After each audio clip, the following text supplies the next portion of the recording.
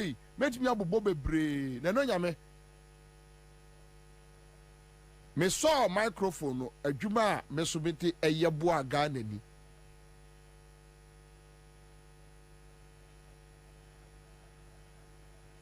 Odi also microphone a utu galamsey ntino na o cover up microphone tu galamsey.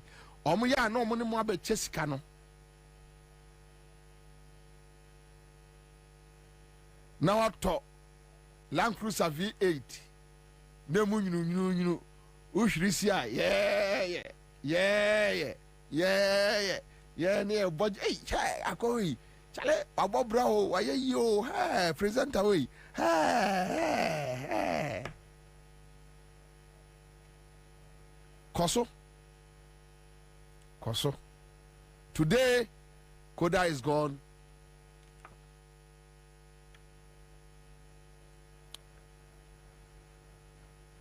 Ninyuma pa ninyuma boni ebidechi onipa adia be no asase so bia mesinyame omu watense wanko Ebenezer asore dem anase wanko osu bempa asore dem anase wanko age asore dem ana wanko Methodist anase wanko nkremu anase wa dabi onyame be busa question o say na oja enipa miensa say Kwame oja ba ko 5 cedis no oja ba ko say 3 cedis oja ba ko 2 cedis osimi tu kwa ba ko je ne de na okotutu form o de share ho adonke man me kai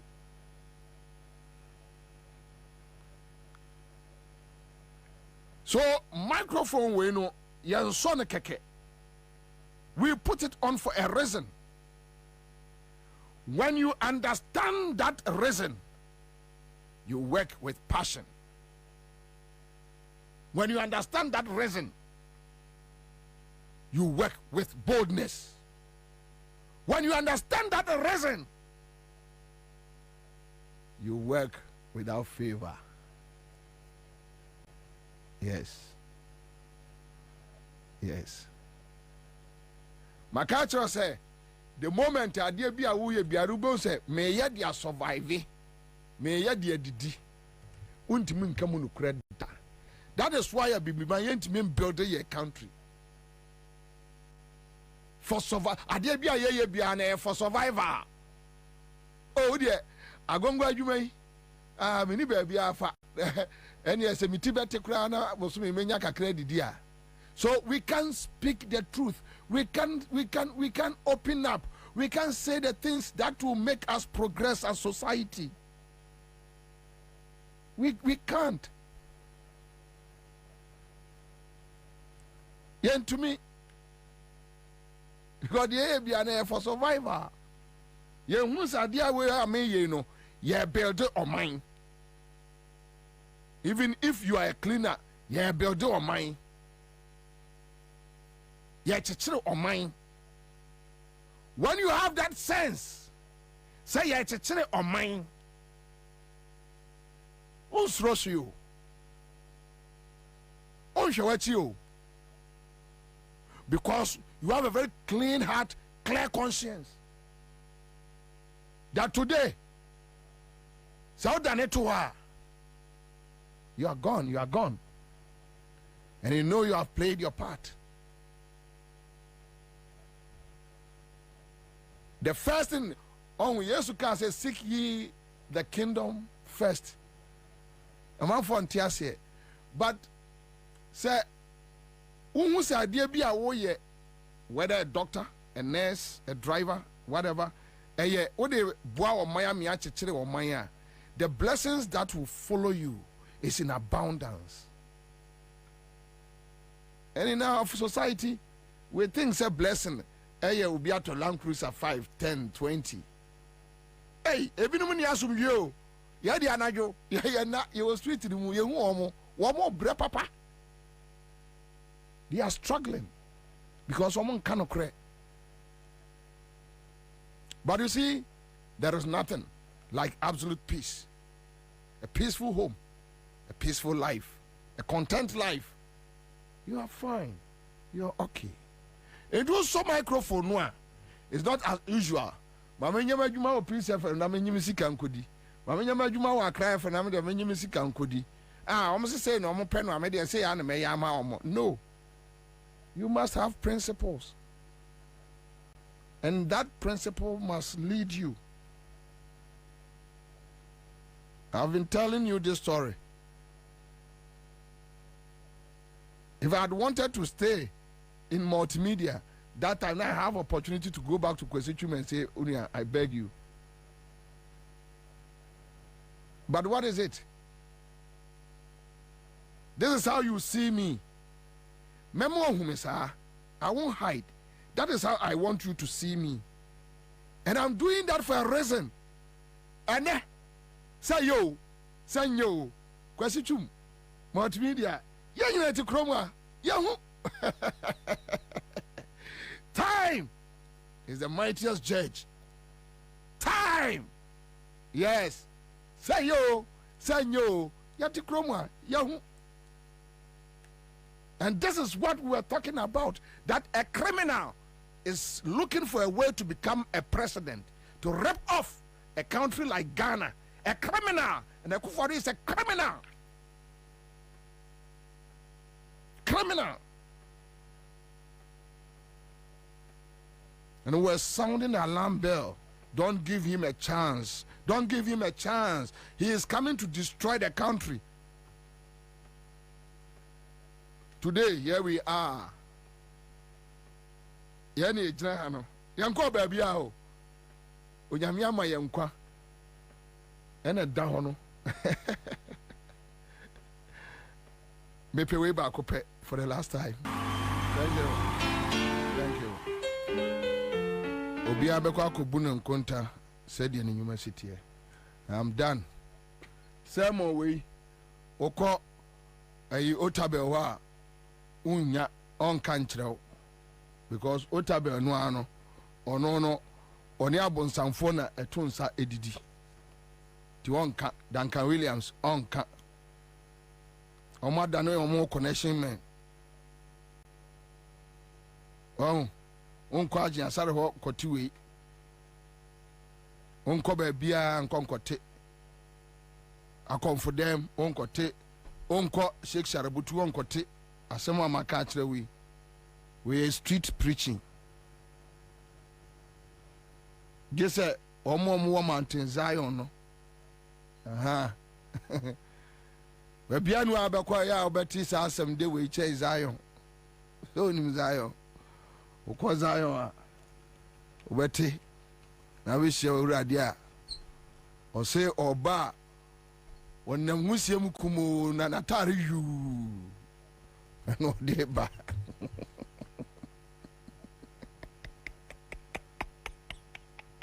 dagasi akwara say no why ya ju say do abese why ya ju say do abese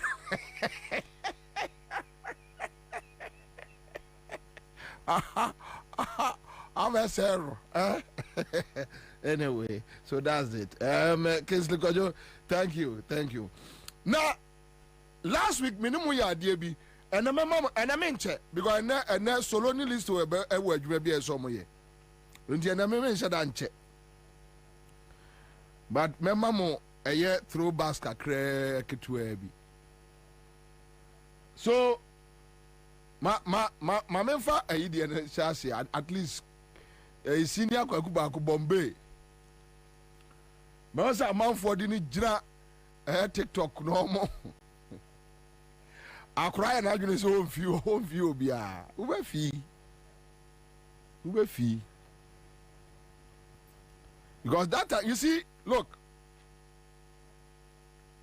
me say Akufo-Addo eye ni ye than John Mahama Atamosa, me and I won't waste my time. And in fact, Sir John Mahama, a Radian Adom, not only NDC say, Adi Akufo-Addo aye on my way no. Almost so back a carbon and tem Ansah. No my yesaya. Hey, enipa no mbechra kaso. Nipa no mbechra kaso. Yes, as human institutions, you see flaws, mistakes here and there. But say ekobasa obi every ni fie ni na busuafo atranse say ya draw road map document. Ya di be hwia oman no. Nti Japa document ye free ha ye be say ye free ha ye be say, and truly and ye ma wo a Japa document no nyina o moye me amanfo frɛ me Bobie na Japa document no na me say o ya bre obi abre ya di free 2016 say ya ye dede sa say ade a akwa no oba be ye ni one na busuafo na nka Gabi we Gabi. And there be a metra me catch them. Onyame ma ye access ma we saw them. Ye hunu omo ye hunu said they no omo here and omo bre esitie. We saw them. These are poor people. That time they can't even buy a biane twice a day. Gabi today. Gabi. And sometimes it's so sad that we just allow people to steal this country like that. We are omino, say omino, na. And last week, me also this week. The na Gabi way. So I hear you say me giant local politics.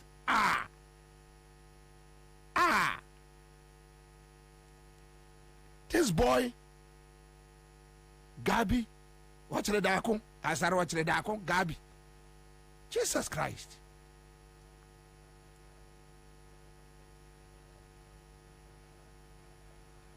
So nipa we our minds are. It's sad.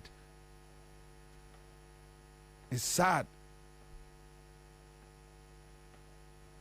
Onipa, yes, human institutions. Bon say, but so be said that body trimu person my drop plan at all. Me good banks na me de sika. Me good microfinance de ma famu sika. Me no obi a hye won say omra ma ye Ponzi scheme. Ye be kwa che sika no edi later. Ni eja na amana ne nam ho. Me wia haircut me wura me de won be fa esa pensioner sika nyina bedi me ne mabusuafo side. Ye be wia ye wia ye tuasi ye friend say mineral resources our mine wo ye no so ye ba be fa nia ye de akọ amanone state lands ye tiesi so na ya se bibia ye state ne dia ye wia galamsey ye the national security using national security edi to galamsey national security edi to galamsey using military using police. These are institutions so many bomb mine no ban ye kwa ahokyerem ye kwa manemu a ye sufre wo mo. You are using these institutions to destroy the very state no a mass ankrofo no to me no mo sha tare no a emo ye sojani no a obi me go to Bema camp sojani bi wa run atare gu a onanti krom kra obi emu no up omo nwura matare no ngo no omo nsi krom hwe boys ya be ye omo nenam krom ai soja ni run atare gu no di agura be se small boy be bon sa akwala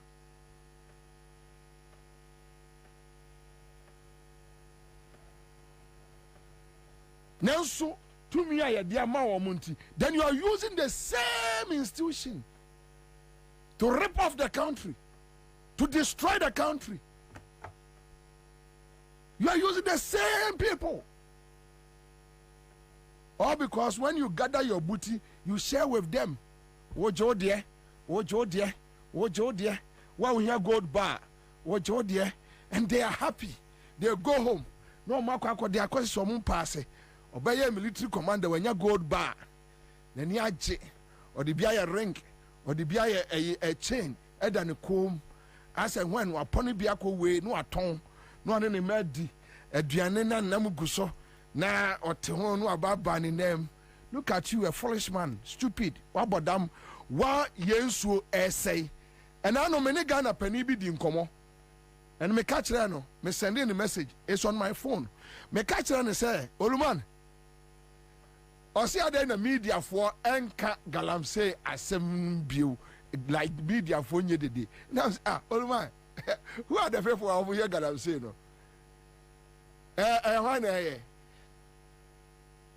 Military command, police command, National House of Chiefs, one Christian Council, a Christopher Kabomko, Islamic Council.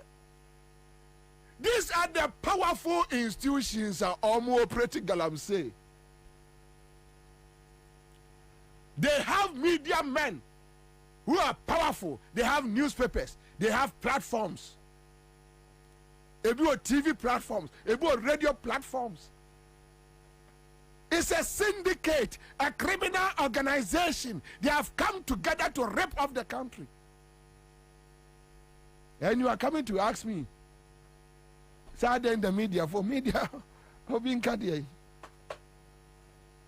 any case, media for no one can so much now business. No,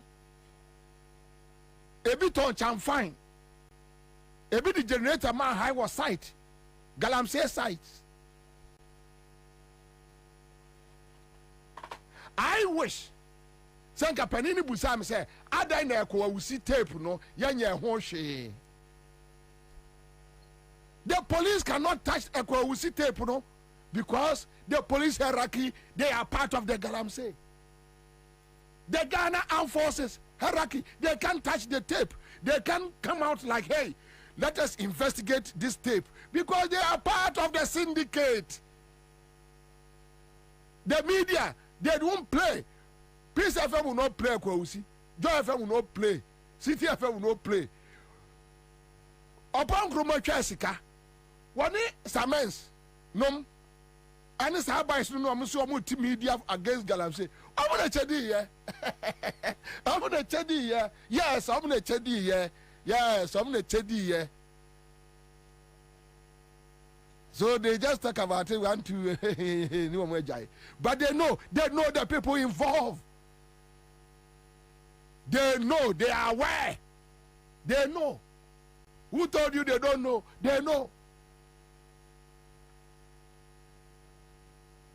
Yes, galamsey, they know, they know. How many crop?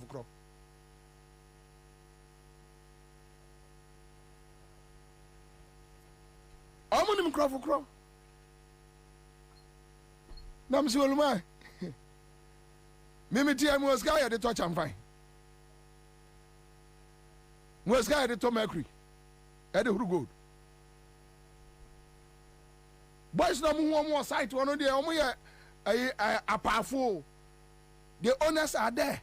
Owners no ebi ko asore, ebi ko Pentecost, ebi ko Methodist, ebi ko Anglican, ebi ko Duncan Williams, Dominion, ebi ko Ebenezer, ebi ko Osubempa, omo na sai ko idana kwa kubo nsam ho, omo na sai ko mosque, omo na sai ko Tigare Antwa, a friend say kwa kufri ho, and omo na kro as them. So you see, while they are destroying the state, they share the money with the powerful men. So how can we fight this? Ghana has become a criminal state. Akufo-Addo ultimately lead Ghana into a criminal state. Akasa Ghana benya gangs.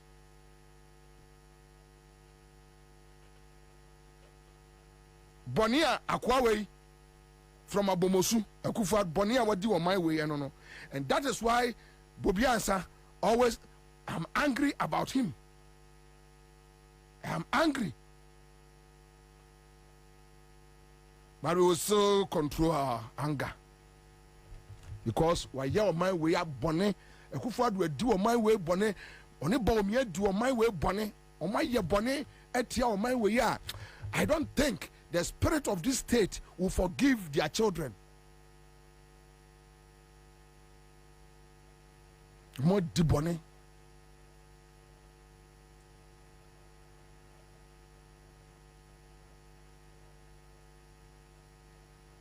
State institutions now they dibone against the state.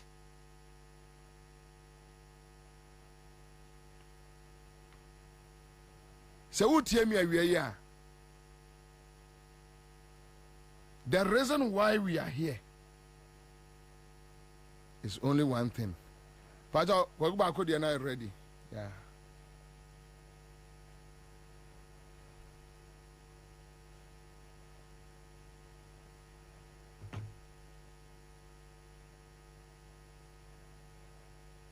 Yesu yengwabodo, yengwabodo.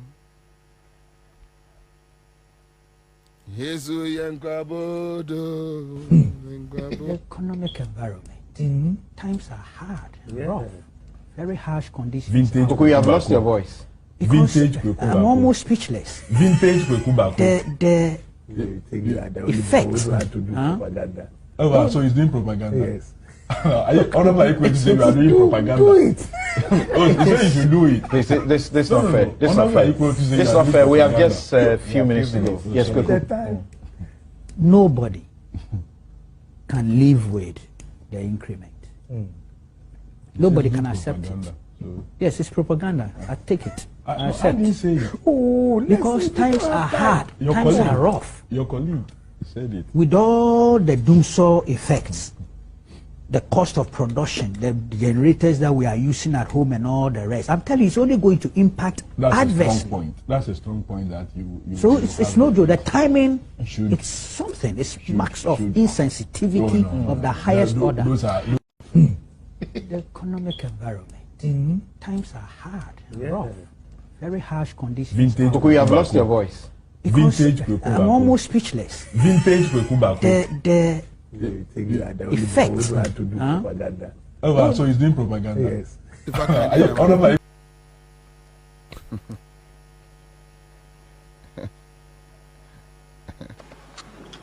Doomsaw and dollar. That's what I think. To me, Doomsaw and dollar. That's what I think.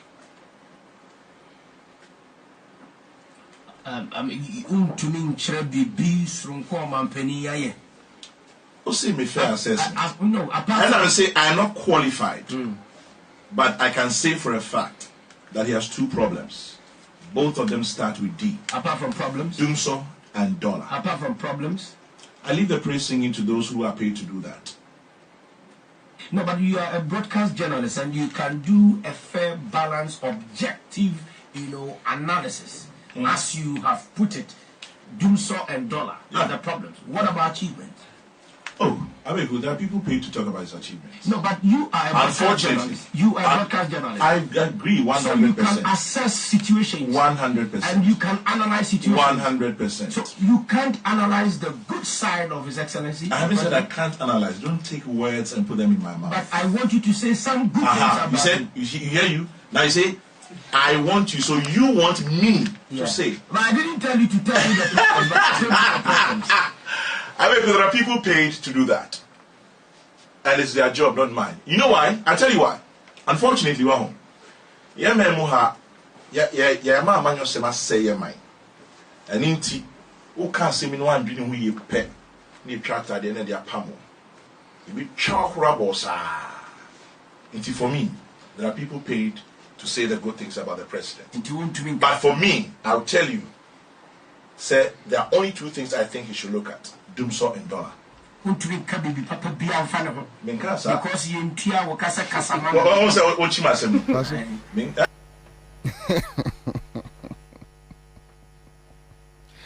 Oh, Abeku Santana was not smart.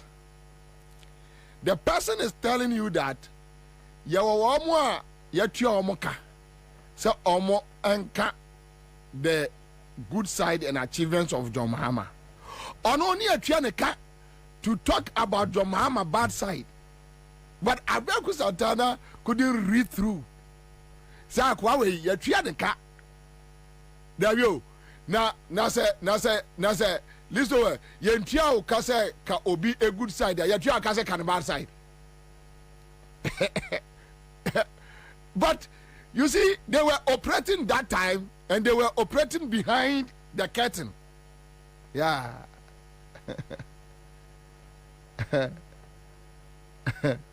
Yeah. Satan I know from ye neutrals. I made you penny baby. Penny baby. Yeah. Today I heard him saying me neutral. I'm saying Katwa. What kind of cray? You see, you can't hide forever. Yeah, you can't hide forever. Yeah, Omaha my way yo. Omaha Ghana. Omaha Digana. In any revolution era.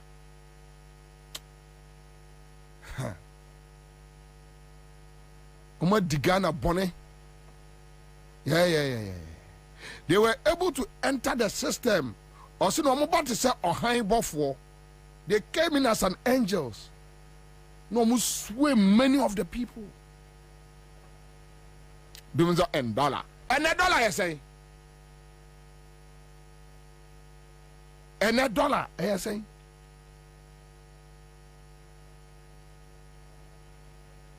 Within 8 years, let's work the percentage out. From 2008 to 2016, the NDC. Let's work the percentage. From 2016 to 2024, we are here. And I mean, free fee no more. So almost $1 drew 15, $1 to 15 Ghana cedis. And now I'm here. Your friend say a liter of petrol, 18 cedis. Baby, I Ghana keka kono. Baby, I keka kono.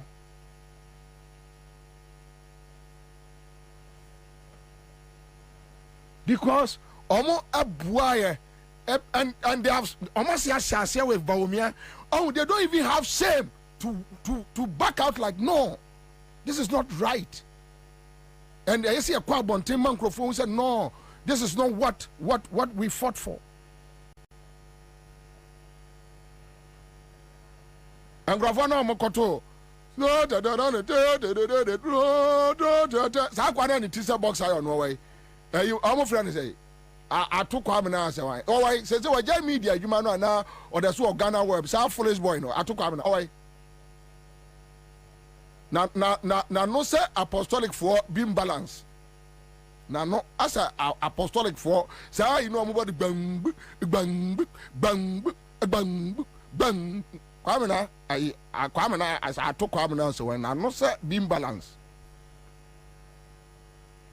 Now, no, as a beam balance. We are no konima, no makwa just every. That time, not John Mama, not Ope Ameri, Ope Power. He was working tirelessly. You know, now from 40 seconds for Atamakosi Kumasi. Not at Tokam 9 and no say beam balance. Not the Joy FM. Now, no say beam balance. Now, I shall bear my pantine. Nimun Kasa and Kasa. O de Bobacano.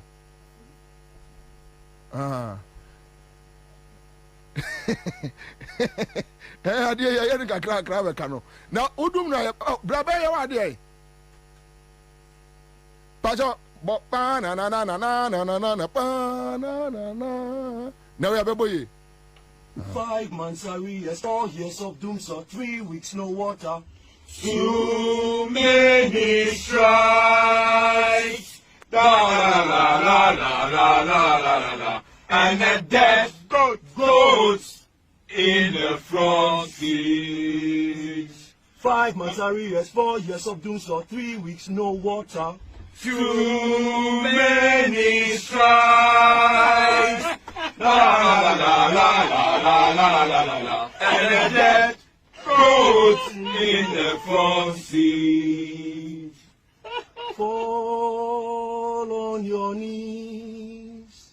Oh, ye generator noises, no light tonight, no light, so charge your phones. No light tonight, no light, so charge your phones. We wish you a Merry Christmas. We wish you a Merry Christmas. We wish you a Merry Christmas and a Jerusalem New Year. We wish you a Merry Christmas. We wish you a Merry Christmas. We wish you a Merry Christmas and a Jerusalem New Year. Doomso bells, all the way. I never shut the phone before you see the strikes. Doomso bells, all the way. I never shut the phone before you see the strikes. Oh, me, Kasa, 25 before we put up. Why shall we leave me any umbrella? Who will walk? Who will talk about it back in? I won't deal with your bedroom. Who will cry and cry? See how I need.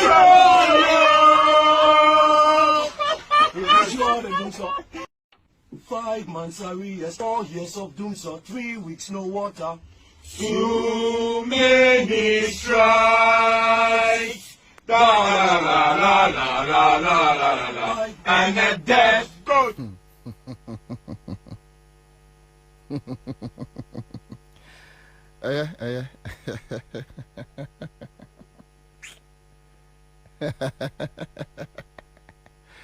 So now you're getting the picture clear that it's a whole gang, right? Yeah.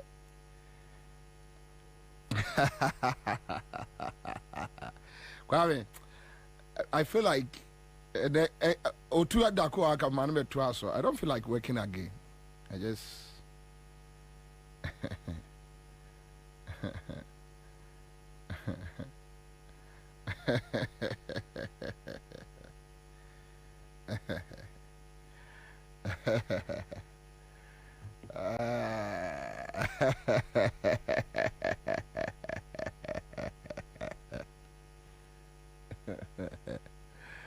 oh, ja.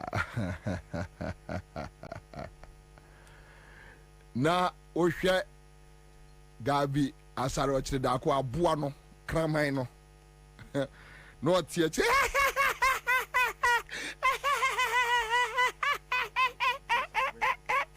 that just say my boys are working what come wagum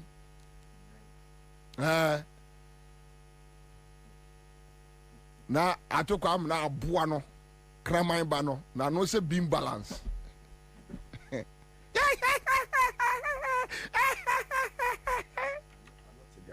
I'm not a guy. I'm sorry. And then I couldn't clean, but I can't fetch it. Where clean means? Are you discussing a clean issue here that demands can you ask me again? Clean utterances. Here, Gabi, because you are discussing something that is clean, then a whole Joy FM studio. And a politician better on one certain voice. Munyanyum. Gabi try you free how or throw free fee. No at the call. No more rehearsing over 2 weeks.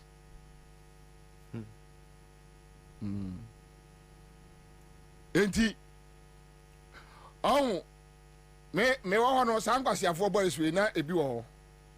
But just that I never for whatever reason me one multimedia no me building but I never spoke to anybody. Me no more ni agro da. Even today when I meet them seriously I don't remember their faces. So when I meet them I walk away. But me were dining for Asempa September 28th 2008. Me na were Asempa building no. Me no more ni agro da for whatever reason I can't tell. Me no more ni agro. because the kind of shoes who around them, yeah, sir. Yeah. Sure. Therefore, look at Gabi.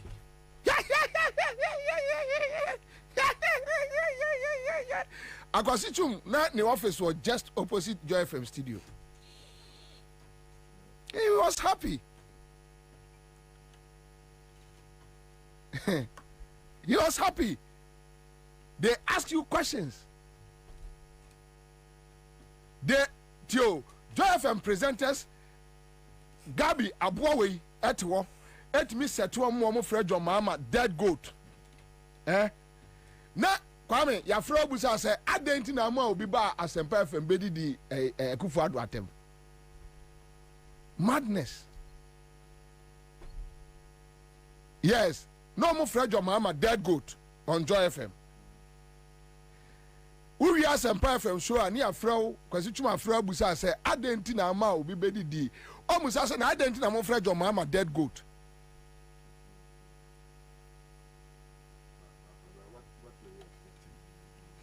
What were you expecting? Say, or no, or a part of a syndicate that wants to make sure say Muhammad ni hobi send a better. Akwasichum problem nyina, there be akwasichum problem nyina no. Simple. Akwasichum ko pair snitch no. Ana atamas ma farmer no. Ano afra me say me no mo nko kasa na me sibo. Prof nko kasa. Masem nyina ni o Akwasichum wo ko pair snitch no ni afa ma. Me ade wani bre ebesu ebesu de mayode. Me mayode. Timi buza za me mayode snitch loan akopɛ no a. Oh yeah, loan facilitator. Me ye loan facilitator. Na me ni bi an ka me kwaje nkontra me kro mampo. Ka me mfa ma wo kwa oni nkontra wo kro. Kwasi azembe no.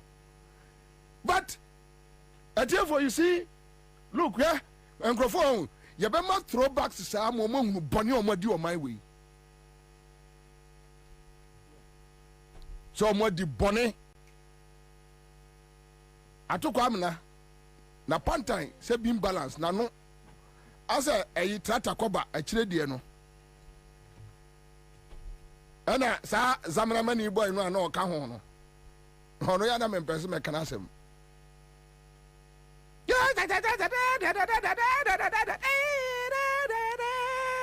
Obi nka say 35 kokuro nwari ye kwasia ene wote Canada ayi atokwa amena aboa kraman no wote Canada ya maniska Ghana web why jaw more dam but him say Ghana web I'm hearing say ba omi akoto say omunyi stories omunyi stories ni free o na nkosi aga stories no more, you know, what's the meaning? Sorry, so you free Ghana. Oh, yeah, no way you free. Ghana for my I am a mini cran, I mean, Jim, my name is Cassam, my corner slow. Catch a crab, you know. Hey, I will move, hey.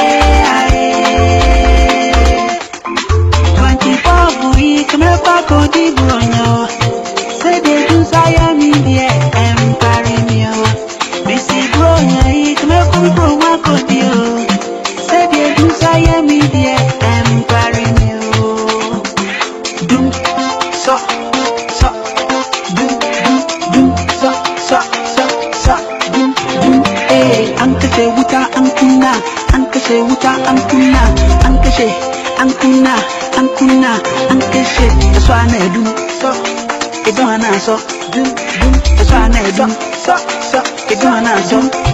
Hey, as I won't go chop the Christmas, my back crack a boom so. Last year Christmas celebration, the same thing happened to the nation.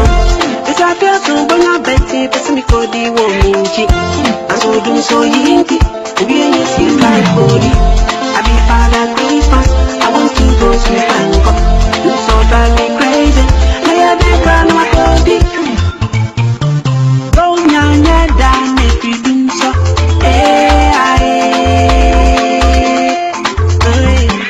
Go nyanya down if you do so.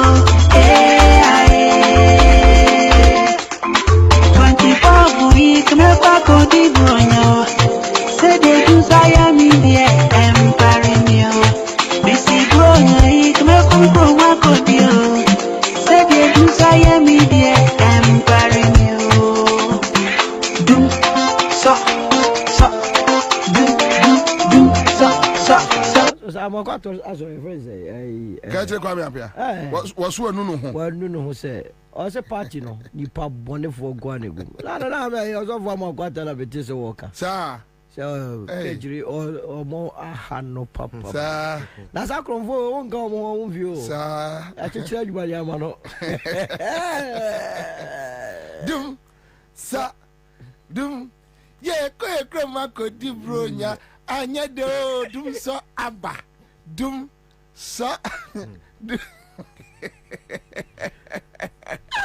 yeah, you see, get on for look. La. Oria, my member Richard, the last guy ne tweet no in 2016 no in Chato, and I think the last guy with him he has been consistent in his submissions. This doom song, I think somewhere last week, I heard him making noise that no, at the end of the day, my timetable, timetable, no brana. Yeah. But you see, Richard the last guy, so on 29:12 a.m. 7th January 2016.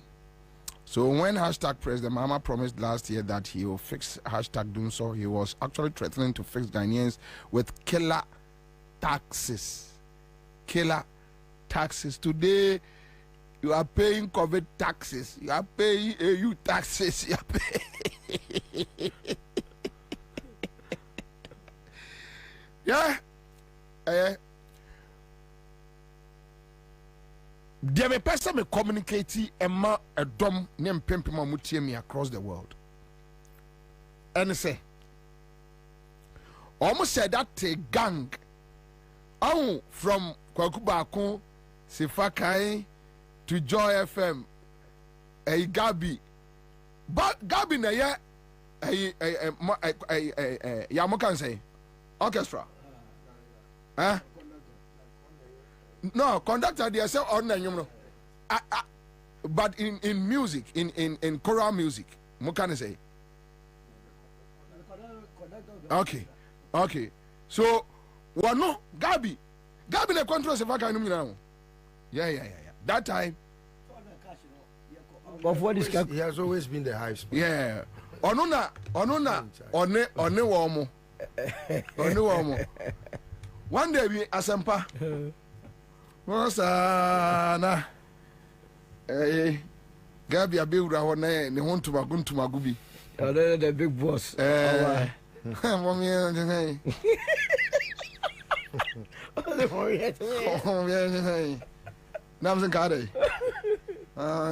I want to come on the show. Now the translation.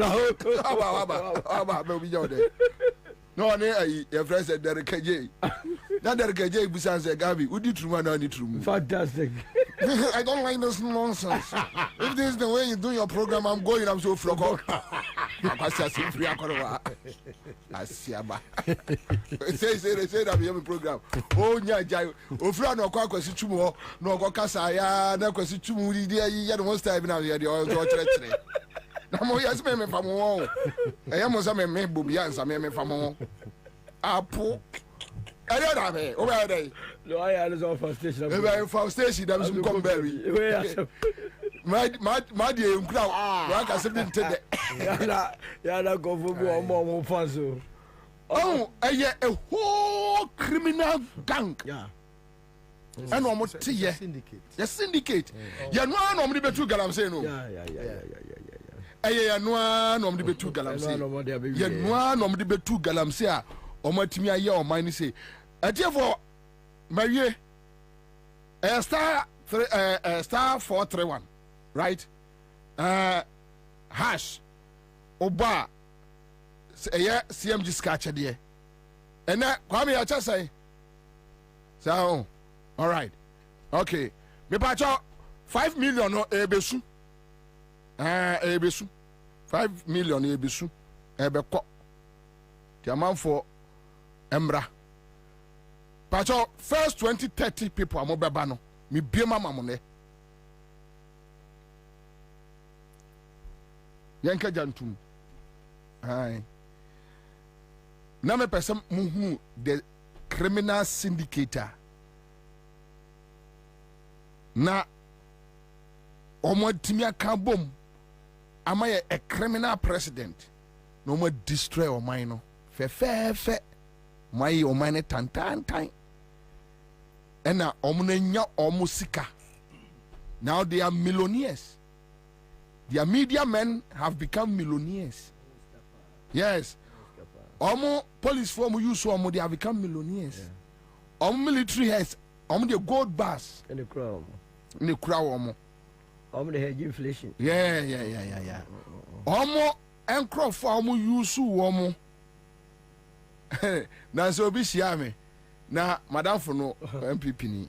E di nkoma Kwabena se unya abotre pa. Enka media for yi o matoto Trasako diamond mu. Enka o ka ho. Na me say na me majimi ewu nti ni mama obi ti se kufu adu e akoto de ama me madam. Se o ka ma bodam ti se omo abobo adam no. O de Ghana moja akoto dam o. Na sa da dem kura se be bo. How? Then the ba metim kura wo wi ase se me bobra na me twan ma kufu adu na akoto de ama me madam. How? Wa mo bra o. How? Abi Ghana ska di bia. Obi a me ma bobra chen no a se nye Ghana ska no mbe wi ya. Kono ba na goda so tiri ma. Na me da so tiri ma me fie. Na me ni papa fie ni ma ehwa the value is ehwa na me ma twen say wo ono mobra ebra be yos me wi Ghana ska na me chew bi akoto dan how me dey dis ankwase ade we na sumo bi a we wi Ghana ska I mean na me bobi na me tiase but they are doing it Polado ochre no they are gladly doing it no they have no conscience you see that thing is conscience in you they are one more brother. And we are minus Sicano when you lose money. I'm so me smart. What is on visa? One moment smart. Yes. I know be on go GBB. Yeah. Sane we true. Sane we true. Jimmy a pa wo krom ha no ho. We want to be almost an masre. But anyway, Masiaba. Issues no and we'll deal with it. Live on Accra 100.5. Mamenka aya Tango Prime washing powder. Kafra Tango Prime washing powder. Wase ubesu niema amaniate ayafe ayanwan emu ayham eye Tango Prime washing powder papa bi Delta pepper mill na dia ba edwa so enye sa washing powder na wudi si niema na won sa ho watere ni bio dabi Tango Prime washing powder. Agentra West Africa mine awodo. One more Tango Prime washing powder. Tango Prime washing powder. And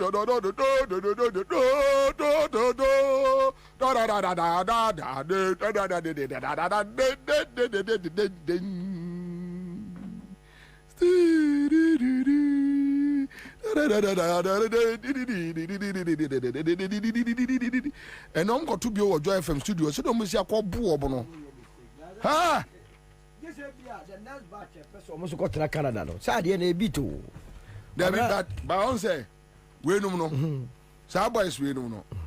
Joy for boys no. Omu didi from Gabi no dodo. And he say omuma nkrofo kobu omu kra obi enka hwe. Say what did you? What did you na ubejimi. But this our boys don't go. Omu timi that. Say I'm ready to Joy FM. They challenge Joy FM. No, compliment challenge obi no obi ankwa. Hey, ubeda kwato. Da Gabi. Ka Mike na nkasa be sure so Mike na nkasa wo ka kire da man no say obi ano twede. Na wa be jira kasa nkwa say da go free. Akwe carry so to Canada na funo say dibo. What say the beam balance? No, as a beam balance. As a dear or sooner at your form. Na Gabi da trouble mo. I was no near kuta pepes. Yes. I know I go we actually go for Jono. But ko tsna Joy FM studio yes sir. Say Gabi dum so kufado dum so one kano for ya Africa see Gabi dum so gara kwasia dum so na o mo dia magana ko tro yes abo mo kwa bu o mo nya mistake Gabi o me bu Joy FM da ni nyina gu fom me say o mo be bro o mo say akwasi chumbo si awaji was snit nya mo kwa yi Gabi na o tax a wuntie nyina o be start ya tata so what you think no mo Fred your mama dead good no was so sre kwasi awi aye tango prime washing ya di twi Gabi sa do ya kasha o be tse jaum ya kasha Oze ni ye wo kubi your friend and say why you fight na say oh we do that Kwasiantimo. Yeah. Doctor Siama na ni na say. No, yes. You know yi. Kwasiantimo. Doctor Siama. Doctor Siama na no yes. No interesting. Later on the bar. Oh, baby first pania farm ponkai. Yeah na. Dr. Mensa. Dr. Mensa, very good. Can is you are no bago se nwure. Kwasiantimo. Ubonsa wo de fa ho o sure say na so I fine. I fine o. Almost Obia ni aba ho afi. O ka sasa no panye Obia de say no rumo. No rum. Ti ya de tango prime was na etwimu.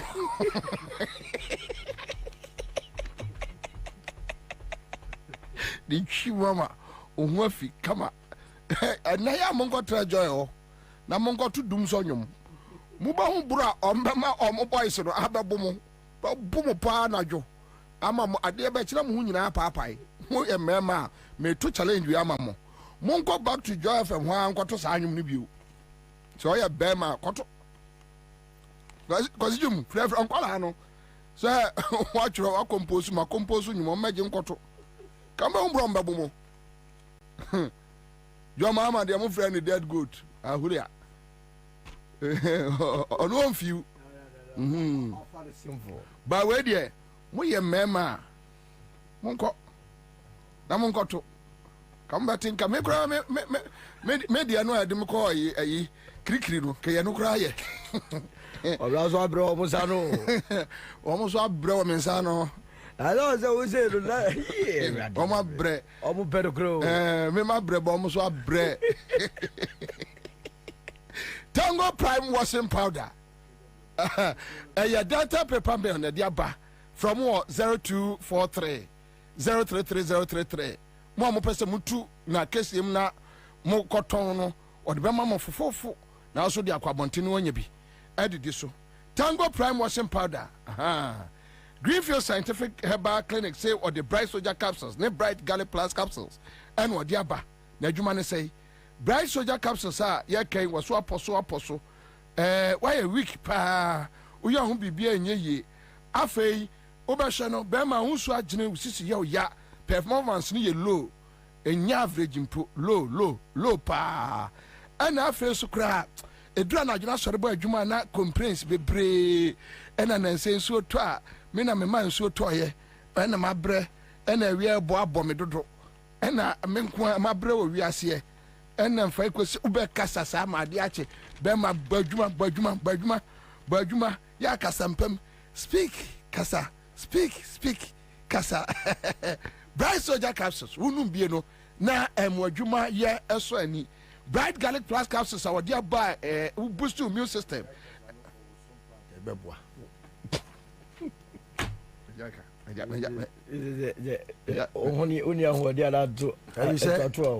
Omutai Casano Yane, Enkoyi, deal. Go Ubejai Casano was so the also, why we also been wire over there. Was some pan will be about so we the Wakasa Safi would you free Cold War, and the backyard war, Second War, what? Madame will be with me. I gave me Pankuno. Hey, say I yesterday said, Bema to be Saturday or the Kofa Kuvasi, Alanga Jafui. Yes, we have heard when you was so gay, me say Yakim. Okay, we all boys must have any English challenge. What did you do? Buju and they Buju. Second, Buja. Where's a wire D? There's a wire D. Oh, yeah, I'm going to Suso Bacano. Hey, Wokuba. Get any sort of thing was so many years or young. Oh, Yanimre, Jijon, what could have free us? Jijon, but Mamina Kwaba. Yeah, but listen, what this is the reality. The Doomsday Syndicate. Meaning, so we're to buy 5 minutes there. Maybe Miraho. Yeah, Miraho, because I think I will not be wrong to tell, say, we have some persons who are enemies to the state called Ghana. Now, Kwabena, I say a love for one's country, and the only idea I friend patriotism. I remember say many Kwabena Japan. I discussion about patriotism. I know Kwabena is too technical to understand the word patriotism. He used the word patriotic in his quest to tell how he's loyal to the MPP, the new patriotic party, which of course I think said the word patriotic a contradiction of their deeds as it pertains today.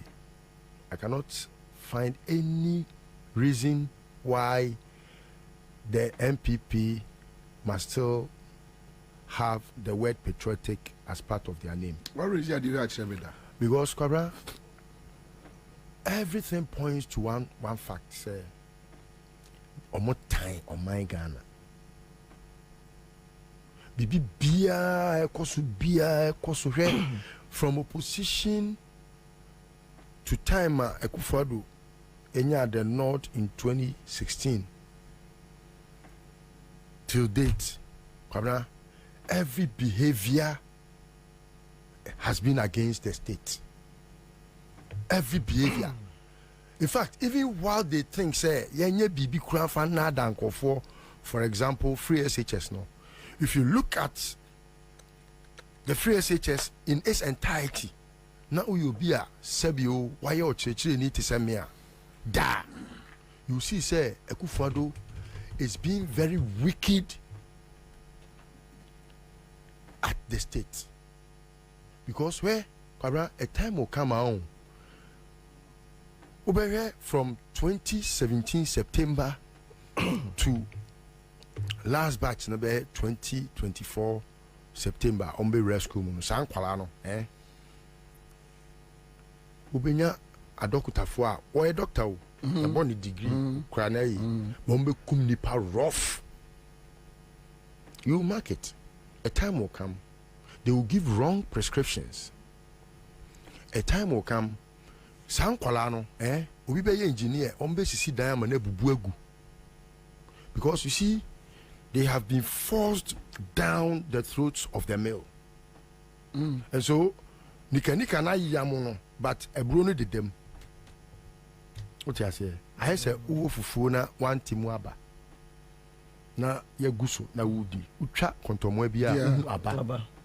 And that is what Akufo-Addo ne papa ni mponu no say na obi adwene ye ne say odwene oman ne hunti na oye free SHS no. That free SHS no, what it will produce no, e be te se fufu a aba wo mu.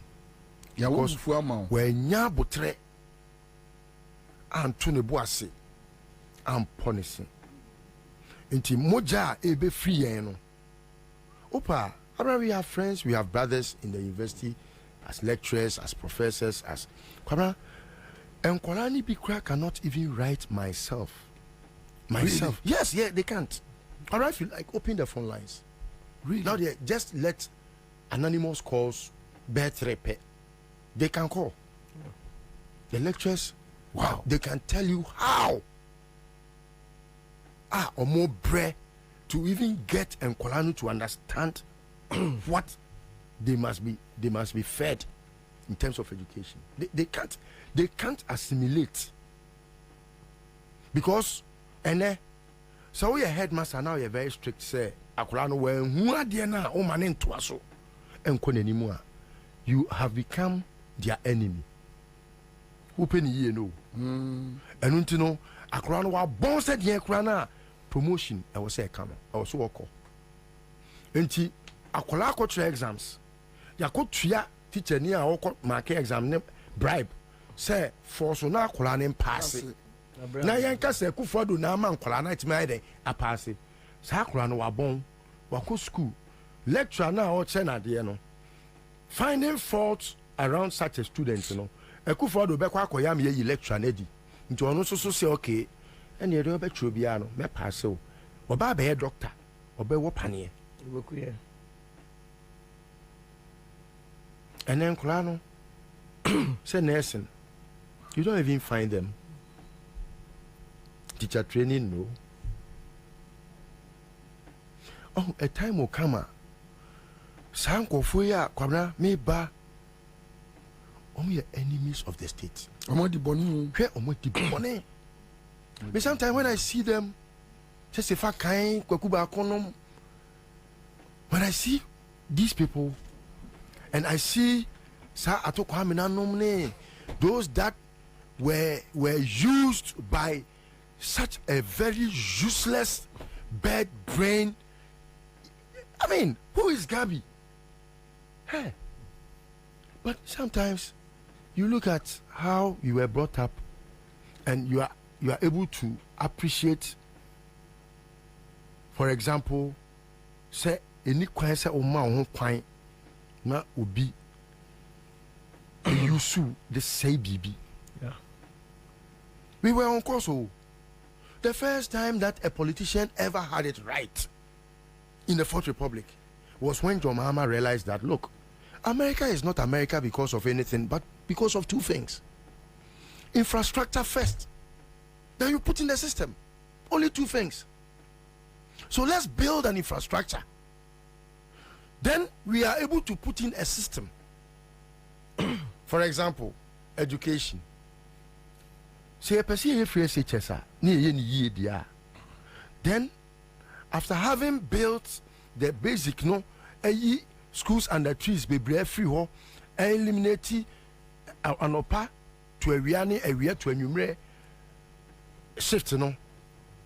And ye koyanim dia yenge day schools are a bank communities are and kobase obi beka se me nya kwan anko school na ye sha ase so a ye sha ase asisi school dan na obenya ba bia akotena asua de no e kwan wa se kwan po wa me sa ba ma mo bus se wani abre so be ko school dia bus no wanya ba bia antena kra benya ba bia agina ako school na beyond that no se school no be here boarding facilities are Prepare college aden you see there bia every blessed moment bia no obi si bibi ka on expansion the first thing first baby akwa ni be sua de ne hia yeah enya baby obeda wan ko school so okoda oko school so okosua de eti ma me getting it right na me build the infrastructure and first and stand number put in the system because you cannot put the cart before the horse. It is only a madman. The Akufo-Addo type of adwene no, bad brain no. And I was say, there be my me fan calling go school, said I knew Crombe school. Yes. Hey Jimmy. Because if say a day be any prep college and you say we are school, I can't train me as a school. One no Quebeco. Time of cooking buno, not anywhere and Quebeco. What I say? So if you look at him and you see the amount of money according Sam now what John Mahama got Akufo-Addo to inherit from him as president, the amount of infrastructure, the number of funds for 12 hours get funds seeker demu. Your friend is saying heritage funds seeker demu GIF, Ghana Investment Infrastructure Fund, consolidated, you may say consolidated, Baku, your friend is saying, consolidated, Debbie, Bakuya, stabilization fund. We're depleting in cocaine straight. Oh, and Okono, we Jow and Yam Kania. Wa crampon wa be confess to the Ghanaian say abroso wa yamana broso ama ebo manika Akufo-Addo nye obi a wo senke man na mabonte kura say okanipa ho donya me wo senke ya keji ne te say nwan se ne di nwan gubuo mu no. No, he's bold to tell us that John Mahama has done power in its excess. I'm our excess capacity in the brofo. The way of Sika brofo excess capacity. Not the work said Ghana for fellow Ghanaians. The way Akufo-Addo ama just say and your maya to say John Mahama Krano. You say me peka ba kwa fe kwa kofa ka bebrebe amena besi wo. Uni mi wo fe bi de busa me say nana. Na de na me say me pe taxi akọ take junction. Na me ni gina your friend is saying top high. Ni edin komo no say and then I'm saying dropping Akotech Junction. Now we Gina dropping bears a 5. Me so me yeba akopɛ na make off. And I'm so far. Sana take excess capacity na say on. Unim say na say our friend first word was Akufo-Addo we Jimmy Pa. Straight. Fast. MPP ni ma papa constituency executive. Me am offer. Was he then now ultimate catch Ghana for say Adina Broso and they say Ansah. Adi a wosi abrusu no. Abrusu wa mama aduane wo se aduane no ebuso ama me chance ayema me kuru ayema ebuso ye ni adoye nko na me die. We dey nyono na edi. Afedi na bonwuma etachire. How? So if omunye cocaine for omunye shameless kwabna Sabio just appreciate the American and tell me say we are Akufo-Addo wa adwene ye adwuma te say de wo ti ho ya unim de ntia how would you have felt ya unim de ntia metu di shows ano enanopa almost social media guys no ba ko ma me yem sheme and that is why me shows an to say asodi for no me ne omotai banta on Facebook the media me wo mo ada and he's my friend and I'm Sminia or say your mama Ghana form painting no year one term and I'm say agreed. Now let's go into the 4 year 8 year. Now me say me bobo we at the 4 years AC mass market phase 1 8 years phase 2 no the susi and waji hu skada ho yes we at the 4 years no AC phase 1 Kumasi airport phase 2 no the susi wo we see Ratri Park ema Kumasi we see Kumawu hospital or ye say me back cry me call who me call her who we the 4 years AC a who airport bako at the 8 years so basic port wa first see you etuaneka when see obi at the 4 years see Rich Hospital we see Bank of Ghana Hospital we see a friend say a bakuya waterman maritime obi the 4 years ababe gu a la General Hospital gu also onsi after the mebubo ni onim response of the mame also na ga say Ghana ni wo hwe we hu na to aba adam be cheska ai be cheska yes that's their strategy. Yes asema o ka che me say yes me ho osre na ndc fo ho osre na Ghana fo nye we no mo hwe ho to aba nti o mo cheska de Ghana ni o say Ghana fo for development. Oh really? Yes. Miss Kenda screenshot ya me dia to. Oh fantastic. O say commander pa Ghana ni mfa development. So yes, so it goes down to the reason why Akufo-Addo feel said there is no need for me to do anything. But me feel said there is no need. I didn't say me see school dying. Me the 8 years be see a yes term back on. Mark actually says term back on. As say E blocks 65. Yeah. And that unim na me raho. And one of catchers unim I won't debate you again. That's right. Let me jai. Because a cost 90. Yeah, sir. Onipa odom amayoku e ya kama na hunu say unim say development doing here. Pesike go na fakotagin. When people are conscientized into believing that wanye bibi kura na ocheska Ghana for better amana. It goes a long way. The first time Akufo-Addo mounted the biggest political platform was in the year 2000. After Krobia Refias and Tekotoko. Yeah. Nanambo Ndia Mamuso. Ene Kufuor. Senior Kufuor. Yes. Akone Naso. After the 1998 miserable defeat, Unyaye Ewo Sunyane. I don't know go campaign there. No on Kobi. They had to go and beg him to come down to join Kufuor. Na Omunye campaign. O make his statement be. Every political watcher should remind mania no Omuni ho. Yeah. If there are videos, I'm sure they don't know about but on make his statement be answer no bekasa. O say car kwan ye fan 2 plates soon to try. That's right. That's all the development there. Ye fan 2 plates soon to try. He said that. Ansah no wie no bekasa. I was say yes system na mokwaya ni mokwaba. Yeah. One more checking me. What is the meaning of mokwaya? Obi be kwa mobiaba. What you say? Obi nko no obi mra. Be kwa mobiaba ka de wo page. So you see from day one no he has believed and you see the name me yan say UP no on say ye wo awudifo te said ye NDC no almost shortcomings. Oh yeah, they are shortcomings. Why not? Now the NDC today more refined. Look at their behavior and compare this very NDC to the NDC in the 90s.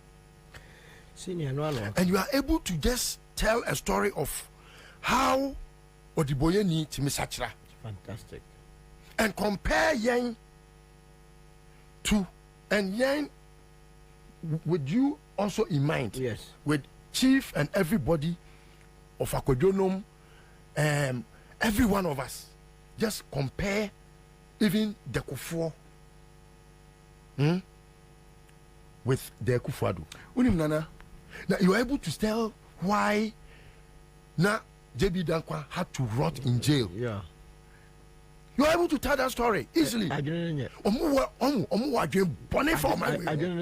Unim na liso. Even with the 90s Rollins no.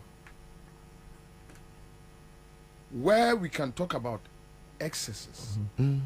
However, there were criminals like a Akufo-Addo type. A yana omon person or mind because then na ese oko British. Yes.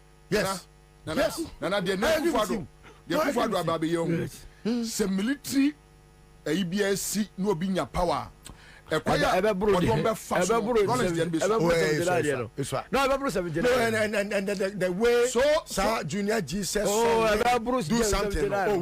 So no, you realize that Rollins Diano was justified. Yeah. Very.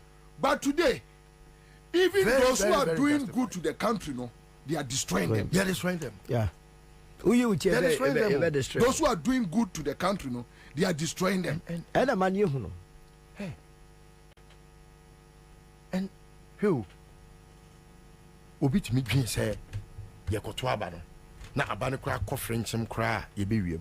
Obi to me dream say, Nanya say any banner, Obi to me dream say, Nadaka no obo, Namana no obo. Say, ye, insist your mind, ye, the papa be discover Tongo. But say, okay, I did see a send offer. Yeah. Kumau, I don't discuss it because the NDC didn't enter Kumau on time. When I say the NDC, Solo, I'm not undermining Chief. No, I don't have a problem. But she see even survey near who the next leadership of this country will be. I know Chief will try his best. Yeah. I know he will win votes. But me no, sometimes that beautiful alliance now, of course, in the past maybe. Now at least you found 4 years be and found correct system, no crack a system. They also I wish. No system. Me, I wish say me Chief. System. My catcher is a chief. Would ye and Cafe Bibia Craton chain? Now, and NDC as some MPP as some fine. Union John Mahama. We have one. And Kabaya Crank, how do you jide your way movement, nay alliance, nay wine? I am for your weight and could do NDC for the quality system. No, just for the 4 years, no, that you need now, a party beer will be a person what I want it. System was a correct. Now you clean up. Papa. System was a correct. Clean up, Papa. Now you audit. Yes. From 2017 to the last day I could find the say cleaning the system. We will clean that MPP name no MPP system because dangerous. Bonia omo dinon. Anwashi. Bonia Kwabena. I hate to say now omo kusi di omo no ka say omo ka say omo di bone. Unim. Omo so kwa say for the studio o ye di. Unim the MPP aye. Akoye to say obi akoto sekan akoto ne kitchen. Ode sense ne bayire. Ode twitwa nam. Ode twitwa onions, twitwa meko, twitwa tomatoes, twitwa garden eggs. Obi anim say knife we die eye kitchen knife. Ye di eye aduane wo kitchen. Na chef ano ode kitchen knife ni adwuma no. Waja kitchen knife no free ho eto ho say waduane nya de free oko waduane nya de no waja knife na to ho no obi ba ya wa be fa sa knife na kasa afei wodi twitwa dipati odi wo nipa yam wodi agodi atu kokromoti do di bone sana se MPPT enka it was meant for good tell we ni na people's party na we no ade akufo do di MPP we aye no ehu so me tise obi so MPP ahon hwe na say na I was very very much on the defensive say why do you associate me with the NDC but you say me obi ka say me MPP ni I feel threatened I feel say my inner man I say ya kese no ya yeah no crazy I say obi edimawu say wode ma bata atanta like a and cabreche adamoni I feel sad from within me say I mean if you have been part of the formation of something it has metamorphosed into something else evil way it's evil me say so because I am monstrous political party either say oye kronfo oye wudini ana obema poison those are the only adjectives you can use for them because we want anything good around it not one after so many years what that the commercial force ana onim omakosi ayi pillar ba ku mienu wo swam roundabout. So Bobie, no more from Uncolano. Munko Cassia, Baba Bessi. Wow. 8 years. What an insult. Traffic, one go for person. No, so they go for Western Matano. And only when we are no Macosi small post to be what a swammer. And no more, I chat the picture no more. I more. Some picture no more. Yeah, that they elaborated or something. Like artist impression. No, but then swam. I get to have you. And no more say that stretching a chana kakraka. No, the mom colano. Nana has built a big market in Swam. Kwasi asema kwa. Na mo that dango for you. Debut. Then me share some say I dey ni nipa timi e dey politics adanese. Debut Akufo-Addo ni bom me atnya chom say politics is coming. Oh yeah. Oh yeah now. Now in the past it's coming. Do you know that Akufo-Addo no almost say President Akufo, he's not a good politician. Of course. And his reason until say President Akufo is a good politician, he said he cannot lie. That is it. Now say no more can say then will be to me less 11,000. What do you question President Akufo? Me ne say John. Yeah, the late say John. No say John dey me call have fe. Me nim one nam me na me to na tare bia. One day no busam say Bobie Alan. Ada so to Alan. Nam so me there me ya wo me asantini no MPP na me pe. But me share Alan demeanor. Na me share Akufo-Addo. Akufo-Addo seem like a criminal for me. That time na mo kuma so. Na me nim Akufo-Addo na me nim but me who nim picture no. Bibi catch them say akọ a criminal. And I'm so say John but me who Alan no. Alan looks like Obia or mine who adwene woni trim, a very calm person and all that. Na me the cancer. So na who do you say John catch them? I like to go to the yes. It's been funny direction. I like to go to the dear.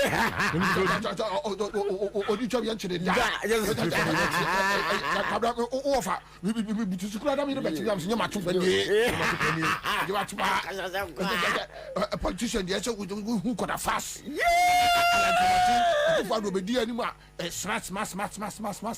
Says had you on the coach or the coach for yes. At Motaland. A drew baby no. MPP wini no.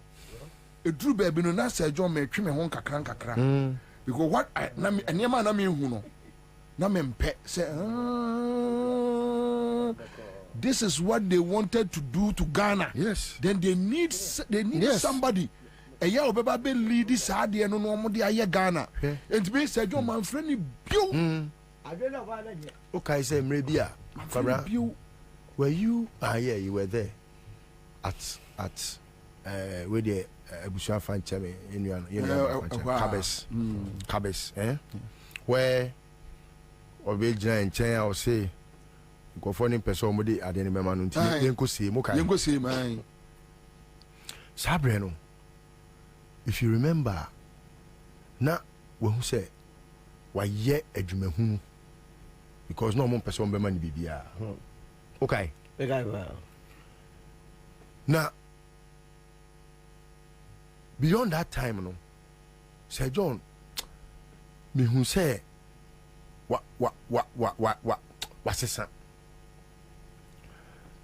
media na me wo GDA say at least ultimate tia kakra ba ko mienu even though corner fast no corner near no what you say but actually no me sabe say John will you know Ache water forest no where we are forest no me dey me say ni pie no e na me kai nkomo a woni me di ye wo Kumase say e no be implement e no dey Japan dey book no adie we na nkrofo no omo probi obe lead MPP no omo di sa bone omo no bone we but Alan no not agree to we am pe wasem adie no da bi the only reason why Akufo-Addo si won't many afoko nya adwuma bi as a promise is because parties ka I don't go we 11 million yaba as new executives na you say party coffers ka send ewo 79 Ghana cedis Afoku ne Kwabena Japan nom call office auditor obeye audit kire omo say enkontabuo no parties ka na ewo office ni mu nyina na esen no 79 Ghana cedis ena omo de nioma gugu akwam PC4 obi entwa sika 10,000 na obefa form na afiwa kojina omo jeji sika ni nyina bankers draft ahodo omo jeji ni nyina na omo de ma abankwa yeboa so de akoto account fufu abankwa yeboa ni Akufodo num koye meeting ko frɛ McMenu kanu forata we ya o na de ade ne ba yo ko frɛ McMenu say McMenu na say wo kura wo be party account in the name of MPP also yes but it's defunct also oh, it's just a matter of walking to the bank and just resurrect it. It's just a matter of going back to the bank to tell the bank to what the hundreds is go to the Kuano no start your opposition and no this can go to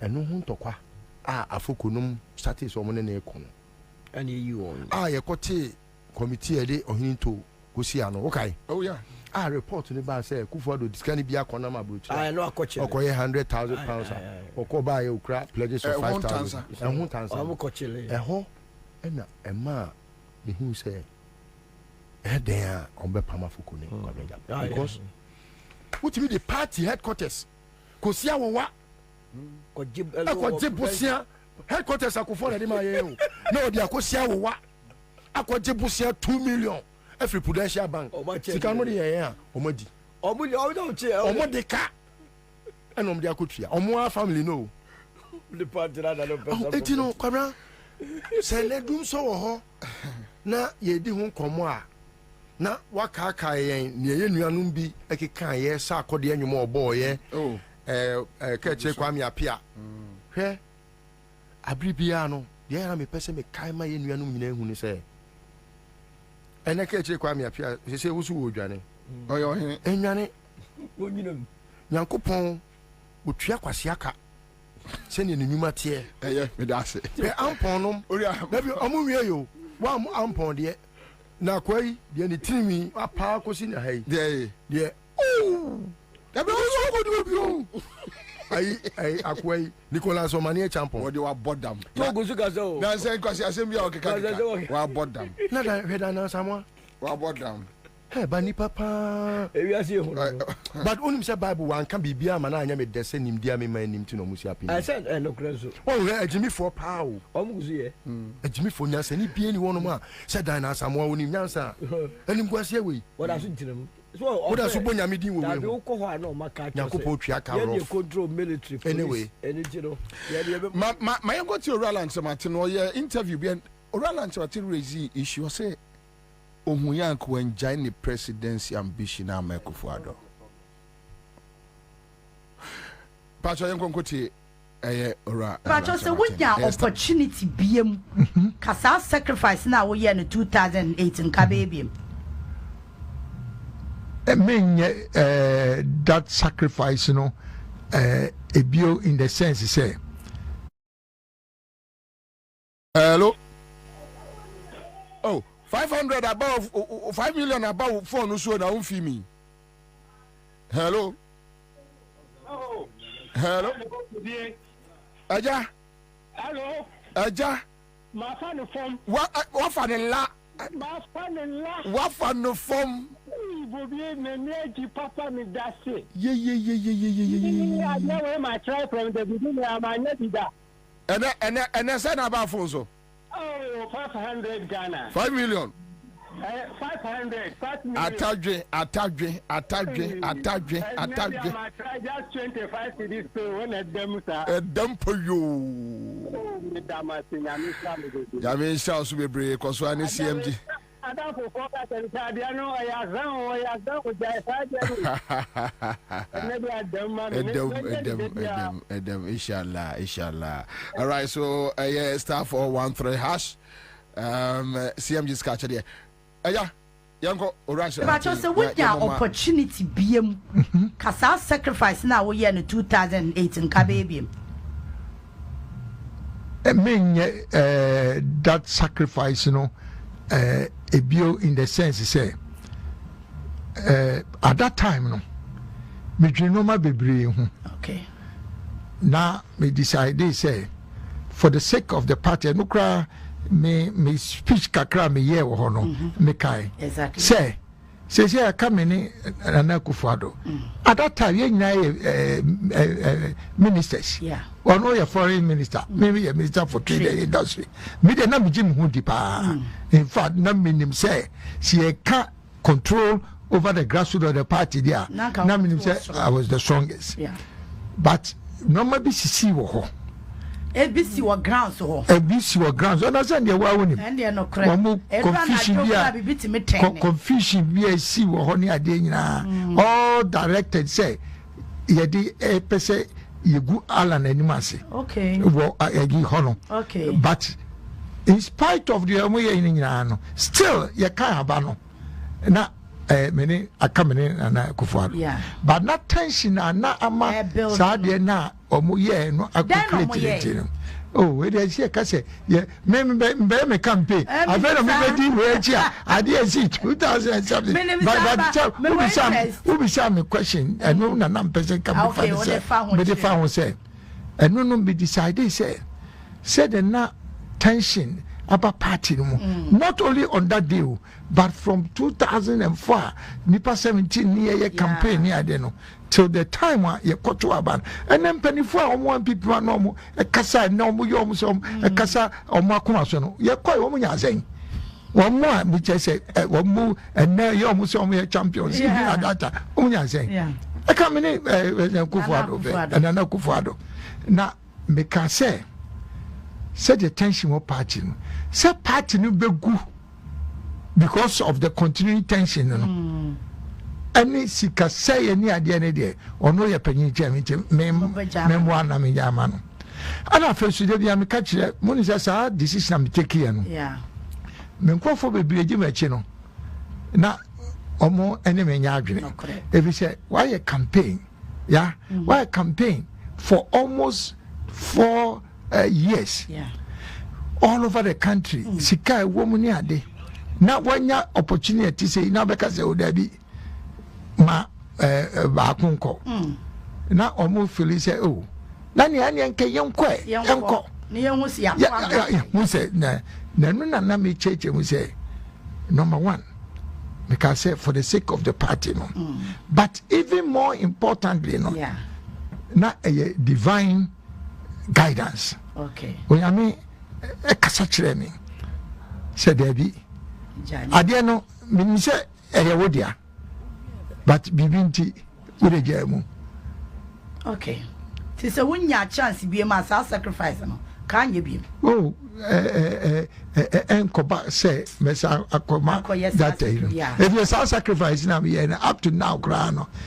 Party and me woman tia me sacrifice grano. A movie grandpa don't appreciate it. Exactly. Unia 95.1 FM. But just a win ya opportunity BM Kasa sacrifice now we in 2008 in Kababium. I mean that sacrifice, you know, a bio in the sense say comment here, Julie Olivia Dan says the decision Alan made that they really cost this nation.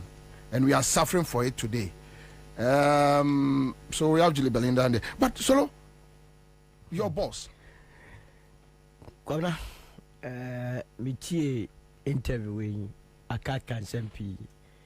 In fact, Mako Kraba Bewo, that was one of the reasons why na MPP Enyana Konobio. Yeah. Because na office was support to oral and maintain or the nim the end sika edinachi.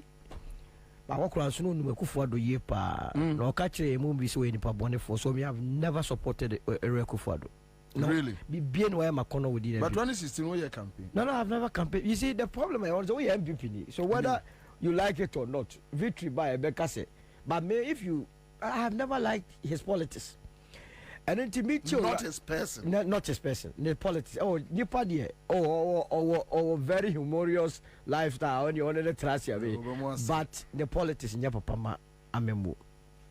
And in Tinanka Urala and Chermanti in 2007, no.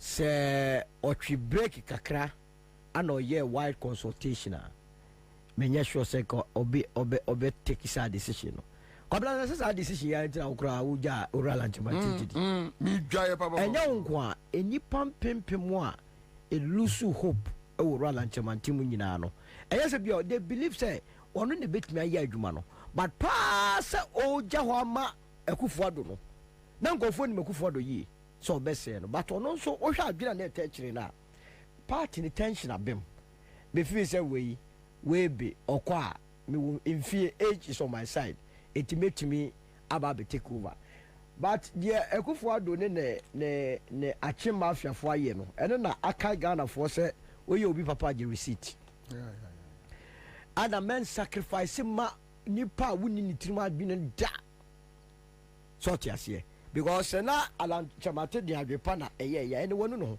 kase ya okay say menu me ho eno ti a chopa ne de be ma Ghana fo se anam sa singular decision ni sunti no yenya oman bofo ti say Akufuado a wase o man if they go on the second round now mind you say 2008 first round no Akufuado LED Professor Mills by 100,000 votes. Yeah. At the Accra Sports Stadium, Kumasi Sports Stadium, and Tamale Sports Stadium. I am massive bam. Votes are no the Professor Mills no. But Akufuado only stamina. And the Professor Mills second round no. Ebe to be babe ebe pan ho be winni sa election. E tell say ko run lanchemanti and then the course second round na. E go be winni election no. Ano ko jemu ma your friend say Ure Akufuado a wa be say Ghana. I won't for be anything. Or buy ya or Jemumar only the first year or the buy. Sabe Babe say all those that were following Alan Chamati. Tusha more ubi biara no dear Alan Chamati biano party no. Almost not do an AJ party no. Don't do an idea or Alan Chamati AJ party no. Sort ya say, it's as a almost a UP and I say MPP nearby and your door and the teacher party. First by can what be my men come again.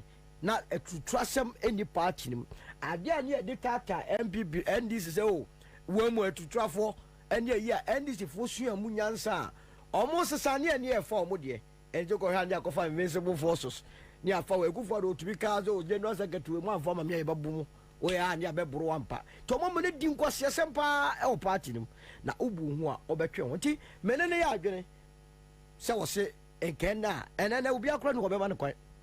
Hey, see a election. Now, young father say, "Oh no, Alan Chamante, Anna, run off Biaba, so we need election." Near young Kwasiafon go Crawford, when people know about back say, "Oh, the Viedri, the zones that we you pin any in Debrabeca on competitions." Competitions. Because Obi Bieren who was our party, we see, we hear Ghana any sympathy. It's as almost, oh yes, no. Nobody in that. Look, Omo mama, Omo Kromfo, complete. Obi Pierre and take it from me. Say, oh my, yeah, serious, sir. Obi anyone more about for by any Sokujo. None of them. Why? Omo your mind is a Omo we are on mine is a show more. In fact, see, I say almost a mine. By far. Sir, appointees way. Nasikala, I say, Irako baby. Ah, nah, Bobie, when was the last house $1? Yeah, you can't say Ghana dollar, they say, when was the last house $1? Boy. Young boys, way. Kwabena. I'll pay even a girls, a younger girls, on the $1 pack. No, Muji mom. You don't mean. I'm telling you. And I'm the catch your friend is a birthday party, cost $5 million now. Some me free information and go for you. I know I say. Wow. Now, dear, any information at Ebebano. I may ye amount. We embezzle. And until say, yeah, who ye are. And now your young guy said, Yen, Sisha Munyam Hunt, and him for dear Juma Pana, a Bemuya, Yen, a Juma, and Yamba so. A Bejuma. 2 now, she going. Sort ya say. And no, now, I yet or rather than Chimante ya. In a way, no, a chopper and the Magana for. Say, and I'm meso. Anna. Akufuado ebaye se kamene no fight ya kame win election no second round no nanka ya save sa country sa trouble we enkan ko base owura alanchemate beba so ma owura baomia so nya ba bia sida enti as a result say ma owura Akufuado ka unso ko another lion so baomia ɛne tɛ ne maa no kwan ana lawyer yi nso baayɛ yakɔ sisa akorɔmfo nkoa ɛnura sɛ dabɛn na Gabi di the birthday ɔmo nyinaa ba wonim deɛ ɔmo bɛka ɛnyɛ wo agama ɛnyɛ baabi anyini kyɛ sɛ ɔno ne mam kwana mu wie sika ɔba ɛnyɛ wo agama kyɛ sɛ korɔ no nkoa only stupid people born. So. That's a proof. A proof. I'm going to a proof. Energy, Kwabena. As a message at a point, man, this our decision as that from oral and chamanti. I see. But my father say yes or party unity. LBP no so time no. A DMO say look, the party must stand. But right from day one, a good father, may tell down beside Lusu Hope on class or condom calipo. Or I'm also a fake man. One nom calipo. Who do baby no pure water? One numbi. Kesadia kwa champagne or Kwabena, or also started to see Madros. Clearly. Obedada wanted to see Madros. How can we live in a country? Politicians now almost said the beyond Baba say, or Baba Dada go for you. And Joshua. And you see, what's Aquana said, Aquana and the exchange, you also say, oh, this Cabetongo. Fantastic. And now, quite just to say, it will be so difficult for MPP to be doom. Yeah, sure. I'm telling you. Yeah, so, me make a throw. Would you one form of reporters in quite just constituency? Wouldn't to me call station, taxi station, and one of them you gallon chairs. Look, most sorry, I'm my Asante do MPP Asante do NDC. And 2016 crown. That's our gallon we 16 cities spend a cotton. And mean to win to or quite not drive a sitting yes is you. I don't go to Yaba, I bind a year crying, I bind a year, Mamma to me do me. Baby, do me bedroom be a nipa a chasing. I told you, Memon can be you. No more moody if we need I just buy a lesson at you. Or my time, Sika put you out of go. I know my for a and I've been in the conform the sea engine. But and confident who say, yen to mean tongue was one try MPP. Sad yes, ye determine Moja. How many Moja will try MPP never? In any case, MPP of all none new patriotic party no, and a Nana People's Party. A Nana for the name go for a crabby. Anache. Na a bad say as a sa. Media me macassa me. Idea me pa, there's a move got to the airport. Say obi ntumi cross border ale o mayore ana se nkofo nwane na le wo ye ne wo memo ye ne atim o ha wo mu nya ya tire ma tete nya te na de ense sa ba ya wo dware o so betirem na se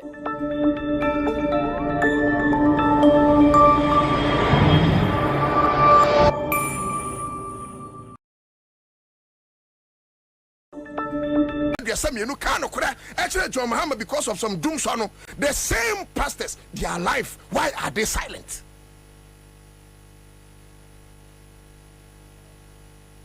Over Facebook, I know I share Francis Tete. Also, I know in our own town, you know, there's always light off. Oh, more fire, there's a million. Now, Mudu maybe I'm also on fire. Oh, to the Akukrom, so Mukodum light. Come on, come catching you. Maybe Mukodum lighting. And a Francis Tete can. Over Facebook, I say, and I shall find us in them. Over copy link and fact to me, be kind of cringe to me. Apart from that, look at the state of Ghana's economy. See, these are issues. Me Bobie 5G, but me can't kimakusi baby. Today, high cost of living. Me bano pay a yaso koto kwakwa 30 Ghana kwakwa ni makuma kuzen kwakwa enye kwakwa ne brother within the saying ripe plantain. Kwakwa 30 Ghana, bear Makumako 6 or 5. 30 Ghana, 300,000 said American. The high cost of living is too much. And now, say, oh, I'm dying. Now, a couple so many now dying castle. Now we jam so unsuru jam. Why never wow? And yet you are born into a country more gold, more diamond, more bauxite, more cocoa, more rubber, more timber, more oil, more lithium. Come on, me body that are poor. Ghana, you will be beer, and so you need a candy for dream papa womb. Ghana for candy for baby as if it's Kwame Nkrumah. So make sure papa womb trimwa. Baby, I may Kwame Nkrumah. Member body, yes, I'll be passia. But Kwame Nkrumah may be a champion. Quite champion did well. Mahama, of course. Mahama Beka, you can't. leaders abɛboa Ghana Mahama de mean in free because over short time I John Dramani Mahama, and I'm saying this as a journalist. Me, I don't care about Unse Muna obititi fieka. Me come a natural tie Senians and America. Ya can't be natural. Momo to one every more politics now, or ya Juma Mohain. Nabu, Naso be the kind of crempo, Nanny and this for the Abessa. Open, I can say open, try, and the MPP the Abessa. Are you okay? He did well. And Obu Becano could look up take sector by sector. Is it the health industry? Met to make a hospitals a hood John Mahama, a CB at least University of Ghana Medical Center or regional polyclinics a hood. I mean, forget it, time anymore. Is it education sector? E-blocks a hood John Dramani Mahama Musi. University say University of Energy and Natural Resources, you know, on any rata mills, any University of Mines and Technology. I mean, is it aviation? Met to terminal 3. Kutuka International, but every sector, John Drama, is it farming? Or no time no fertilizer free, Wemu, Eba, and Omutong. Obi John Mahama or TSU, and that's one of so. Anna, a buying with time more position catch and say, Yam Pamus and Crofon because we are queer for more bread. Sad time no, only Pacuno, this way, friend John Mahama, no, or the fertilizer check a queer for free. Anna, your Pamu John Mahama and Sancrofu, and Crofon we buy, Tong fertilizer and make for. And I mean, they say my friend, you may be able to home, say, me ba bia, Adia John Mahama say, or per se, or yen, make him be Ansah Mako. I will not be spending most of my time on criminals and miscreants, myopic leaders, visionless, clueless, and crophobia said, but many swear do tia, see motia. I will not be wasting my time, most of my precious time on these people. Because if they say, I know to that, come account, say, nyen this, Jumana maybe, but me shepet in Takremwa, air contesting in Ghana can rally behind John Dramani Mahama, near the Akwaji 2 minutes to reset the country's destiny back to factory. I must make sure, say, and near Makua, Sir John Dramani Mahama, no, so by your name, so, ma when yamimu, and a man mujidino. As a minute, a man for che, no moon why I want to support John Dramani Mahama. Because me nyesa stupid voters Libya, they support blindly. No, me metu abama because what doing ye juma. Metu abama because me ma opportunity in the NDA. Me tu abama because change na me NDC in same hunu mame. And I change na me MPP dance be any. Me tu abama based on issues. But in this case, no, me carry John Mahama and me carry Bamian and Crawford. No? And I realize, you like comparing mangoes to watermelons. Hey, to me, I am in person made a mistake. Me person made a mistake. Not my compare to say Bamian and Mahama. No, we are then compare, sir. We compare meat to driver. What's it? Only back on also a meat. And the driver or house with the meat. You know, and some may be on my baby who come about. Me try to win free on the motel, and it's important say me try say me we free on. Me but what's the idea of 5G da? My main port na me nchira wade bi mu. What is 5G da? You can 5G technology. Me port akrati. 5G is based on OFDM, orthogonal frequency division multiplexing, a method of modulating a digital signal across several different channels to reduce interference. 5G uses 5G NR air interface alongside OFDM principles. 5G also uses wider bandwidth technologies such as SAP, 6G, HZ, and MM wave. Okay, so that is it. The bottom line is that you can't 5G. 5G. It's the Honomoma.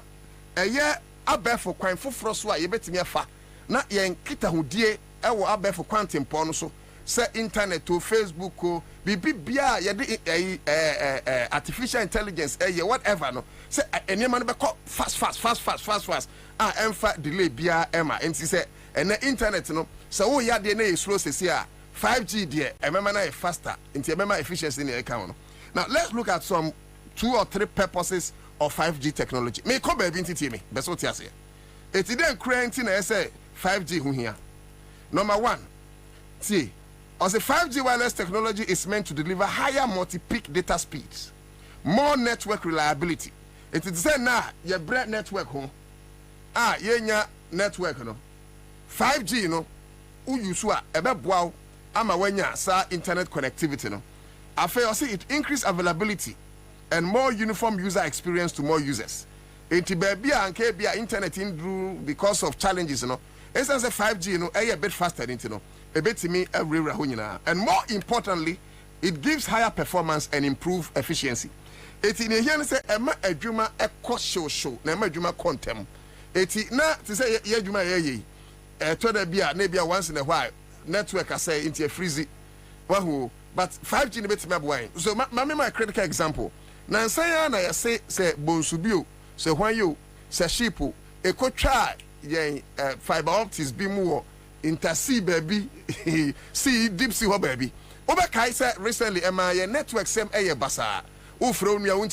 Because our time has been difficult because we were not relying on a faster internet connectivity. So people are saying, so why don't we move to 5G? Okay, it's a say and move it to 5G. Then we must think of one more a bit to me abuain. Na omaji sa contract, you know. Na omaye sa 5G, you know, amayin. But even before we get there, my some countries, I mean, no can say 5G ni biwo. So I cannot mention a lot of countries. But brochure, for instance, UK, they are on 5G. Germany is on 5G. China is on 5G. Saudi Arabia is on 5G. Now, let me come back home to Africa. Out of 54 countries in Africa, no, I can at least mention 12, a dozen of countries in Africa. They are all on 5G. By bit to say Botswana, Kenya, Mauritius, Madagascar, Nigeria, Seychelles, South Africa, Tanzania, Togo, Zimbabwe, and Zambia. Okay, I stand for correction, but this is where my research led me to. So chances are that Aerobi woman as a country B is not on 5G. Forgive me, but my research number here, no, near Edema Mini. However, knowledge they say is like a baobab tree. No one man hands can embrace it alone. It is a mistake, you forgive me. But that is not the subject matter. Whether or not there's even a mistake in the name, sir, when we use 5G. But what is the bone of contention? And then but oba now do message aba. Into here George Kofi Kra say, "What's the boss? We need Elon Musk technology like Starlink, more fire." Eti time no obekaya network near Basano. Now there were a lot of people where they were calling for Starlink because Starlink, you know, relative, you know, a faster internet connectivity. Well, even though a bit expensive, however, reliability, availability on it, you know. A high, obey me the confidence be ashamed. So said George Kofi Kra say, boss, we need Elon Musk technology like Starlink. It makes sense. The connection is all about the 5G technology. Make who asem. Now, who him say a year Manasseh Azuri. Manasseh Azuri, that young man,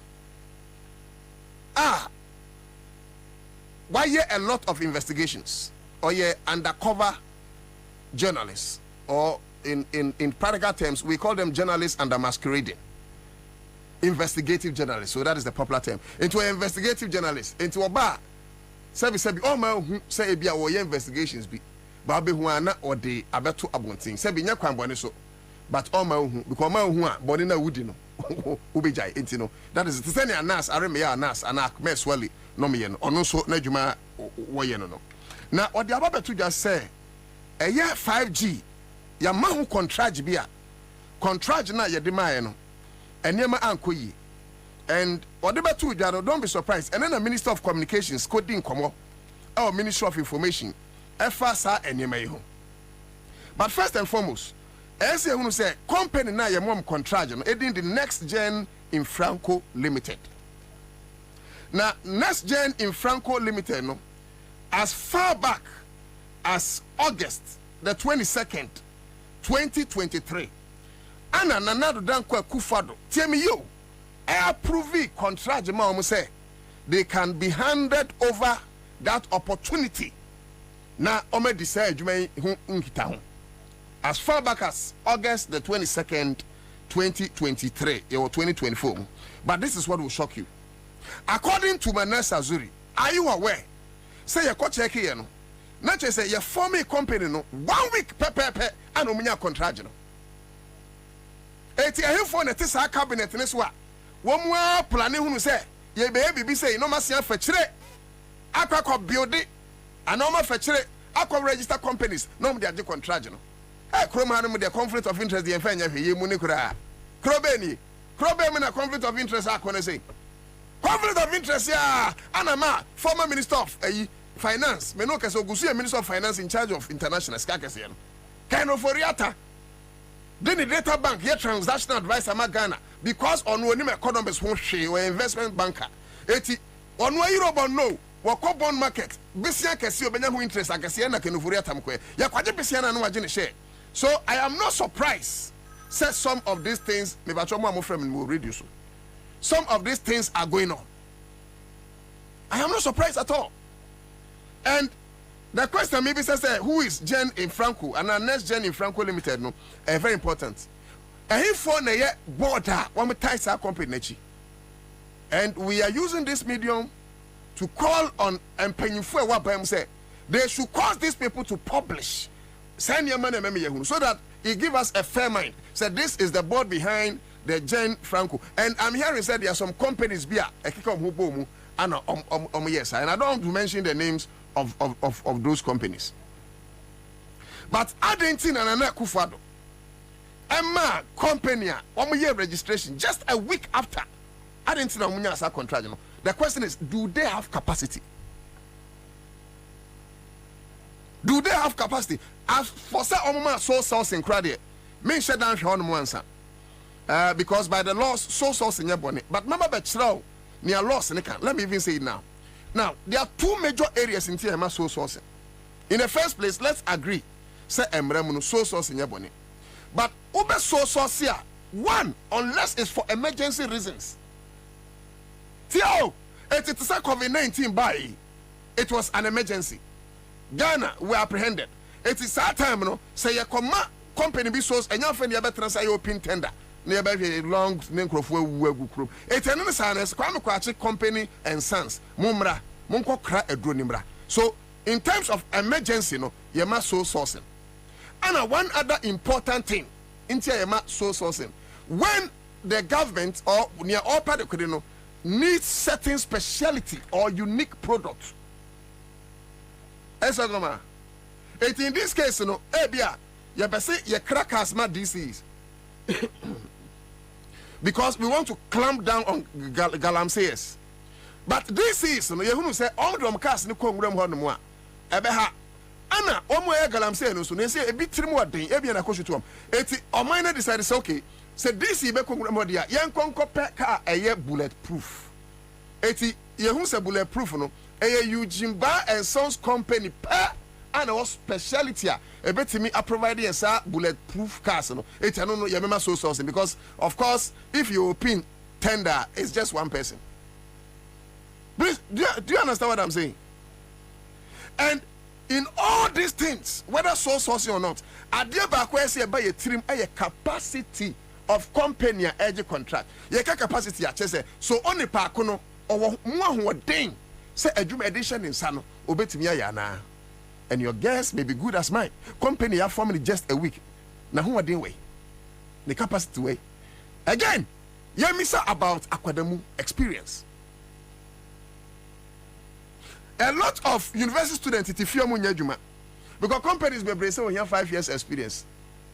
And to when you than to buy the in as much as sometimes I may disagree with certain positions. Because we have more experience, boy, forcing you on your jumada.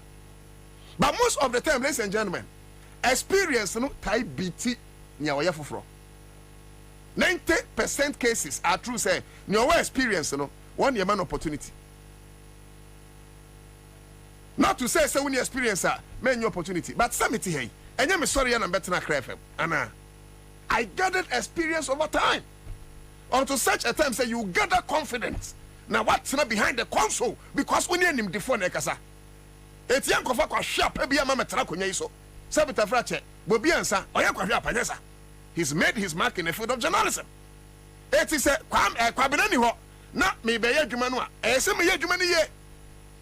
Tiafanipa Hunubiakeke. So, Aquadamu here, experience matters. Experience matters. And John Dramani Mahamaka said, in the 2024 elections, we need experience and not experiment.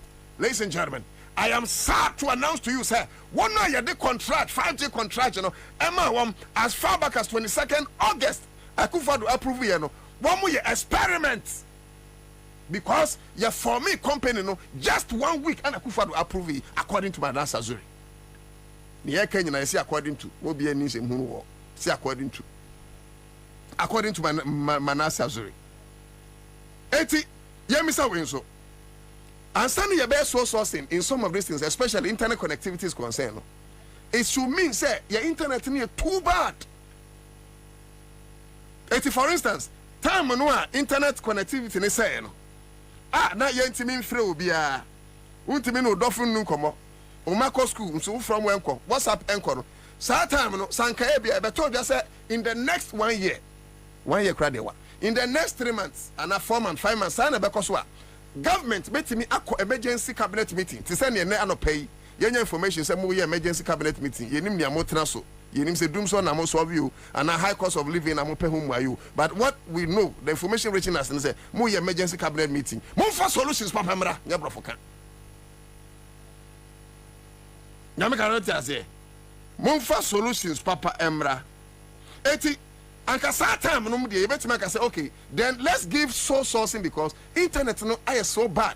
Yen technology system no form you know, anytime I kwakwadwe emergency reasons and we want certain speciality it is straight away saying you understand those ones. It the air can say 5G no how in as much as relevant no send you for here no premprentia any sourcing ni no open tender from Kwabena no person with discount baby because then look the more you do open tender unya value for money any open tender me ba cho mic here see me. Yes, it be a 1554 near year no. It is a vintage mic. You can't be a vintage. Just say acha and your nyam wo it's a vintage mic. It obia metobi. Unim say see ka say obia meto na ye opi mu a. Kwa me kwa chebeka se mema 5 cedis. Se kwa me 5 na mu ame. Eugene mema me 10. Eugene 10 na mu ame. Odifo mema me 20. Na maka say okay. Meji 20. But when say Bianca make us Kwame, beto we nkwanka Kwame 5 na menya. Banka me boka 15 cedis. But me here open tender no. It has opened me up. Anyasa form okroma mutie. It has opened me up. Ama mamoka rather menya infaso of 15 cedis. Say me the analysis way to eye omudi hu so me the in franco se hwan. Say nkrofo ya the 5G contract no ema omo no a. Ye misa say Adenti and Abano MBM open international competitive bidding. International competitive bidding. So Obia for the interest and for those of you who are not aware, now me hear my research. You see the 5G industry is worth hundreds of millions of dollars. It's an industry or a sector which is worth hundreds of millions of dollars. Yeah, then kukuru na mani pabako. And for those of you who are not, this is going to be the biggest. Kwame, when to mean the biggest PDS war, Anna lead from the other so. But when it's going to be one of the biggest scams. About where the 1 week once come, 1 week once come, one chrono radio, chrono kwa.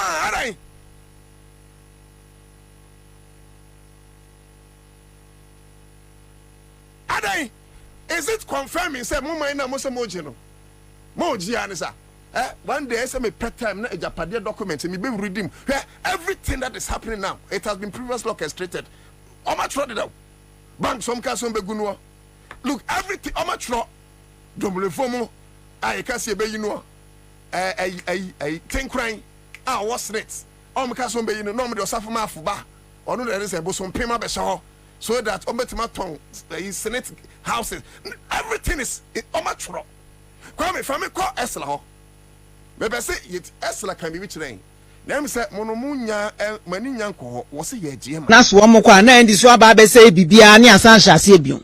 A radiadum in Fiemi and Seni. A Juma so one another Danko Kufuado, His Excellency Nana Abudani, or say a dear man of vision. What be Kutagana Mayan so baby Wadia Kwa Kodri. One more feels ye be Jama on Babe say any view. It's not going to happen. na sese mu be jema entin tutu papa so enye enunti nene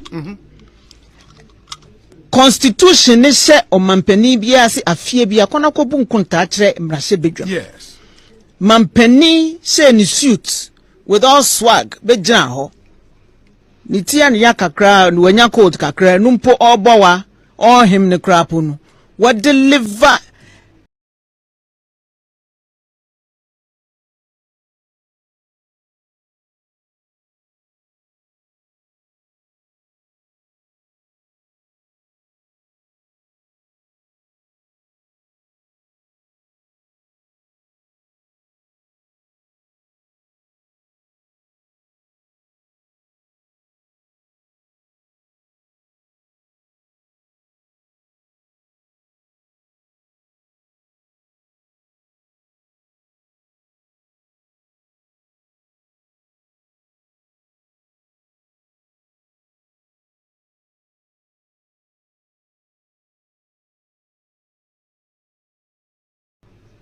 ya be yini nyina de bon ho ban na Kufuado leading the vanguard Dr. Bobie Ansah tai na chi ne nyina nso yedi achi yemya ya boso ya je yeman no ye koso anso age yeman na sifa papa so na be ye kra be hwe na so wo kwa na ndi so aba be say bibia ne Ansah ase ebion awurade adom mfie miensani adwuma so na do danko Kufuado his excellency Nana Abudani osi ade yo man of vision.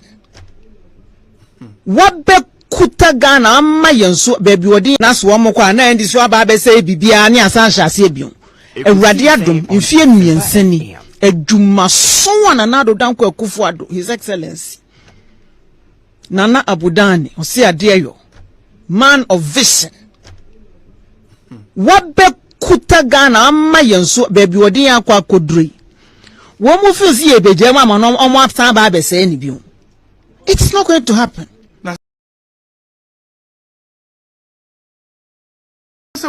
Entin tutu papa so enye enunti nene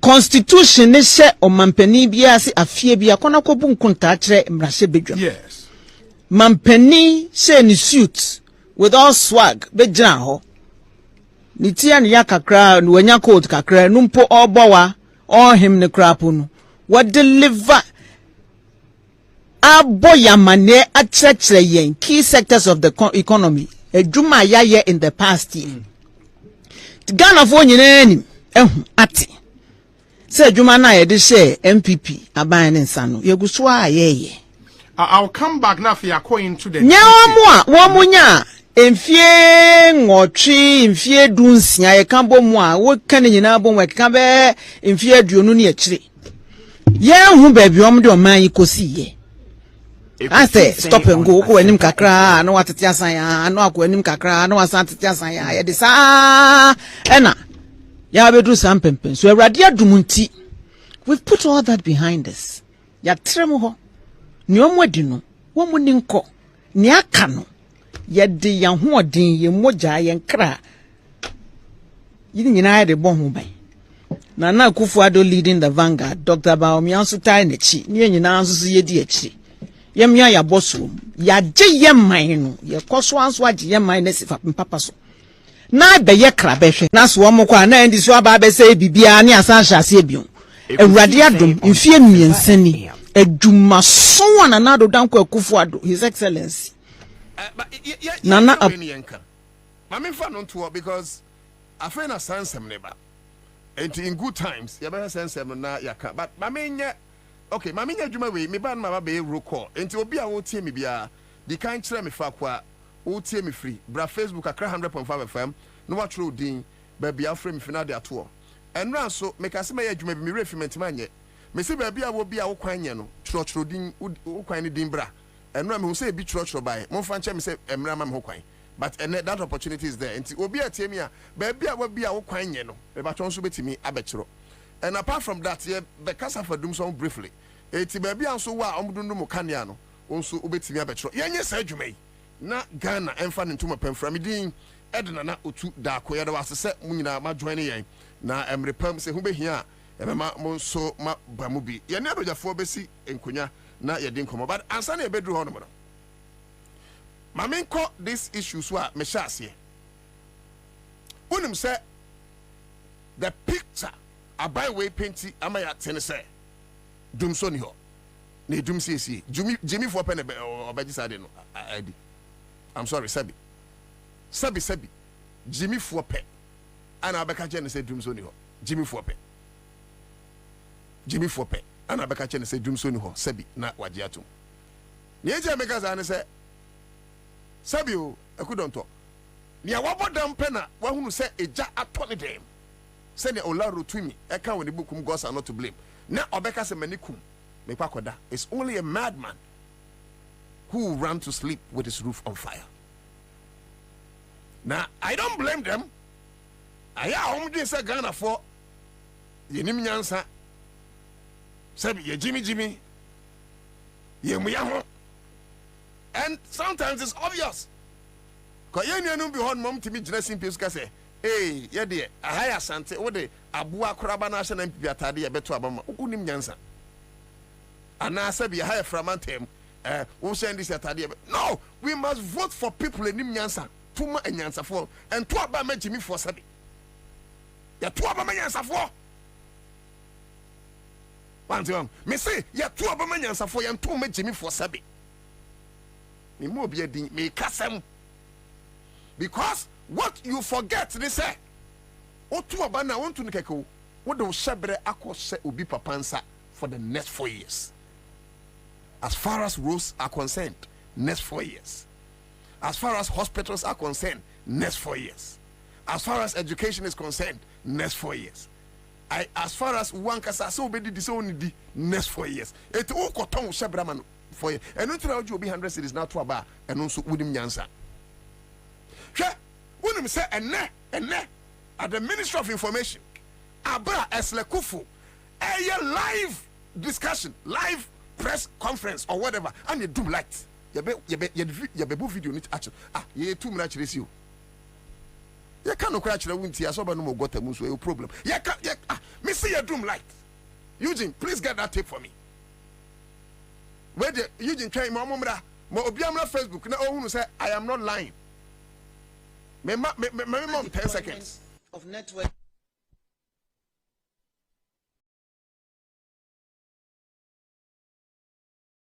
Star 4 13 hash na choose option 2 and any draw no eti obi a wote me bia fa phone ni twa obe star 4 13 hash o dial options beba no choose option 2 and ya cry fm na next option baby say here wote back here 5 series eti obet my strategic no obet operate my 55 Ghana open so obet abum eti omeya draw na it's likely so benya some opportunity no ene ye chiska eti fa phone na yin sisi a star 4 13 hash na choose option 2 star 4 13 hash na choose option 2 me ba chow in 5 seconds ye bo tape no tape ben ye bo tape ye bo no abra Minister of Communications workasam ye doom light and gwasesem but we kura mpo ye nwanwa enye all African games ana live stadium doom light the whole Africa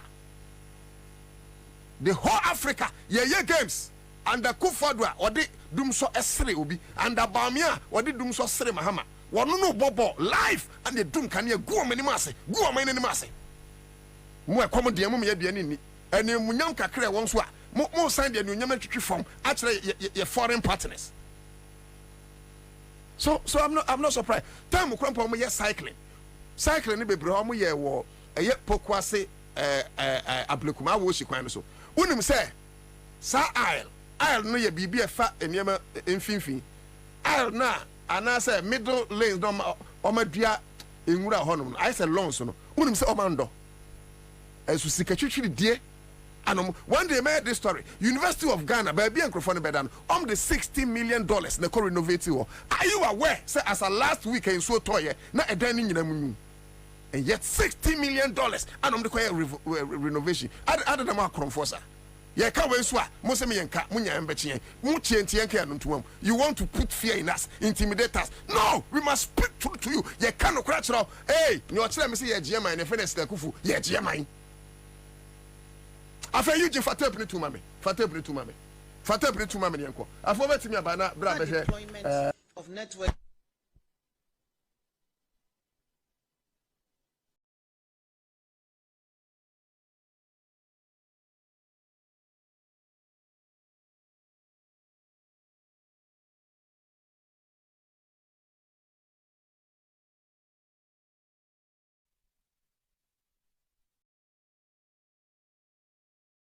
Deployment of network.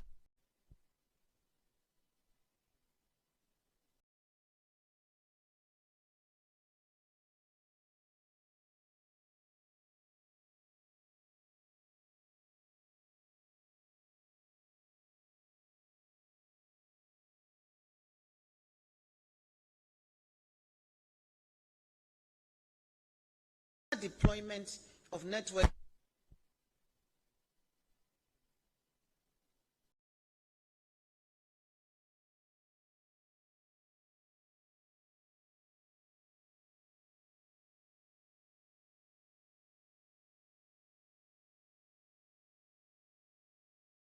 Doomsaw is hitting you. Hey, Ghana for Mutimi. Nienti adi second Ghana can say. We have not been angry enough. We have not been angry enough. Ye boom food that. It's ye dear diagro. Ene, kohwe tulari krum Burkina Faso. Baby amuko kra entos free no. Kokohe. Now combine harvesters ahodwa Trari Accra. Military soldier, Wakra, military mine, Wakra, Ababokina Faso. It is a Ansah phone, a phone via. Na Ansah phone ketwa Ghana phone aquacoto. Because ye the Ansah in Rome, it's Yassasano, Ubia in Toswa M50. Microphone in Ansah and Niger for Cranim Ansah saying. 80 years Niger for Jana, Yan Wedbiane. Na ye Ansah way. No, ye Ansah way. Common Jenny, I just say Kwabena Niger. Look at our land. In Kruma in the 60s, Abra, boy, state farms. So state farms, I must say, moye, private interest people, moye state farms. Hide behind private people and produce in large quantities. And then look at the high cost of living. Nyame say, Doomsaw in actually light no kotana sound. I don't know if you guys have witnessed this. 200 light credit here and 200. Opa 200 a better is here. Nabi ona ya catch you saying ya kasem bachoma light 500 cedis. Ana ya catch you saying ya kasem bachoma light 1000 Ghana cedis.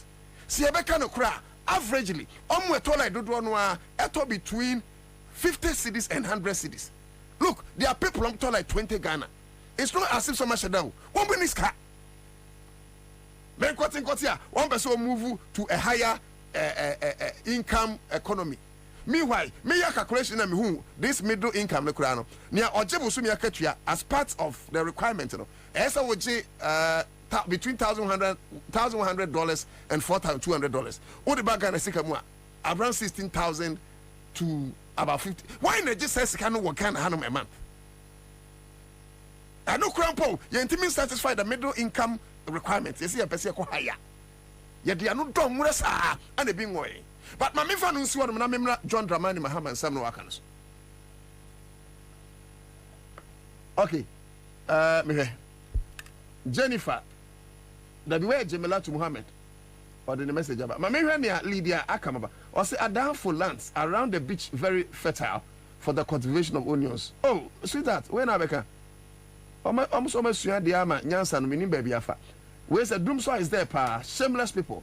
I know to that watch you live inside Ansah. Prince Henry, or some more to come. Mohammed Malaba, I know to keep the good work you're doing up. We love you so much. May Allah bless and protect you. Thank you. We say more to come. Okay, so multiple messages coming. Dennis Nemison, also Dennis from Tamakom 9 Cemetery. Then come see how we are enjoying the show again. I have applied for Youth Employment Agency. I did it the time MPP came to power. I swear, bro. Of today, they will come. I mean, bro, for say. Kwesi, I'm told us. Good afternoon. Watching live from Dansuman Beach Road. Dada Kojo de Usu, Ebenezer Mokhtar. Also look at Esla Usu. Oh, with your bar. Mintiminka say, my teeth is like a Greek meat. I can't say that. Lydia Akam say it is very appalling. Simon said, my name is Efo Zeblo. Live from Arena. I live at Masaman, Kojo Ashon. Our road is bad this week. We have light out from 11:30 p.m. to this morning. Mohammed Naba Asani Love. Yelbi Suleiman light off at Kwabena. It is surrounding and its surrounding areas since morning. Rabbi Musa said, thumbs up. Danny Kwesi also, oh, what a shame. Doomso or what? Now I also watching from Nungwa. Please, Nungwa Barrier Road is not yet accomplished. I'm now from Nungwa. Okay. Eti Munfa Roads Winimra. Unless Apostle, even Parliament House. Yay! It's Parliament, our life proceeding. I know Mudum light. Unless Apostle, that's Wakai. Even Parliament House. Can seem different. Good afternoon, my big bro. Keep firing them. So, messages need here. Many time in my camera. So, my young said, my way, not fay, young tinsim. Young said, you may. Young said, you may. But, mammy, for 1 minute, empty, sir, long term, inflow, just 1 minute, if not 2 minutes. Unum say, oh, mine be a 1 year is what do huna watchro. And I want train poor by convention, ye this war. Na enya political party be the design is what they will buy, but my money in a trans, enya sign is what they will. Sour mine and anti Kwabena. Now, sour mine to say, Kwabena Micha, Wakotana car be swinging for Pakaneko. A country without a national agenda policy plan is like that young man who got on board a trotro without knowing the final destination or the destination of that very trotro. Ghana. Yani sa Kwabena Micha.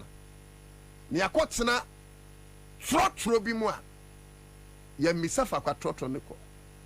Not knowing na ye kwa shaman. But we said trotro no edinani ache Kumasi. But because most of us are daft and dumb, I'm sorry. Ye go so to trotro no mu Kumasi. Knowing say nya and we are silent.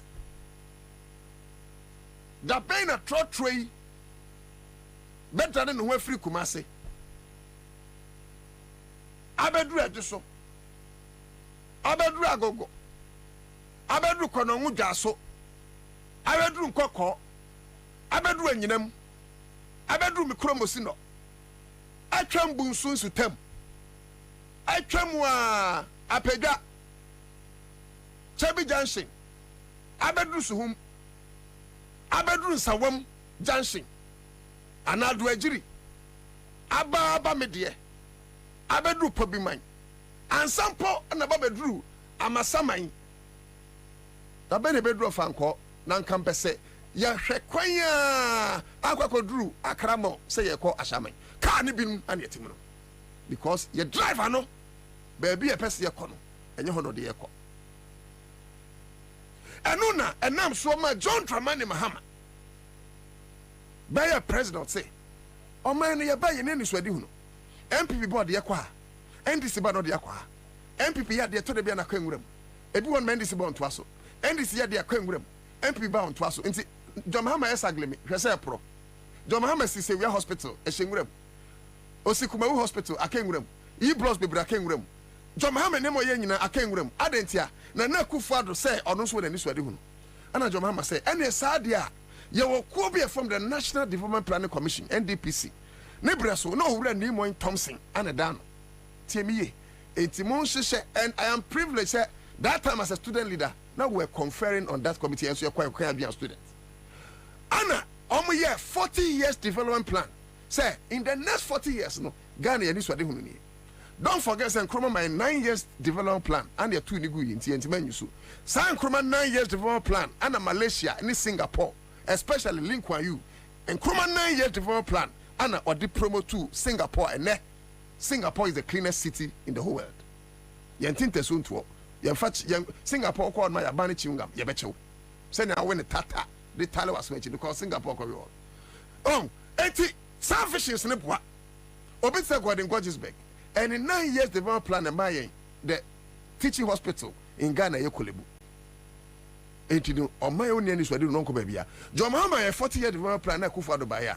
na Akufo-Addo say 40 years development planner John Dramani Mahama no ewadodo, and he cannot work with a vision beyond 10 years, and yet one day kuramai afeyan kwati a was say oba long-term policy plan. So what happens to the 40-year development planner Mahama ana mahunu say under 30 seconds mahunu say ayesa oman through parliament yeah bipartisan committee bia one money NDP bidding parliamentary committee should include all political facets, should include CSOs, should include journalists, even the farmer, to send a form a consultative assembly. You throw 1992 constitution until it was promulgated. Then we will get a national agenda policy plan. And send out the manifesto. The manifesto must go through the national plan. Education is 5 years. You do saying. Now watch how you achieve that. It's like how much e-blocks and Akufo-Addo by the e-blocks no code different places. We are no Ansah your dream free SHS, but there be because of political experience. First year now we're implementing free SHS, but in colony classroom better them. Or penning to make us in Ansah, but you see in Ansah beno. Ye here Ansah ni fata. I'll get time and maybe young na and I am adoma Saturday. My person make cast extensively on the national development plan agenda. Na or mine benya ni swedi ho because there we are joking. I'm telling you, and I'm happy said Mahama saw about all stalled projects. Also be in say Akufo-Addo na you say Akufo na you so no you satamil so the assurance John Dramani Mahama amane say so by or sign by all stalled projects no obey in so it's a good thing. Now finally when we say me the can catch say me salary amejeno me ana mtwam light bill me ana mtwam water bill a dynamic team no me ana me han ye no esi nchen a me ana mtwa ma school fees me ana ba kwa ma aha me bai me ana me ba me ana me ko salary kakra na de ma me no even me am salary enru ba bia no na me de tie even me a me generalize me for journalist because open enkrofoko o makatua ye fu pa in centrefo akatua funo mji okuruma journalist wa media me nyo twinya do media stations e okuruma akatua funko ana mji wa etina meka GJ mo madwumani ba me de say Minister of Information so be say adwuma mo ne ye bosses nkokasa no mo tu akatuam na ye nya adwumani yi nja Alhaji Seidu Agongo Alhaji bibia bako oh masem bai akura fresa kwa me say no peja ne say ya osray me mentini oka eti akura Alhaji Seidu Agongo be chapa boss no oh Alhaji frame I mean that man showed love and I'm happy. Thank you so much Alhaji.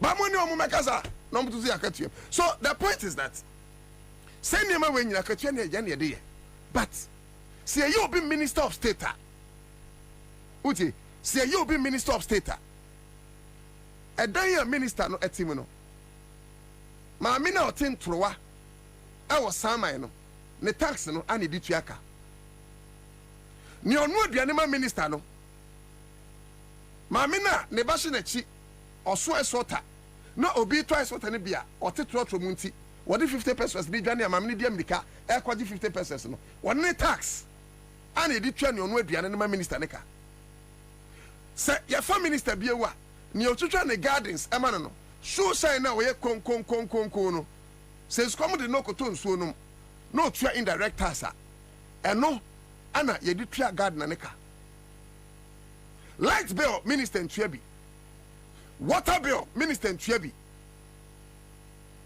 they swim in the pool of largesse and luxury. Ladies and gentlemen, I am not by any stretch of imagination ana make us say bia wo munya adwumason 87 fraction yo ye no ense fatam as long as o hwe Ghana de ese Ghana hwe but asema ye bisa awie say and say and entina obitimi gi 2000 Ghana cedis as a worker no timidi yesa nema we nyina na minister bi eji be a 50,000. I beg your pardon. 15,000 or more. No, also want to me emfa enye sani mani. Meanwhile, sa salary ni kradi first keke because what ministry one more gigs ebe ban mo na munim 10% no munu obi ncha gifts ebe ban bebre gift taxes so muntua eti say yentimi ehwe ye ma with this small money I buy in someone. Why must the country take care of the minister? Because oye djuma man na bosumi yentua ne kana ye bisa say Senator John Dramani Mahama Ekano. So when you're Kenya, and I pray, say, Kwame, do you have that tape? And I say, let her know the buy. John Dramani Mahama, because me, honestly, I have not read it. I don't want to misquote John Dramani Mahama. I don't want to misquote it. But what we are hearing is say, also about minister, I can say, government officials, live bill, water bill. Senator and I. Kwame verify me, but that is what we are hearing. But ye bisa is it not good? Utie me a betro Facebook. And also say ministers no, ye more to live bill no water bill na because shoe shine no on one the piano there.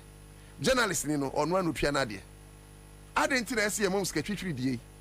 Na ye Sunday sika e hwa musa. Enya yen san nwi V8 no use no where. Let's cut our quote according to our cloth or whatever. Now, yensha semo munyusu cars bia and our vehicles bia consumption of form. I'm even hearing say or see fuel crampono e bia omuan ebeto fuel. But no I don't know.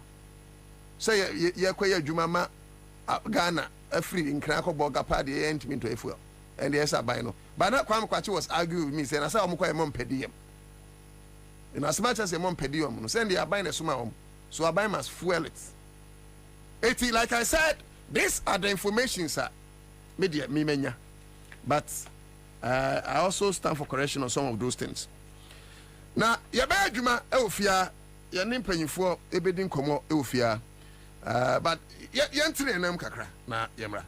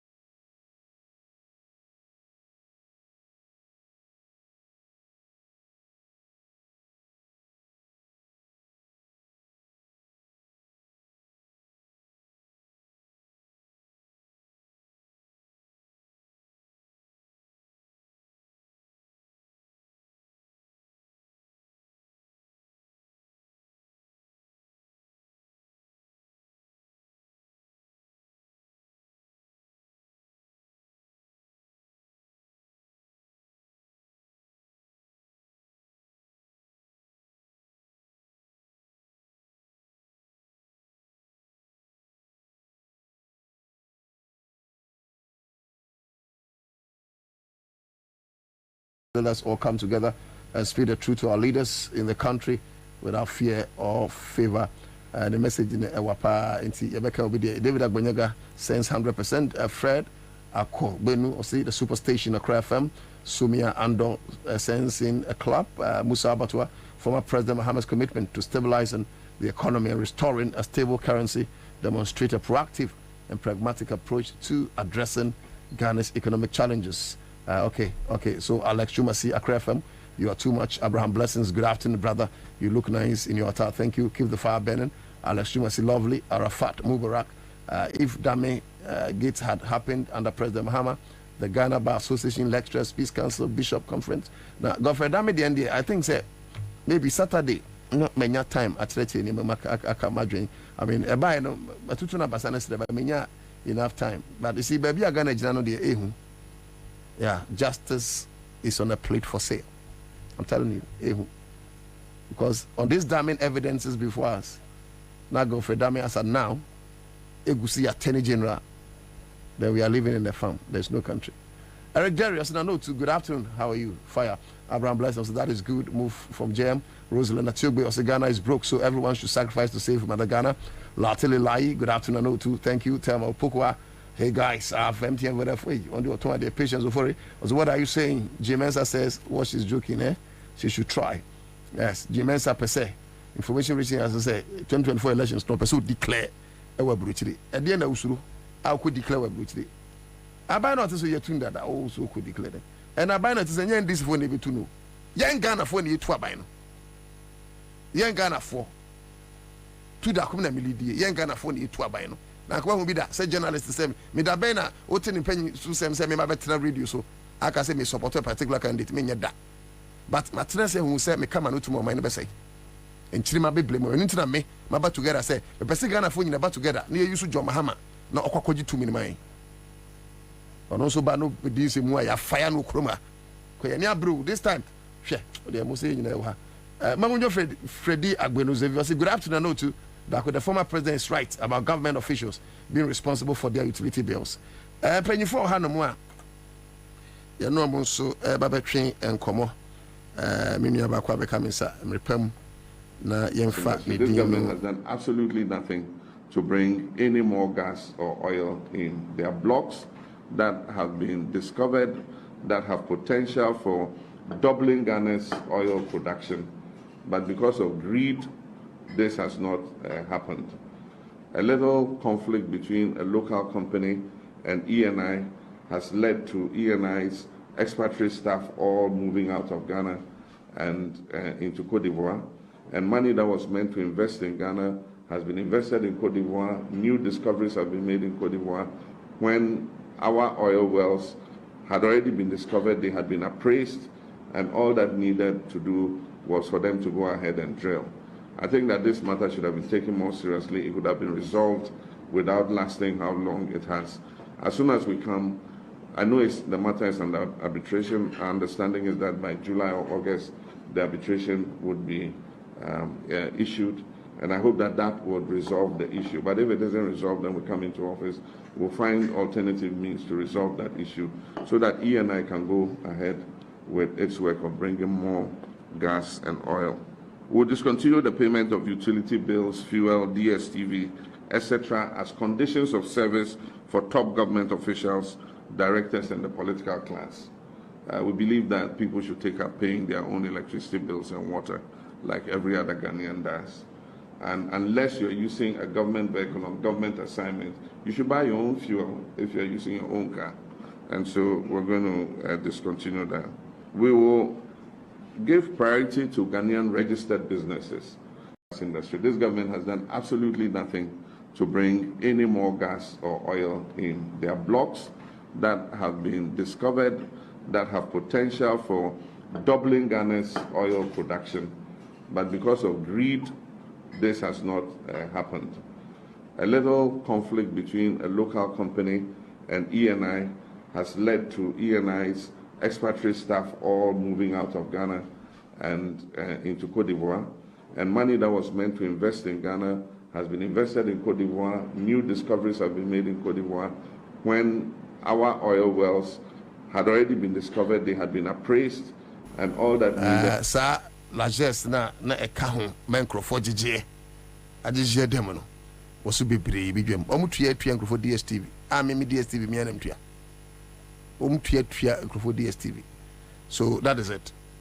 But ma yen some this very tip. Yen call Pentecost for kakra. But me also the presence of Abraham Boafo, Oyoti Deputy Regional Secretary, Emma NDC. You heard him say Daniel Kwesi Asiama Ashama Honorable former MP Buem constituency Babeka Ansah na Samuel Hunto Minua enso Abeka Yensa. Yewra Osofo Penning Eric Nyameche. Aken sembi pa na unya sakukudro no ekensem no ekere MPs any politicians ahodo na ne striking imagine amongst the plethora of things or kind say yenim say democracy no a Burundi ba na yentimi practice ya yenyai na yempe ya de me ba to Eugene fa Apostle Eric Nyameche video no etum mame. And beyond all that I've said, I want to offer just one suggestion to all of us who desire to have good name. you need to serve humanity. Now, the suggestion that I'm going to offer is this: live and work for the good of people. Live and work for the good of people. Maybe I should turn here and look at the face of my parliamentarians. You are making democracy too expensive. Yeah. The monetization of what we call democracy is dangerous. Soon, we are not going to have good leaders because we will need people who have cash, and it doesn't matter where they got the money from. They will win the constituency election. Now, this thing is dangerous. If we think that we cannot follow this American democracy, please let us stop it. Let us design something that will help this nation. It is dangerous, and I'm even afraid of the future. I'm afraid of the future. How can you deceive people just by buying cutlass for them? And you pride yourself in it. What a shame. I pray that God will save this land.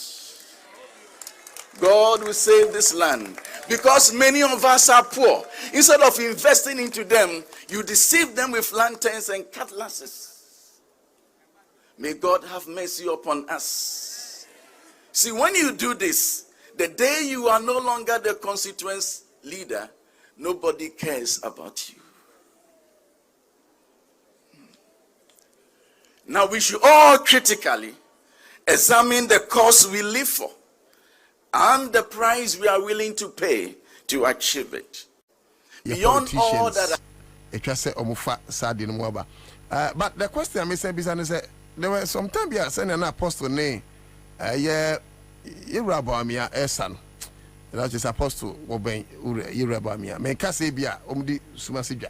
But maybe so with some kind of power temerity in to me, or they 2 MPC free. High cost of living in the economy aging some way.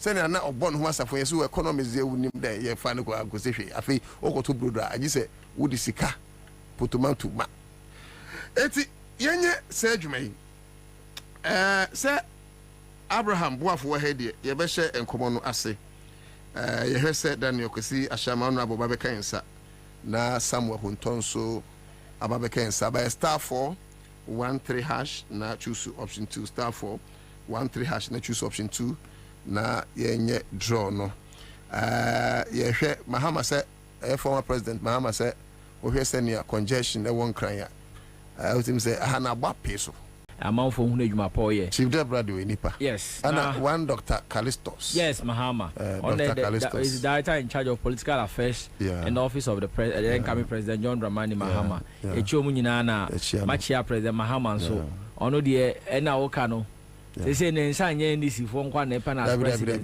they say NDC for kwa ya boma to yen Ghana for ni lead just evidence kra ndo ono je mensa no enu na ende kodi ofo so mo ba na ba se ono wa conduct a very credible and successful limited registration and the kodi media mo yaw. You don't call this exercise successful and credible because a lot of atrocities is here. Share sa MPP for small police boys or mudo marco training say because the witness to go and set certain things, you know. At least I'm not called to the bar yet, but me LLB or LLM. What me clearly say anything that go for that means me win case be out of Kotoka. Government can only win cases with before Kotoka. After Kotoka, only win international case because the background is LC letter of credit. Government no matter the bill of lading, but government no matter the now letter of credit no say because so because letter of credit now what they call procure there. Oh, financial laws ben na work was state. Letter of credit is car. Any collateral guarantee, a collateral security letter be out say I didn't miss me to become Ansah. Mama bank na to Asika. And after bill of lading is submitted to the one who ship whatever no. Collateral a friend is letter of credit in a paper Kenyeska. And this yeah minority leader at 2%. So I mean all deputy finance bonus say yeah to ambulances. That's our LC letter of creditor. Does it mean he has caused financial loss to the state? Obi mama cause financial loss to the state requires some omuchin after 3 years I will be office near Kufuado. Because who can only compromise judges to get justice? It shows clearly into me win international case bia judgment the bia because anybody the strength and the energy no justice and justice no him onimusa let me apply law let me apply sebikafra strategy na for win the case. The only thing he knows is he will coerce people like we have witnessed now.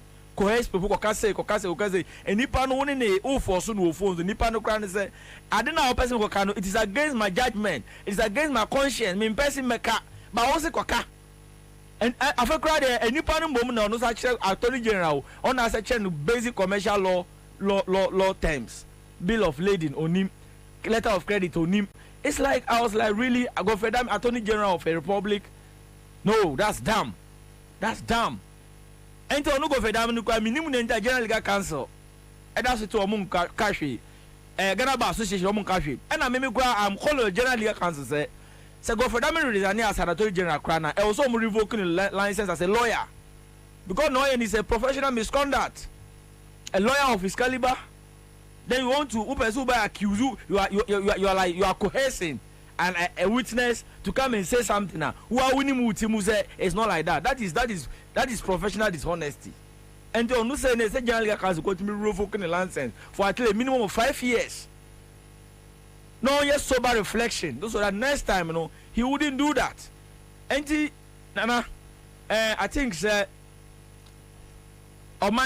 from security, when people begin to feel so, trust me, obi aden kokko to obium. Obinya issue is and conquer resolve through litigation quota. Onko obe person obe settle no ase o. So amount for move for Gofredami to resign no. It's not just maybe obi hate Gofredami. Abraham Boa for nemiti Accra FM say Gofredami resign no. Or resign for them family AG. But we are looking at the security of the state. Gofredami continuation as a Minister of Justice is a national security threat. Because it's sending a clear signal say there will not be justice going forward. Already, BBB abeko court bia onu go fedam in the Belgian bia na court clear, and with the clear evidence here about bonti onu okohesi obi like all the force Emma witness person so go can someone ebe favor or no that wouldn't be the truth and nothing but the truth that shows that Segofredami nipa we that you are attorney general of this republic we are in a mess.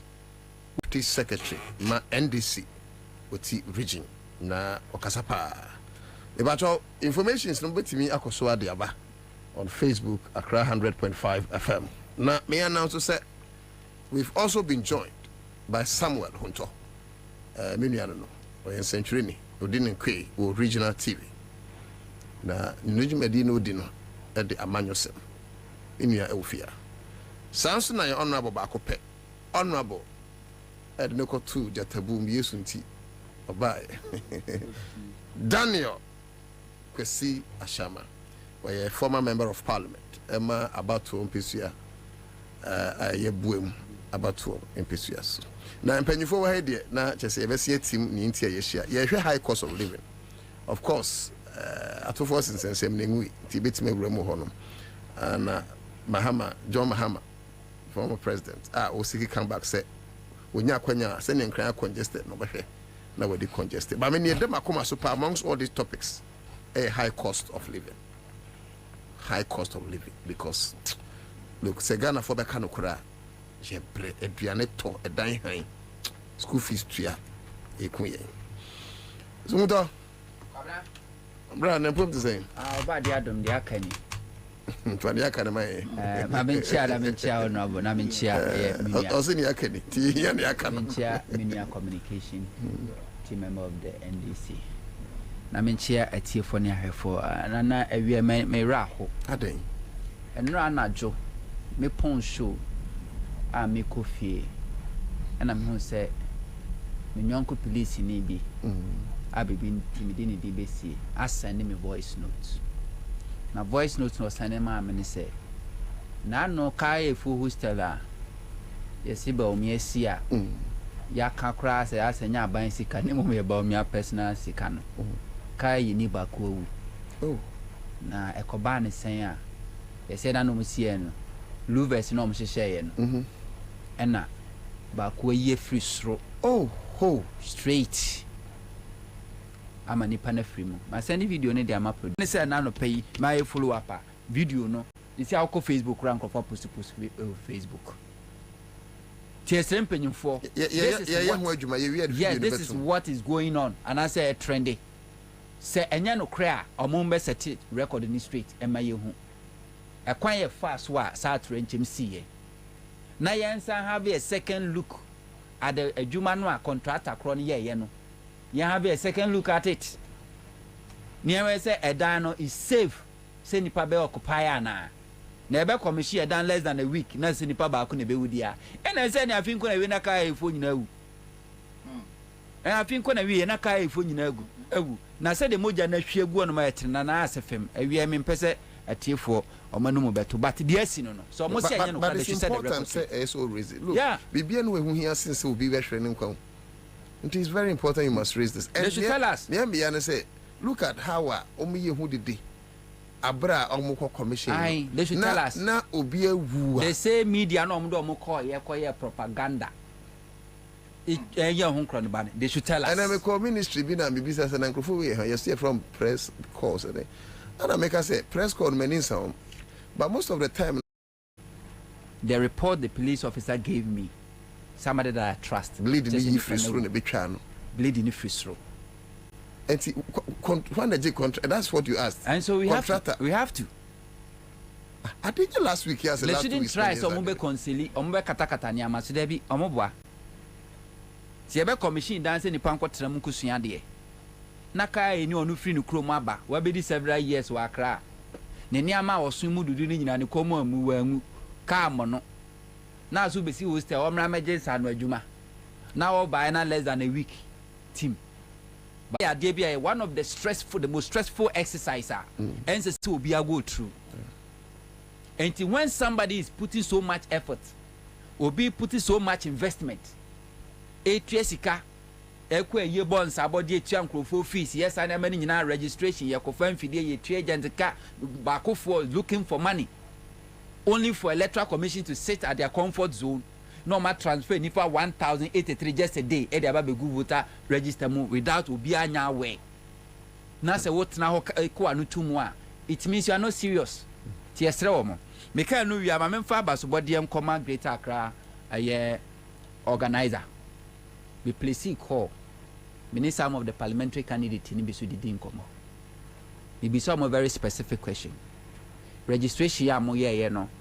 E die na national de boamo ewo constituency results are another response aminya and say national trainee womo Anthony Nukunu presentation strategy papa the chiro how they supposed to go by everything. Anthony is hard working. Omo say e kwan na o kire no mo fa so no so aboa is hard working. Emma enkrofo a NDC for support omo to register no. Omutimi assist Crawford identify Crawford from their various areas and locations are Ubu Okwana Konya so register, but they were able to mobilize them, encourage them and motivated them to go and register. The idea also came from the regional Obawa Cabro Fatu when people Fatiashisa Omentumianyamushi. This week no call Kivas na Omako de Enkitaho Grassak. Mrantia Nimbapawa. Any Queen Mothers. Yes. And I near me they say, da ye know actually we are suffering or see I'll be very loyal to His Excellency John Dramani Mahama. Enti Ekoba say His Excellency own to me ko Jumadi Nasin or Sumano. okoye kodi dwuma no so pepepe ama na ye fe na mi fe esa ka ho ni se owie no students no and grasak are presenting research document on 24-hour economy wenti na ye ka kire Ghana for onipa dasane a eye dimpa se obenya no se osi oda oni ne kata ne ni se meda ba ondae ubenya no ubetumi ama nipa no so edi ahwifom kra onyane saa nipa no onda enu ni nipa bi a mo wo Ghana ukoka NDC for kra edi kra na 24-hour economy di kra na 24-hour economy minia 24-hour economy number 1 program no every crisis ebedru krom that is 24-hour economy ebema ne wan ko school akwanya ena ne wa ko school susu obema na akwanya indami ko program bi na station bi ena obi be advertise fufu pounding machine ena maize milling machine o ye na me bi sanse inti se banchi ni krom ha machine wakofa Afri China dia ba no de na edi be yam ye de be yam bo because primary material na that is it abro machine wo beto edi Afri China wakoto edi be to warehouse no ye de be yam de ye de be yam frama. So the 24-hour economy, it is focusing on the primary production to create more raw materials that give that raw material to the manufacturing industries for industrialization. Opening there ATI on the cost of living was a high. A major topic. A high. Now the cost of living is higher. Then the money is high. Go and see the food inflation. To the 24-hour economy, no, we must go back because it is a deliberate policy. Papa John Dramani Mahama and say, Baumiani nana doni kenu furiatanin nipa miensanwe no the axis of evil. Oma say o mino. Was kasemo. Ye kobobusi na ya pamien. Inti say abede you must use what you have to get what you don't have, or to get what you need. Sorry. That is what we must do. Now, what can we use? So wasasipa uwo bibia. Enunti na uko villager amount for to me kun wasasi. So our soil is good for maize. Our soil is good for cattle rearing. Our land, our soil is good for fish farming. Water bodies are good for fish farming. Growing of cereals. When Mahama see obebwa cooperatives emranteni mbaba wa manko school. But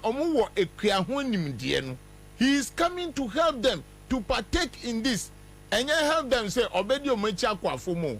The cooperatives are ombe from. He is going to support with credit. I bet to me Mahama why be dana? Why you be paying? Why you be paying? Look at the cocoa sector. My cocoa for free fertilizer no. Ediene si okrumha. Yati cocoa sa to 1 million metric tons. In there, you see your top fertilizer no they are make for. How many metric tons na 80? 450. In there, just 550 metric tons of cocoa no. Because of bad governance no. Afriho. Ye di assassin no di galam say edindro boom. Ye dindro edi gunshom and shom na ye potosa. This is the state of the nation today.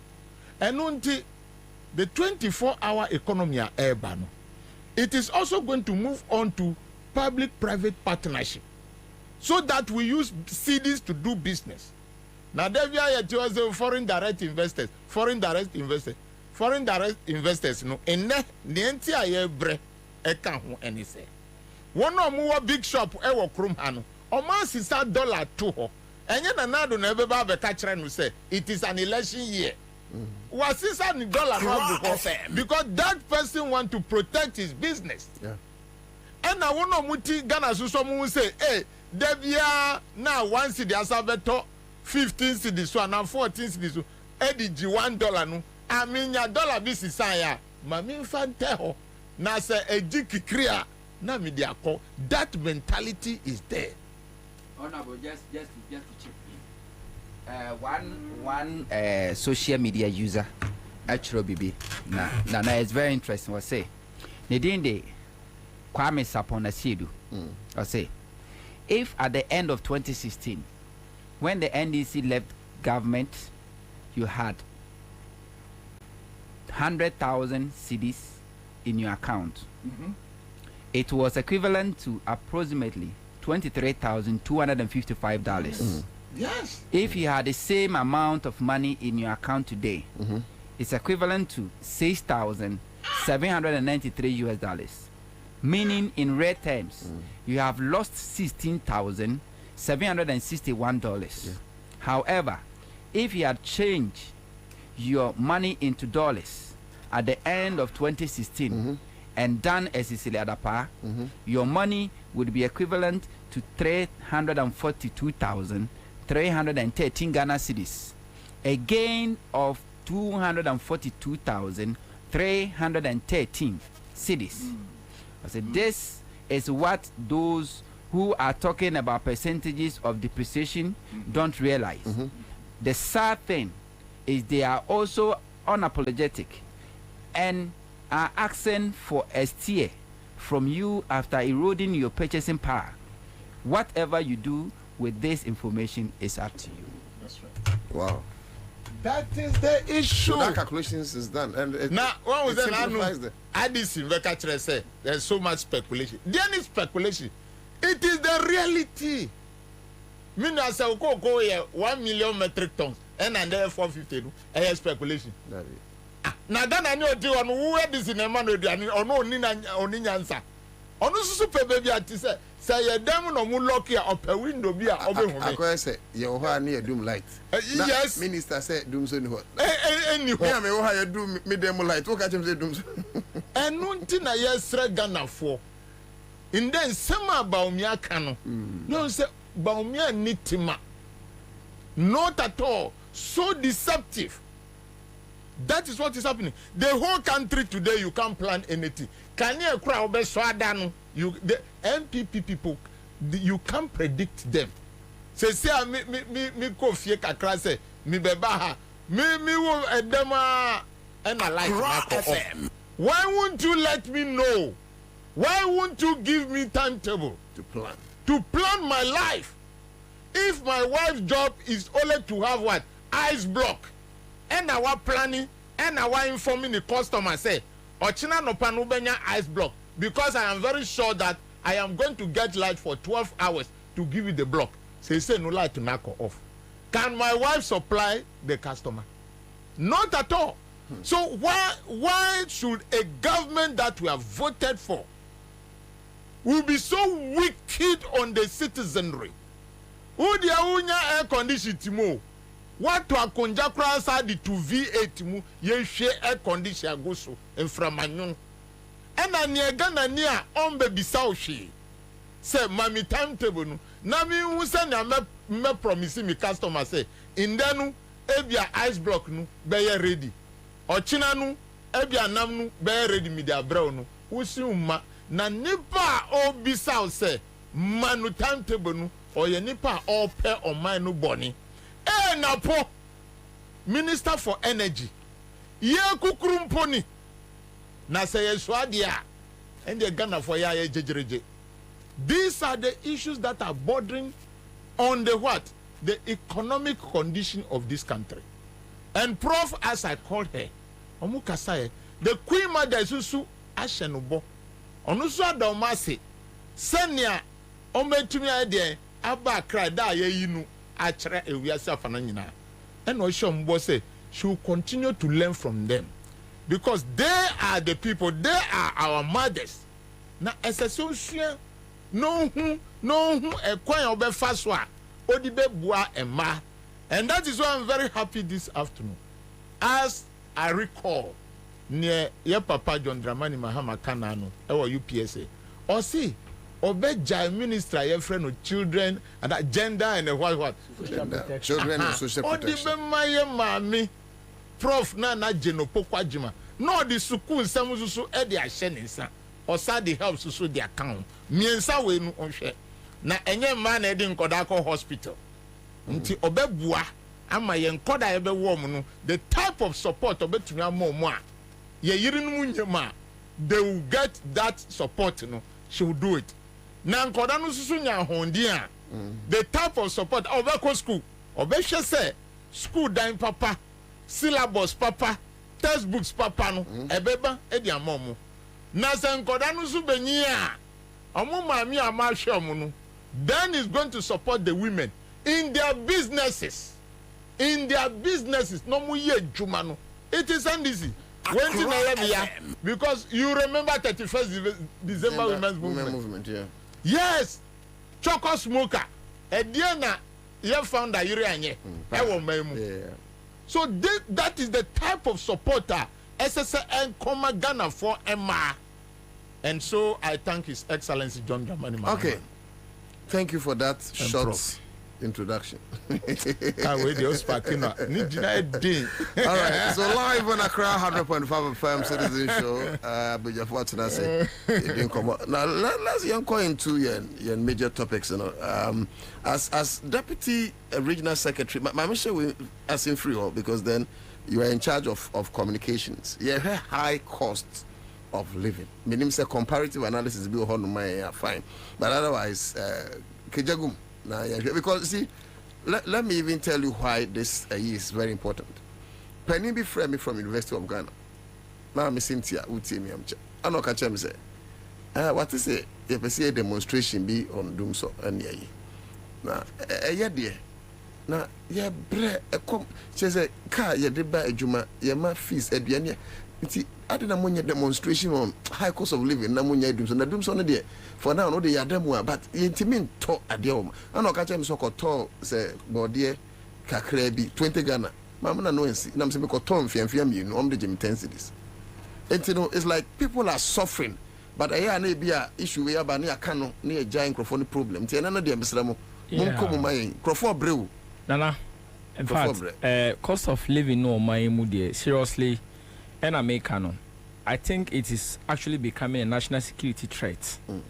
Because, Menia, the rate at which there's price instability or marketing is serious.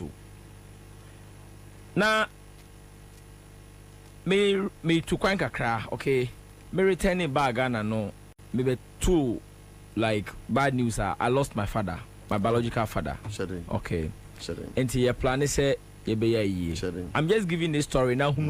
The rate at which cost of living some way affect Obibia, and I am a victim as I'm sitting here. Okay.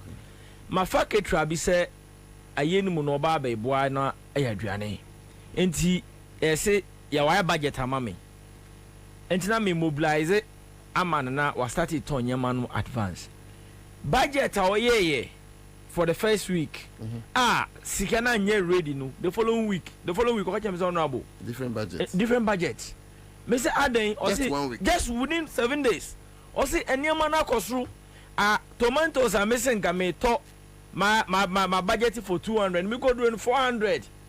Honorable, so what do you make us, mommy? But you would say me, first now, FM. Say is saying now to Jane is saying, say is saying, but remember why with some information on our Facebook wall and tell me about now Iron Ross 2016. Me Tony saying, say in your field of job. At the end, now turn 2016 and the price the same. It's unfortunate. Cement, a bag of cement, I over ton and there 95 cities, a Chinaboko 105 cities, a Chinaboko 100 cities. Now, Nema, a 18 Nippon home minister, the as prices of goods near goods who cost from salary na could try the general be agent. What I say, and obviously, no cost of living will be very, very, very high. To be frank with you, there is so much heat in town. Nema more than Minia. And nema more than say we 1,000 Ghana cedis. Show boto mu anana. Say we free labor ni hanu madru sunas kanasa. And I want to make wato. You can never mention a single thing away. Now it's like minimum say no. It is becoming a spiritual problem or say your minimum because like as it's more than actually. Minu can say the dollar to the CD says at the 30 minutes ago, dollar now should have cost 16 points. I think 80. It cost 17. It cost 17 pounds. Is almost 19. No, is it that we are not living in an acephalous like country without leaders? It's like a zero Bank of Ghana, a zero economic management team. Not like there's actually like this is a boat without a driver. Because seriously, the rate at which now high cost of living it is terrible. It is sincerely terrible. Because I'm asking myself, say, Salvatore Ade, says, yeah, a big corner and new week so. Who cost on my tour? The Uber sell what chairs have no, I didn't price now shoot too. And it is not say Bikafra, Ghana is in a different continent, and I ever say, yeah, like a different planet, planet, no. We are the only people facing that problem. Okay, other countries are doing well. Other countries are doing well than us. And problem now, challenge in our hand. It is leadership.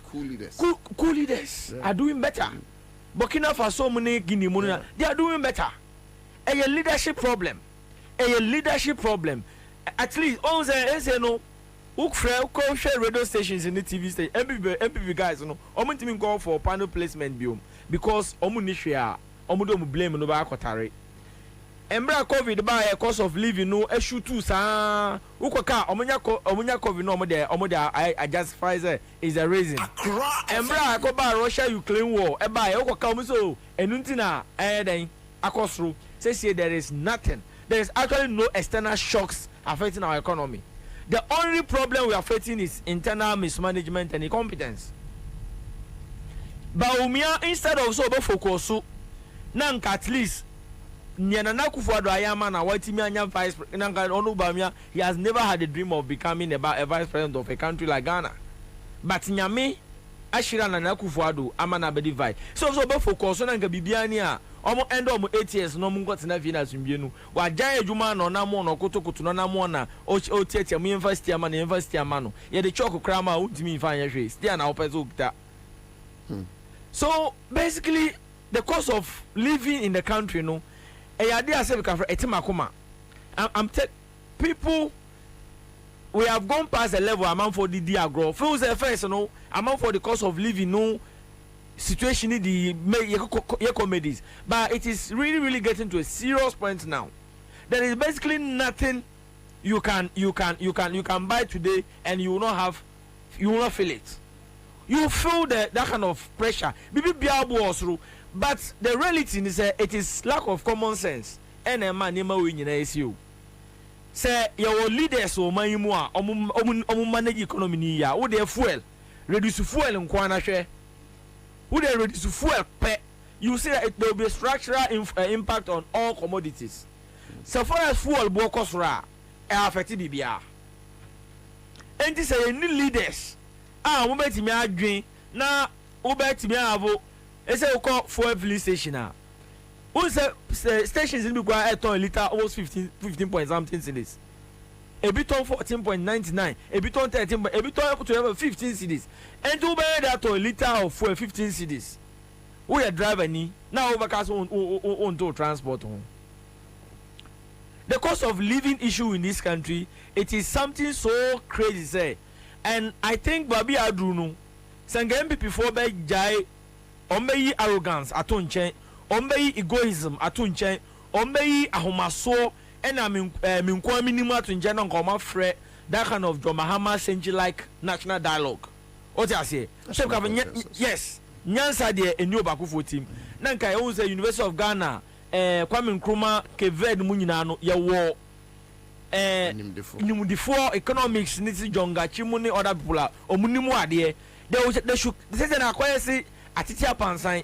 There is no solution. It's like the country has no direction when it comes to this cost of living thing.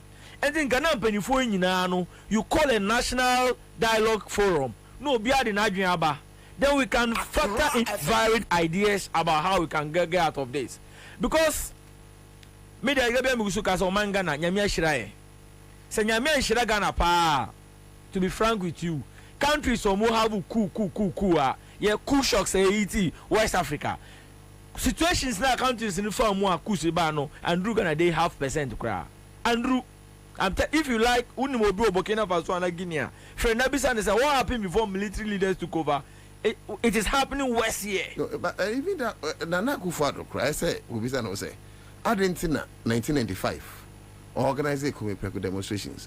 Amongst the many reasons why I went back on that demonstration was that there was high cost of living. Too much. Too much. Now we know why by president now you are giving us worse. It's unfortunate. It's sincerely unfortunate. And now depression youth woe. A lot of youth are dying. People have no idea. Amount depression a work room and come the idea amount for Nana. To be frank, I think this country is in a big mess. The country is in a very big. Sometimes we be a WhatsApp amount for DM Sika bebre, and it's not because we can fra or we assess for. It is the pressure, and I understand them. I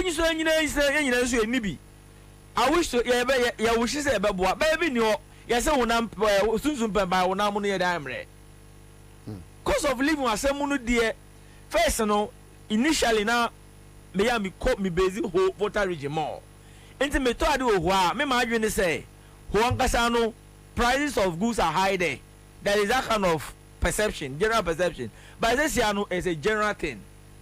Idle milk, one idle milk is costing almost to the tune of 20 Ghana cedis. What are we talking about? One idle milk. One idle milk, almost 20 cedis. Anything. 10 cedis. One umbiache. One don't make a chewon. Why are you going to go make 10 cedis in Ghana today? Sir. Obin and I just on better expired don't make number mouth. No, what the point I'm making is say I'm could genti media say abanam. And yeah, Obi Odijuano or ya de pa idle milk is hitting 20 Ghana cedis now. Idle milk. And Gosia Bako me my you be 37 5 cedis. Oh. I'm telling you, Kube. Oh, me this is a very big platform. No. When in cancer. Me that how many casem? Gosia 5 Ghana, Gosia 3 cedis. Why 3 cedis? Oh, I say friend for be friend na on me test. Why na obenya Gosia and Mako 3 cedis adi? 37 street so and yes my turn of cantonment and East Legon. Now I can see me area of preference in my turn to 37 higher. East Legon Kusi. East Legon goes on 37. Kusi 3 Ghana. Kube coconut 5 cedis. And the crematory crown. So must we get there? No. Kube over no keke. 5 cedis. Too expensive. It is sincerely unfortunate. Seriously, the rate at which things are costing of late, it is becoming unbearable. Share Ufa motorway no so back. So we'll see a friend is saying toll booth one man. Uba amount for parking cars be or top or the cars are not parked because Oma say you fuel. People are unable to drive again. Into a more fit mano, they do it halfway. Or they can't fit 25 over parking or no have a trouble juma. Upon no save fuel. That is the rate at which we have the country and the economy has brought people. And for motor cars for some years. Oh, Martin private car comfort. They can't afford to drive anymore. Anna, microphone so on work cars, but I'm pack for trotro. One pack for trotro by any day. Because of fuel. Because of fuel. Yeah. Now say we can for salary 4,000 Ghana cedis krana. Within 4 weeks, fuel over Benako Juma Pena Kwano na I 4,000. This we hear Juma dem filling station for na wage mother I. So now me can report bia can the national security for and the one is be but say you call election year and the people should be vigilant and they should be a bit security conscious. See, they should know the reality and say security issue goes beyond terrorism. People just think security is about terrorism. See something no and no but we are saying something related to security. And there is no more sensitive in security like anger. Oba sebi ka fro ba ko etutu ejuma ekom bemba ba ko fatu onu nyanko bemba so ekom okay sebi ka fro onu abo ase ama ti oyi so the phone to na say me pega phone no a akoton a ekom de me pese me ko bi na medi so it is oh dey ekro no debi ekom Most of them. Yes, no, but I agree with your point. Say, be more more. Say, we are kleptomaniacs. Or you are but most of them are. Yeah. A beauty me got guys and no cycle. Oh, I do be what you for. Udina Chakobs and then I house a com de me. And cadence I'll be back to say iPhone 13 Pro Max. I have it not on up to say 8,000. No back of fast phone, no, I got on by 500 cities. And then open a com de no. Opaduania di at that point, no one, yes, I won't mean di. And we have a 62 years plus a country, your independence 62 years and above. As at this time, no common feeding, we cannot feed. Wafo, me try no.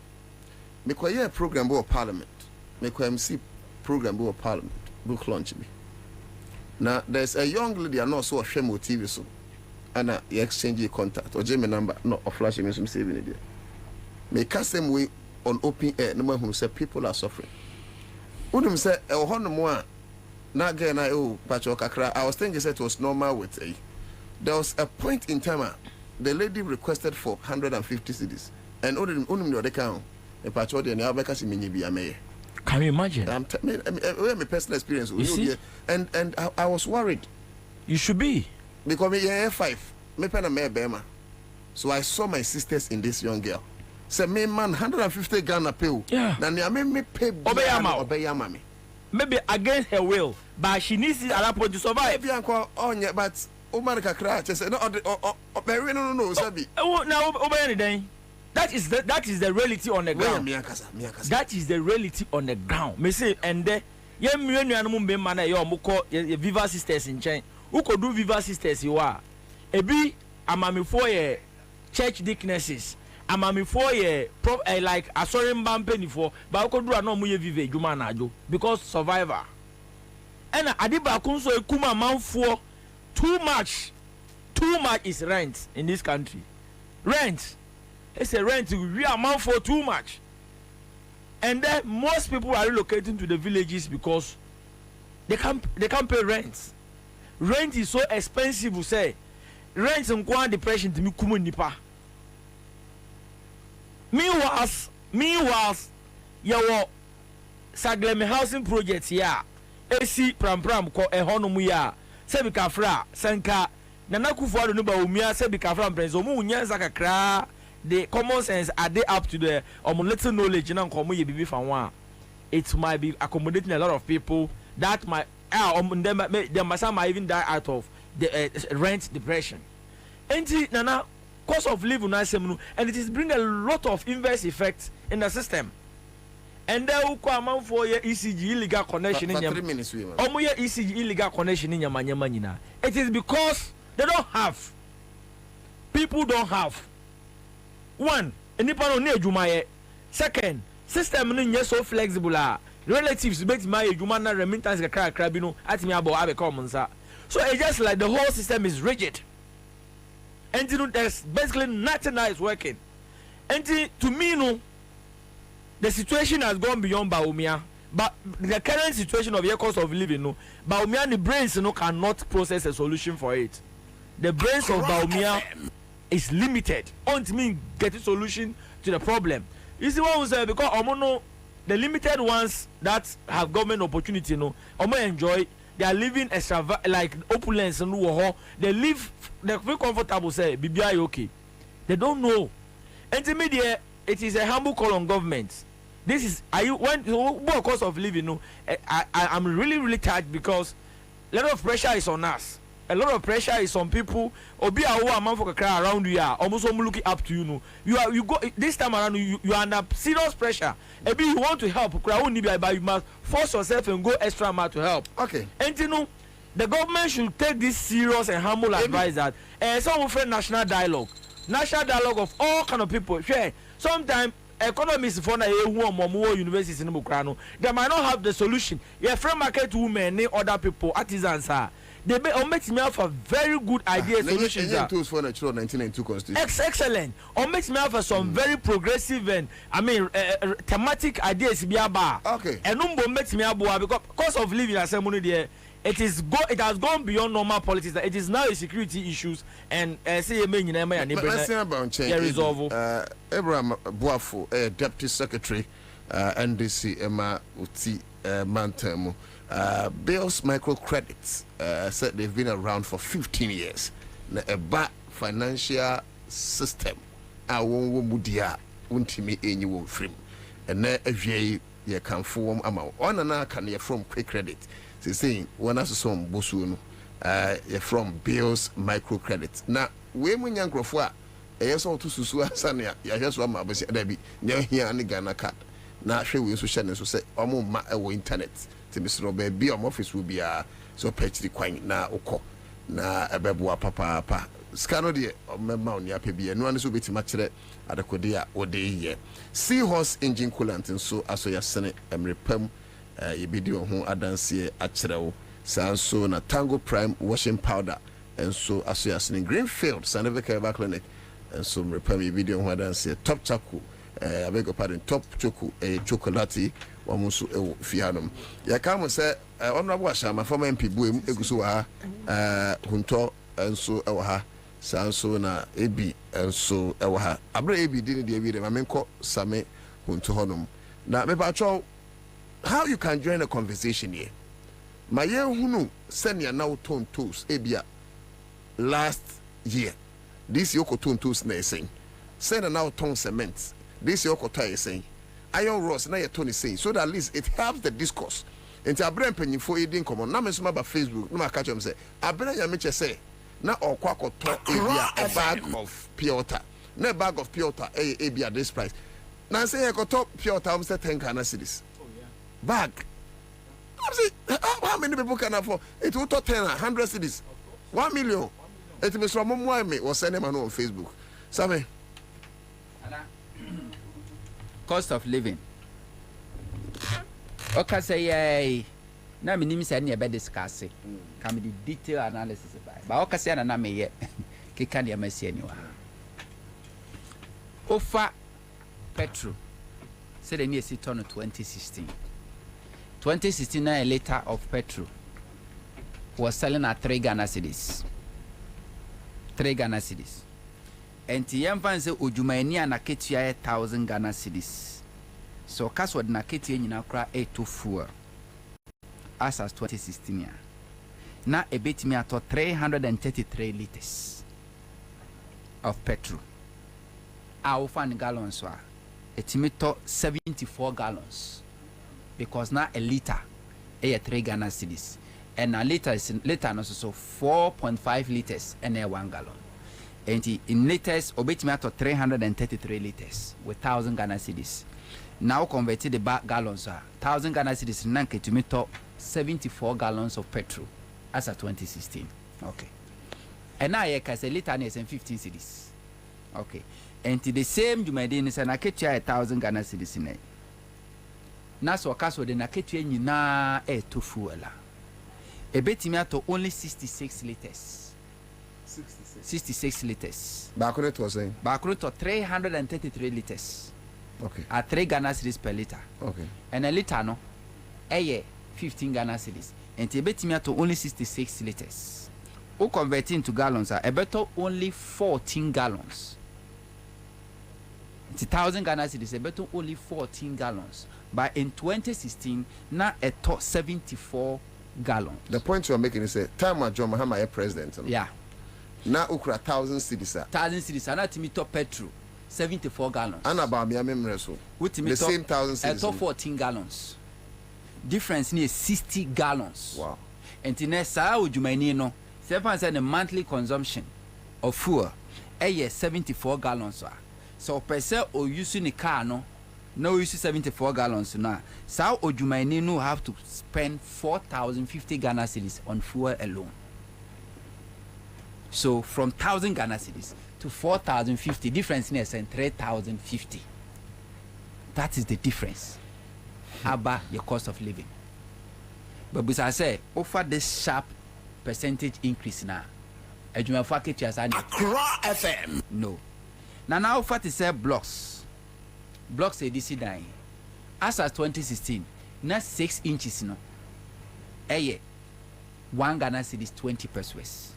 And the Sawo Jumani found 1,000 Ghana cedis. So my service car, my 1,000, and I'm person me could sit down, see single room, this me plot to so. None 1,000 Ghana cedis, no. Nana at where blocks are not 6 inches. Sell at 1 cedi 20 pesos. No. Now it me to 833 blocks with 1,000 Ghana cedis. I use way, mammy. Maybe I'm Mahama time. Yes, it's Mahama time. 20 Mahama time. Not 1,000 Ghana cedis. No. 6 inches block. Now it me to 833. And that is with 1,000 cedis. Yes, 1,000 cedis. Okay. And Abaumia 6 inches block no is selling at 6 Ghana cedis. If you crack on more than 6 Ghana cedis, about the infant average 6 Ghana cedis. Okay. It me to only 166 blocks. So under Mahama 1,000 Ghana cedis net to 833 blocks. Under Baumia it to only 166 blocks. And this how you may need person or top blocks so 9,000 Ghana cedis to me to in 2016, which is 833 no. I was say Ojumaini no was spending 5,000 Ghana cedis more. And so what me to blocks so 1,000 Ghana cedis 80 me to in 2016. This is the cost of living. Now come be iron rods. And this is reality. Iron rods as of 2016. Now iron rods 2,700. Maybe be quite 2,500 Ghana cedis. 10% so Jumani na kitia waje 1,000. So person saving a kitia nyina no this is another iron rods. Na obe saving na bosume miensa akitia. It me to iron rods e mani nyanse san wa akire which is 300 Ghana cedis or they be fa car at their corner site. And the iron rods is selling at 7,200 from 2,000 cedis. Yeah, from 2,700 in 2016. It's now selling at 7,200. Addition of about 5,000. Yes, and it's a Ujumanino. And a kitchen 8,000. So saving a kitchen in Nano, they are to iron rods 1 ton. Also saving a kitchen more than 7 months. What immediate to iron rod 1 ton. But under Mahama no also saving a kitchen 3,000 Ghana cedis for 3 months or better. Enya and sister actually, but then now we saving a kitchen for 7 months. 8 minutes iron rod 1 ton. I was also about 200 Ghana cedis. That's also answer what you mean. Wisdom said 6-inch block, no say 8 cedis. So and also 5-inch near 7 Ghana. Oh, and you know, oh, you so 6. I know, maybe the maybe the near Sapeti. Accra FM 7,600. 7,600. 16 mm. And who told you today? They call me for 7,200. And today is a San Costo. So saving a kitchen for 8 months. Yeah. What you mean that iron rod 1 ton. This is the economy. Anana Yetimu. Now Baumia is telling Ghana for say 2016 na a brew bag saying 100 cedis in 120.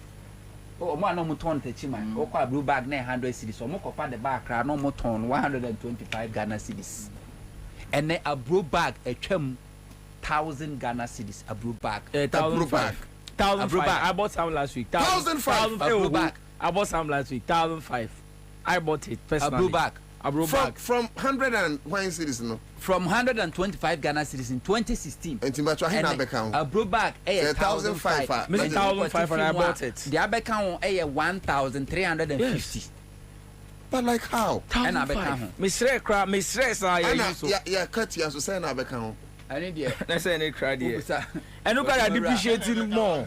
No, but Ghana, look, everything is going up except Ghana for yes, salary. And tomatoes Adaka 2016. Tomato Adaka, when they back Accra Haseya.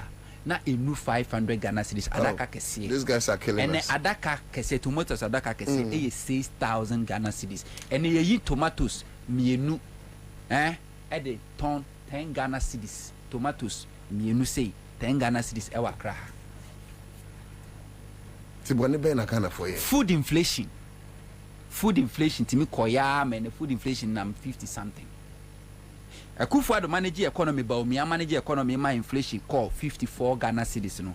Na de kire ni say wukuta 100 Ghana cedis the value of 100 Ghana cedis no I reduce it to only 46 Ghana cedis. Yeah. Because 54 Ghana cedis there. Inflation enti adia na nka betimi di ato no so person toss out the corner now you have to go and look for additional 54 Ghana cedis plus 100 Ghana cedis to making 154 Ghana cedis to buy something you used to use only 100 Ghana cedis to buy. That is the state I almost say inflation. There are some fat messages in Emra. Send a number to a particular thing. Everyone said last year, this year, 20, and not to 2016 now. Mahama time, ABN to this amount. But Akufa, 2016. On Facebook. Now, Okoto Toyota Corolla, home use. Yeah. Now, almost turn between 24,000 to 25,000 Ghana cedis. Because now duty, no, a year 12,000 Ghana cedis. As of 2016. Even 2019, Toyota Corolla, home use. Now, Oko marketer, no more turn between 60 to 65,000 Ghana cedis. 2019. And at the same Toyota Corolla, no, now Toyota Corolla home use, billion. You have to pay between 180,000 to 220,000 Ghana cedis. Oh yes. And for Toyota Corolla. And okay, good agent and because duty na Kasakwan is about 68,000 Ghana cedis. Toyota Corolla. Oh, sugar, even if you get good agent. Now, care morning poison and a ton this time around. Care morning. Some car. I'm a ton 2019. 65,000. Me toy na mshepi me bibia wie no. Me boka 63,000. To them fancy market price at that time was 65,000. My used car from 2019. You were 2024 5 years in it. So me person me told me car na. Me turn more than 100,000 Ghana cedis. Of course. But the normal business no car na where you swatch no I was any value reduce. But under Kufuado, the value no as cost more because of how much the car is selling. And they sell no more thing. There be no. There be no 63,000. Now say fast forward to 2024. Okoton car where we don't say I'm not cost. Car no. Kufuado no the better. Very good. Some car na me use no. The value is CA. Makasimato. We be another say can be more 65,000. I would more their chow. Now onya. Because all time I'm finding say na me say me turn me car no. Yeah. Say me say me turn 65,000. For now say me copy the same car. I was say me add over 120,000 to 150,000 to buy the same car. So this argument will pass for somebody in car business. And to the power one friend. No. So into the can say somebody in car business, this argument will pass because say fan say okọ kra niema na 63,000. Ana wenya kwenyi ana fin way. But on market and the value 120,000. So 120 sir you be out of business. Oh, completely. Just out on at the current market price. The way to market price. No me but all the idea have been born in the wood. No, not dream bonnet. You don't get it. No toncas. They be on the value of the price of the car at the time of selling. So what you can 5 years. One business I say. Business. Who business? What toncas? On business I say. Now roadway insurance na yeto sunu nyina expenses no. Minimum penny bia or ton a year plumbing material WC no nkro ba. Okay. Was it 2016? Na offer a year container no WC no or say a woman 229 pieces. Now otua duty between 15 to 18,000. 2016 by the time I told about year duty cost run before this if about in last one would 25,000 Ghana cedis for a container. Was in anu ya no nyonko akofa the same quality of WC, the same container size at the aba.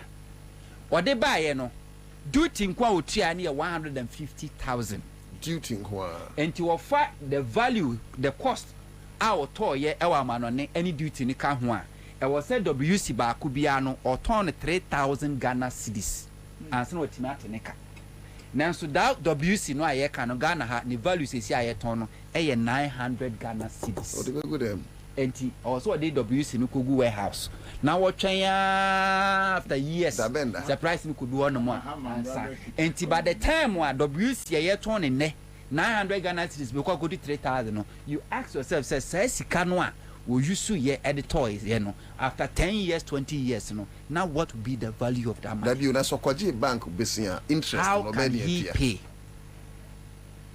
how can he pay? This is the reality. When you are someone yete hu Ghana. Okofa enyama bo from 2019 besi na. I just say I multiply by 300% times 3 times 3 times 3 times 3. And editing hu Ghana has say. Then Baumianwa only in charge of the economy is now telling Ghana for say. Or be president here. Well, who see a problem and say, yeah, import duty is so high. And so be president or be making sure say, yeah, duty charges no, and need to go by a pay. And now say any be lower than or cheaper than Togo. What are you doing now? Baumia? What are you doing now? Why don't you make it cheaper? I didn't know money cheaper ne. I didn't know money cheaper ene.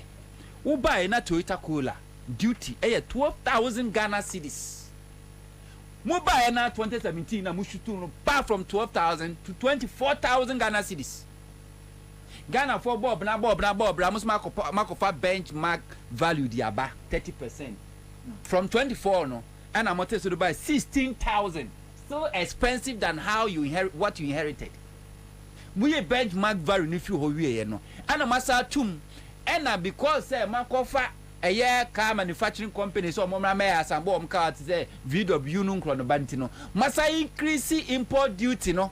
Thinking say no bet the 10 crowd from importing cars from Amanane. No more metal cars no masambo hasia offer car car kabia okoton home use wa obetua 100,000 no and now beto obetua more than 400,000. You want to force Ghanaians to purchase something they cannot purchase and am increase import duty no. Yeah. Sa ke ya omudi Uber nkitin. As at 2016 almost on 25,000 Ghana cedis. Oh, we got 15. I mean 15. I buy 15,000 cedis. And then unkuta 80,000 and above won't even talk. Kambu no. Kambu na 11-12,000. You can buy it today. And now when you have 50,000 po, you can buy it. And now unkuta untimin talk. That's auto 12,000. Pure water. 60,000. Pure water. Too much. Eshemu 30. 2016 na a bag no eye 1 cedi 50 pesos. 1 cedi 50 pesos. And then a bag of sachet water between 10 to 12 Ghana cedis. Yeah. To be 10 Ghana. Yeah. 2016 na bag ni na say 1 cedi 50 pesos. And then water sachet water miensa say 1 cedi 50 pesos. Sami, wisdom. Kafu said Ford Explorer now to clear 120,000 duty. Also Range Rover and so Vela no or clear 180,000. Oh, you are. Anna also say Toyota Camry so over clear we duty near 52K.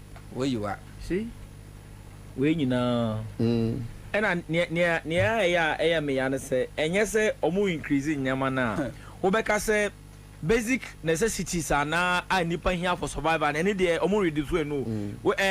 Once ne air cost no na needs to cost. You see, Ebra Akufuado aban sha sia na Ghana for kwa ahochirem no. You need Ghana for ye. Ghana will be a use for wheel drive car biano. There's possibility say or more than one car. Yeah. Obi use for wheel drive car bia or Ghana or more than one car. Or saloon fee. And the bra fu and sha say cost run and microphone Timiton. What did they do? And Crawford sha say or more tom cars. I feel for say bo nkra obi akra musa wumpo. What they did was that no park or for wheel drive ni si ho. And no sha say so use saloon. Ebia wo tu kwa kwa etire baby a na bi obefa for wheel drive no. And then even the saloon they cannot afford fuel. Don't talk about a kind of spare parts. Don't talk about spare parts. Don't talk about spare parts. Fuel and the crowd they cannot even buy. You can't. And then to change your oil, Toyota Corolla engine capacity 1.8.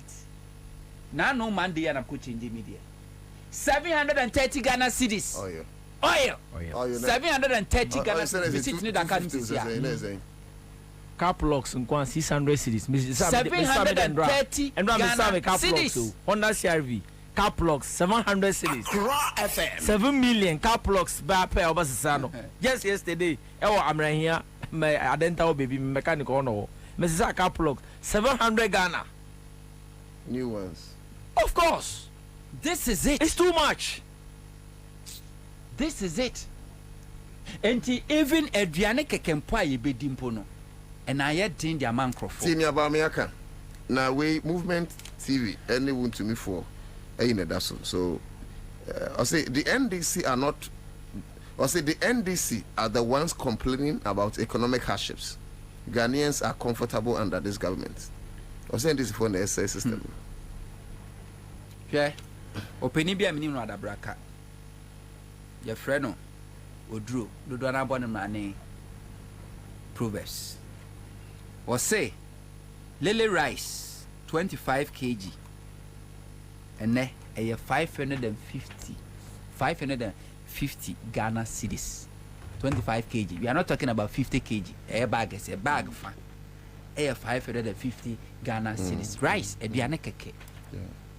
A bit do because a dianekeke. Yeah, was it 2 weeks ago to be 495 or so? I don't know yet brand no brand now can yeah. This is what a diet is here. And we are not boy a thing to say to say what dear you are not thinking about say let me go and build, let me go and rent a damn team on some single room. What dear mammy in Cocras and Copage and whole 2-bedroom. So for 3 minutes. You cannot even survive. And think of what we do so living standard. Some do some point they cannot even survive even here in Accra. Now because I have one and Emma board, me see over the weekend send your Mampong. The same thing. Mampong, Kwabena. You chofu no 10 Ghana cedis. 10 Ghana cedis say what would you who be 50 Ansah no ame. Yeah. Enye no chance. So because a Mampong there. Senka or denka fomunia nuane de nkenya na. The Mampong kra na ka be ko to the same to da ho ba bi da ho enu da ho Mampong kra na as in the same price. Ye twa bush meat 40 Ghana cedis. Mampong too expensive. Na ade akrantia na. Akrantia so otwen 40 Ghana cedis. Ko na kra na fans wonu mo de. Ba fufuo no ye twa ne 10 Ghana cedis. Fufuo ne twa ne 10 Ghana cedis kasi enu sei. Nikasi enu sei. Eno kra yen kasi wonu mo de. Ade mahamata ne entakrantia okroma. Krantia no mu ntwa ne bi won ma 15 cedis ne se 12 cedis. Tene gobe. Nanke nim se kane no. Wo ho kire wo na ja wo pese. Wo pe aduane efo na de ensuo nko a. Wo di ko ne bo foundation sa de aka nyina ye ensuo. Enne gobe. Unkuta 10 Ghana cedis and above you can buy gobe. I won't talk about and one friend called Joe Brookman. So unkuta 5 Ghana cedis. I want to mean top brother. I have to a fan. I trying to fan. Want to mean top brother. I have to unkuta 5 Ghana cedis. And I go back 10 cedis when you. And sometimes maybe sir, maybe sir, I unkuta 5. Want to mean top is like go back 10 Ghana cedis. You can buy go back 10 cedis. 10 Ghana cedis in about. No, 10 cedis say be abenya ba wonya. Na ye can't say be an boy ye deno. Then the former minister of Agric. Also free akoto. Government said the best remedy antidote ne say yemfa bas ne enkofa brode ne emfa megu ministries comedy ne emfa adomansi so yemoni donko bi Ghana fo nyina enkran fo mu nyina wo ba pebodi atobia no bra ministries na ho na brode wo Ghana nyina won kran akufu ada buy so no watimi wa implement planting for food and jobs successfully. At the end of the day na ye borrow serious a bro e the free ECOWAS na ye feed secondary school akufu ado I was say o matimi make sure say aduane yenya bumper harvest enuane abusuo no na yentimi feed even secondary schools a bro keke na yentimi feed wo mo aduane timi e short e wo secondary schools na ya pamon kra na ba fi so bia medidi enne yes free SHS na so on the quiet awofo etua sika contribute e the feed a year their wars then ba omiaka mentals as vote for me na me be president mema bibia ayefo because democracy is so cheap. We say the Biameka, Akufa do reduce ba na ma Baumia so say no anya gidie enro amete say Shatawale say he can also become president. Say Ghana for be supporting. You see where we are heading towards, because Akufo-Addo reduce bar no ama ne Baumia anya gidie says Akufo-Addo kraba be ye president, I make my president. And the Shatawale say Baumia we Baumia so be my president na people for to abaman so a flag bearer. It means me Shatawale pa. All right. President. Thank you so much, Same Hunto. But Nana Unim say Greater Accra women or Muton Dokono.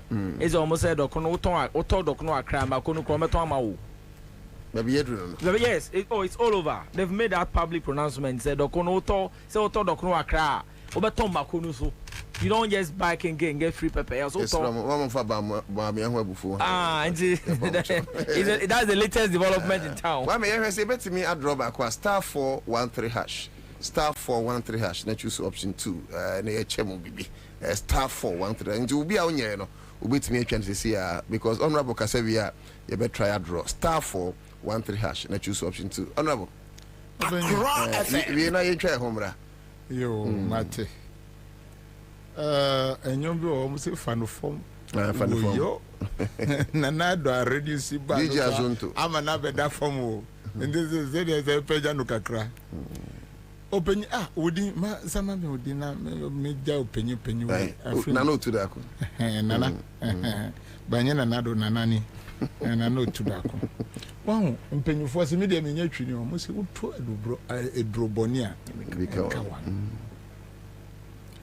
I like the way the discussion has come today. Ya hu senia Nanado ni Baumia kenoforiata the economic evil kenoforiata ni wa yo man enuni. Every society, every family, every country is nurtured. SSS time biano say aba na SSS hwe nyema nkitinkiti dachi no enkofa sa nyema yi enfamba. Enunti time Nanado nya power was in at the Independence Square no na NDC form your parliament ye di odo senka ye wo ama ya kire mu say well musi ye nyem ba ya na ye free kitchen horses ya wo ye nkire mu bebia eja no da bebia Manchester wo bebia crazy wo MPP for say there be asembisa me di shase say eba mu say na ya bedru bebia ye dru ne. That is the question we are asking. Nanado ni Baumia kenoforiata omo shase etu anamoboni from 2017. Ya kan MPP for say crowd bia on be ka kire say NDC for no yempe adipa mnapo be ka kire say ya ka kire say on my timetable no ye pe on my no boni. Why will you wish it evil for the nation? I say assembly. No, Nanado shall say bra boni idea bedroom then no ma closey banks. No ma closey banks. Ghana forma omu banks. Dodo na 9 akọ. One omu ye juma oho omu juma akọ. One omu nka enida so bi oho say oh mi wie university a mi kwa ko pay juma oho no omu enida so no susu akọ. Ya ka wo memu. Ya seize a man for license a omanye boni bia omundi omani ka.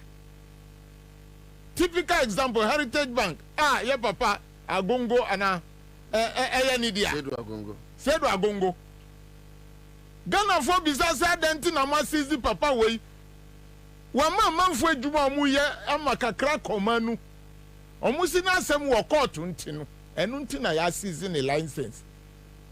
Ya kachire Nanado ni kenoforiata say we dey trimodin because Ghana for papa du for openyi amwa UT Financial Services any nyomo kika hu inkamu kita sasika krabia besi nea the multiplier effect ni say more employment, more money in the economy, even government can borrow from them to open up or to complete projects.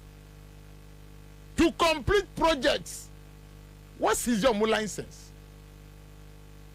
Menunko danche. Now, Cocoa, a former and some medical aka. Inti way ba say no unemployment about sikanu susu ako.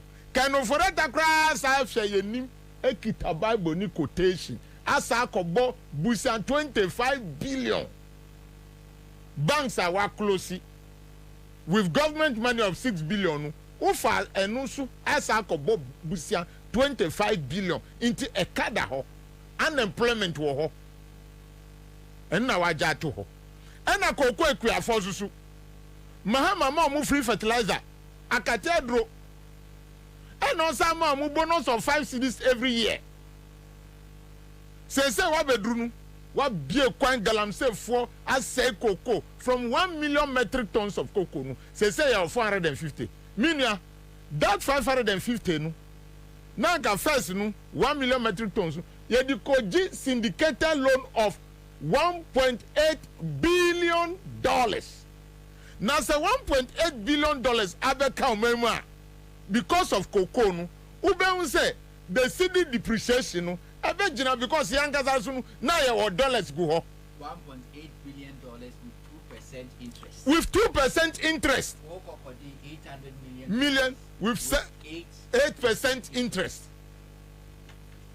Etiefo sanya man na edio man no about say mu na baumia na gina ekuna no amo man na say enti ndesa wo hwe baumia osabe gina ho aka kire say oh mun first year no mame na me ba meye no ye mun bisa no say ba mu say na mfi nwotwe ni awantumi anya ho hwe akra na nyema no egusu say enuanum into them say in this cocoa asema meka no 1 million metric tons no yetumi gi $1.8 billion say akoye 450 no $800 million krano enu na ninsi hu akoye 8%.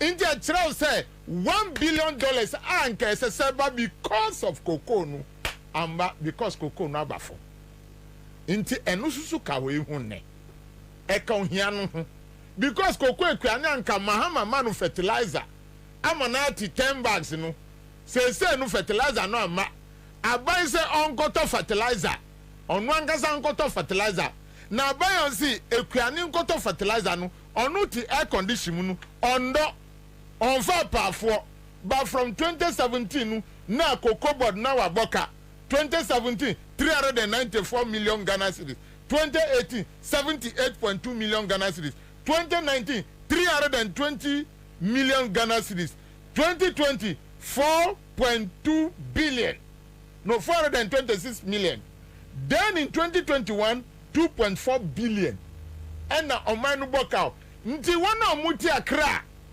krokase mo mundo no omuti ho eboyeka na usi kokko ekwane de onu de onkoto fertilizer okoto fertilizer no ediku koko na si wi a ya ye ti akra botaya etwe aban koko ka no na ye de na ye bo oman no ka from 4.2 in 2023 sorry in 2022 3.3 billion in 2024 no na ye ko 2.6 billion na omu bo oman no ka ye be ye de ma sika no wa oman mu se obi ti ho a onno onye hwi eno ni say sika no ba no ma fum sika no ahwo mu botom one MPP for ministers driver for kita dollars in those days omu wuso kire yen sika no ma fum omo amfa nyansa fum enu nti no hia besi oman mu nne minia nana yesa koyenima ubem say Fansa Mahama create yen. Any Rollins create yen. Ubeka get fund. Nanado di koji loan. Na poa na dibe 1.5 billion mi wo parliament. So on fancy squad susu wo hin. Even syllabus amuma yen no. Books no wo hin wo basic level. 5 years now. Yes, syllabus book nka. Meanwhile, Moody get from Edia Siawawa. Now, what's our yard? Esla. Sanka and the Petro Cosro say no. Abanse abanu what Timapa Magana for. No, see, oh, me my Ghana for. Say, I won't say Nema Mwedi. Ebia COVID. Any Ukraine war. Nan will be Kaya or Ukraine for cry it was Sam Prado. IMF above Babaso. Tell me, yeah. Or more inflation, 3%. Growth here 5%. One of Moody to Sam to Krano. No more ye. So you tell us that, oh, because of this, no, oh, Petro, Nanka, the open market, new price here 14 point something per liter. But, ya Gigi Sikabia to Hono, Muma Minfan Somas in a Muntono 10 cities. Son of Mampenny intimation in Marshall. Na Sa Esla Mahama credit to Hono, Nanado Bayan was Sadi Akoji loan. ATF4. Nanado ni Baumiani Kenufurata, almost had this F2 Edico Gilo. Sikano Mudi Yadien. Sa Sikano Mudi Yadien. Yesati Hotiwa, Nienti and ne, 1 million to ebo iron rod price, block price. IDCT, Bank of Ghana, Ordinary Chichi, Asheman Shasi. Actually, trust Casa 77 billion Ediamananado outside the budgetary allocation, outside the parliamentary approval. Intimidate na kwesi Shaman Nessa Nanasa Mikatro say, Sata Mananado air aeroplane Gina airport no. Omu this 77 billion almost $600 di ko go abrochira meboa. Yanga ntre Nanado say onja sa asoban. Aeroplane Gina airport tarmac. Now the aeroplane way here again. My aeroplane no busi there be not doing that time no. 2021 22 now this in trust cities Eddie Mananado. Because it doesn't pass, they should come and show us where the 77 billion for 2 years 2021 22 maybe a budgetary allocation is solving the problem. Because if that will solve a budgetary allocation problem, then the parliament must be in the known. The parliament must be in the known. Because the approval of budget was done by parliament. Members of parliament. Into one can I don't go kaya omusi obwa. Atu kaya omusi obwa. Haruna kaya omusi obwa. Afeji kaya omubwa mwandi sifomu mpladipa. In 2022, in 2022, ADC the report ba usi watwa 77 billion. Edia mananado. Nanado sikanu wo he. Omo twa sika dia ko abrochiro. Omo dia $6. In this time in the 2022 ending, one say inflation per jet says an aeroplane tattoo. Interoplane now to with dollars ama see the susuno in from afanu na ye hata. And no na ye tibesin there. That was when the inflation went up to 54 what cedis per what no inflation 54%. Anana to one kai. One guy say inflation cost 54%. Okay. So you ask yourself, when you have excess liquidity in the system, the liquidity is excess cash, and you use it to do what? To chase the few dollars, then you give dollar the strength to do what? To fly. That is what has happened. That is what has happened. And one thing and then from 54 no on my yes the Canada say your brand from your brand from and do 10 almost 10 cedis to $1. And yes, I'm a Bank of Ghana catch.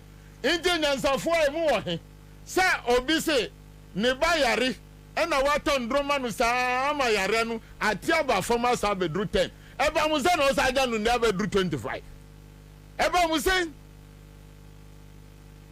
Minia Usako Nima. Our food production is poor. But your wise Sikama, they have been planting for what and what? For food and job. I need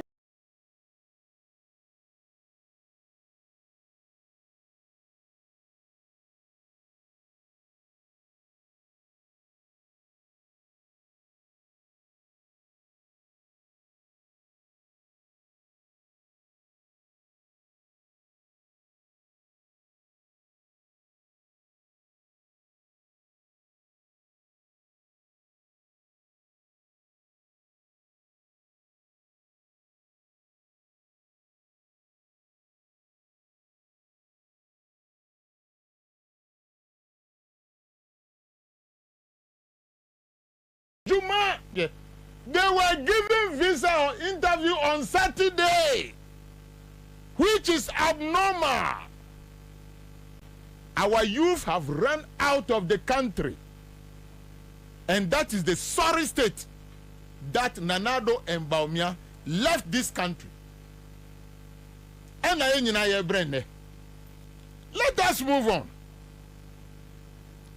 Payment of bondholders.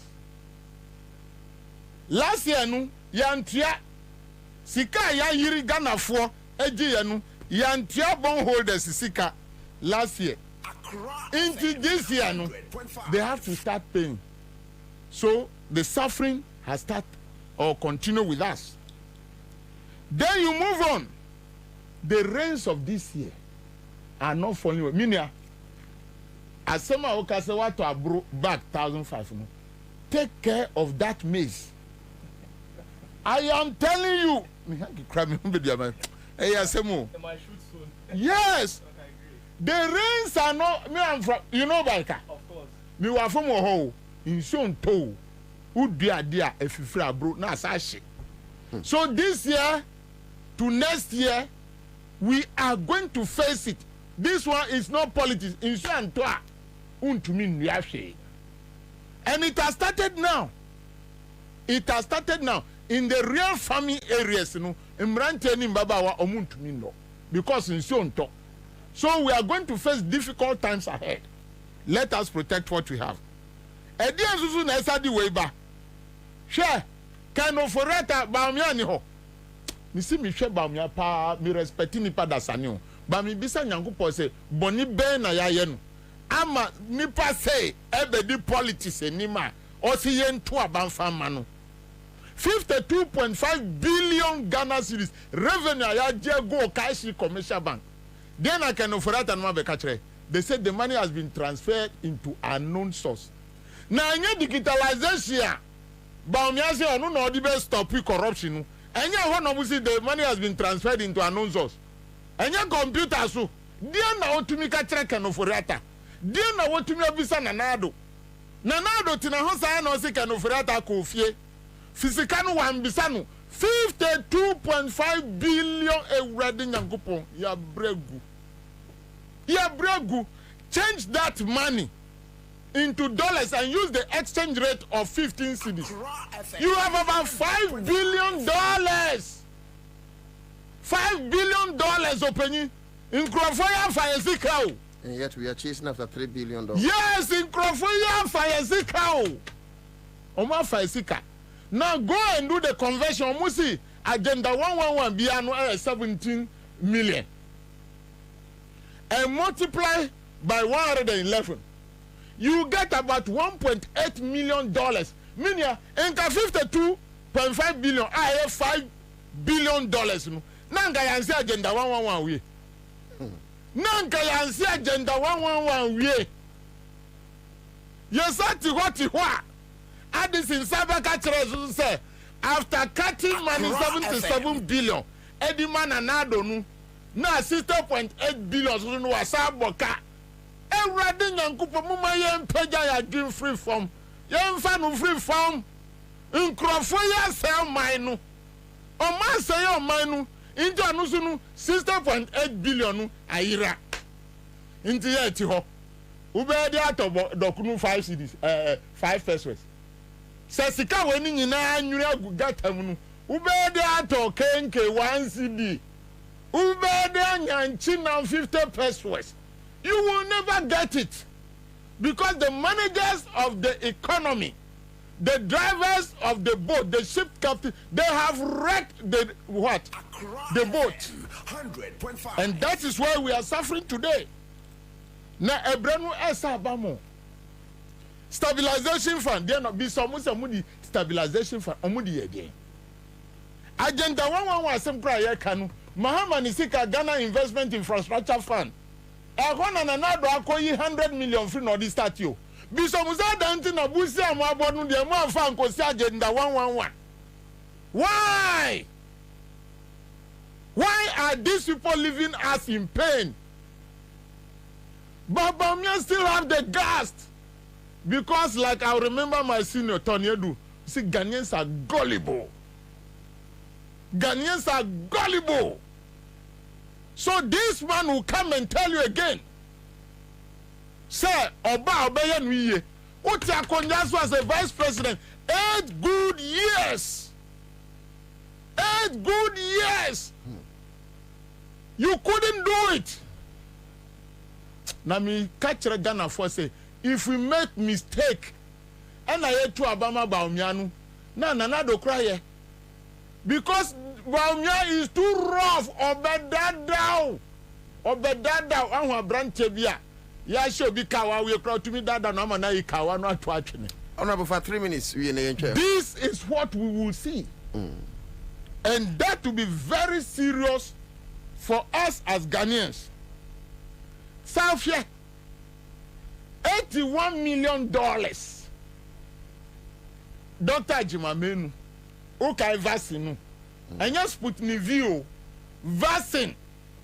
Time auditors yenu na auditors na expound say also the 81 I think it was $120 million dollars so kotondro nkodandro wakoto about 35 ediaba aka 80 something 81 aka $81 million na aka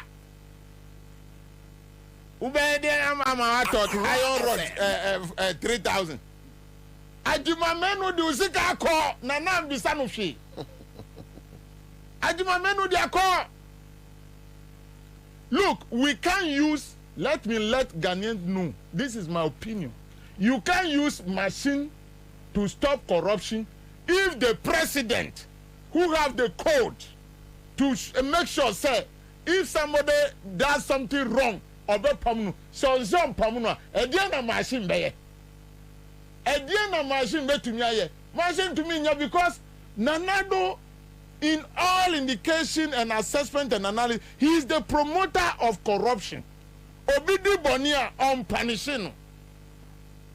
Some people before to make a choice say Mahama na ye president vice president atamus etumi setting up committee say no dey ya investigate no anya sir committee be Nanado sati ama Kanoforiata committee be Nanado sati ama Dr. Jimamenu committee be na wasati ama cathedral so no nkata na efunfumu ekuntu agu ne ho so te se kente dia no tumi ye so no computer or digitalization on earth can solve corruption. The will of the people and the president in the seat, he should be seen solving corruption.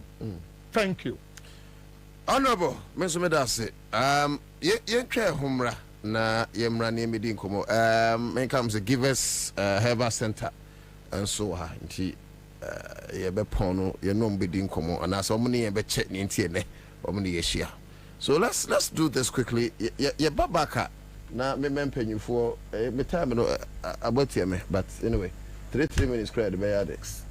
So for one final time inside the final into the final.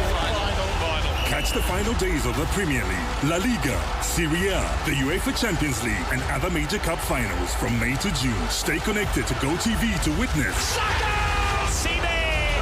live in all the finals on GoTV.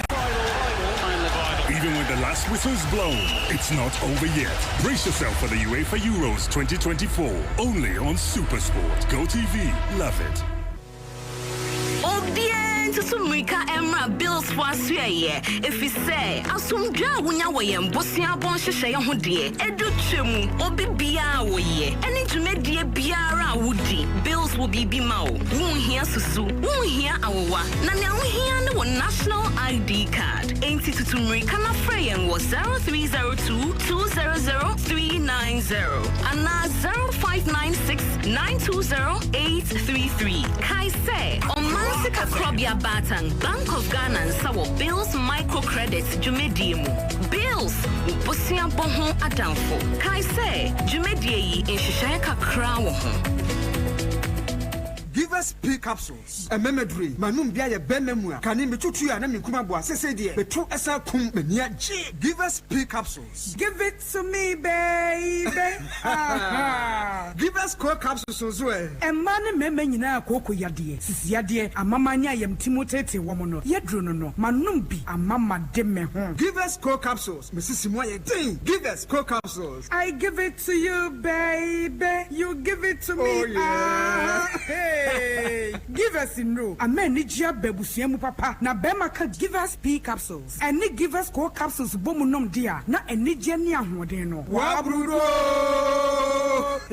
Give us P capsules. And men wadi if you do what you do kronkwa na efa. Give us core capsules. A painful abata one more menu for an kwada woni if you do me nunka ho. E wodro store bia motofonko give us herbal center. Teshi mobile. And na Teshi Adriami. Phone numbers 0543 222 470 and 050 68 FDA Aje Edwedi Nkratui Atu. Efira, my wife knew. Menene na baba trefia. Agia, me fira knew. O wife no ho fepa. Me da say. Na won maduane ye de. Ne nsa no bo. Hwe, efira, me nsa no bo papa. Ene obetumi atrefia. Efia afo manya tipa tomato mix. E di yes stew e bon kwan a. Jai. Hey, efira, se wo krom. Wonim tipa tomato mix. Bi di bia ba ware ase wai. Me popo bia mo adi bi. Se tipa tomato mix. Se de e maduane e special nti. Me nan for marima ade da won yire no da se won fa bi nya aduane. Nya sem kitu o. Oba de tipa tomato mix e ye aduane na wa hoho okra bedi bia. Etu wanim body vitamins A, D, E, K egum. Enu ye fortification. Enye no nko a o. What digestible fiber ene lycopene so aka ho. Ama product no aye kama se. Ene esa ebo no so da form ebuga na dwaso. Upedo do afre 0203 403 400. Tipa tomato mix. Taste happiness. FDA Aje Edwedi Nkratui Atum.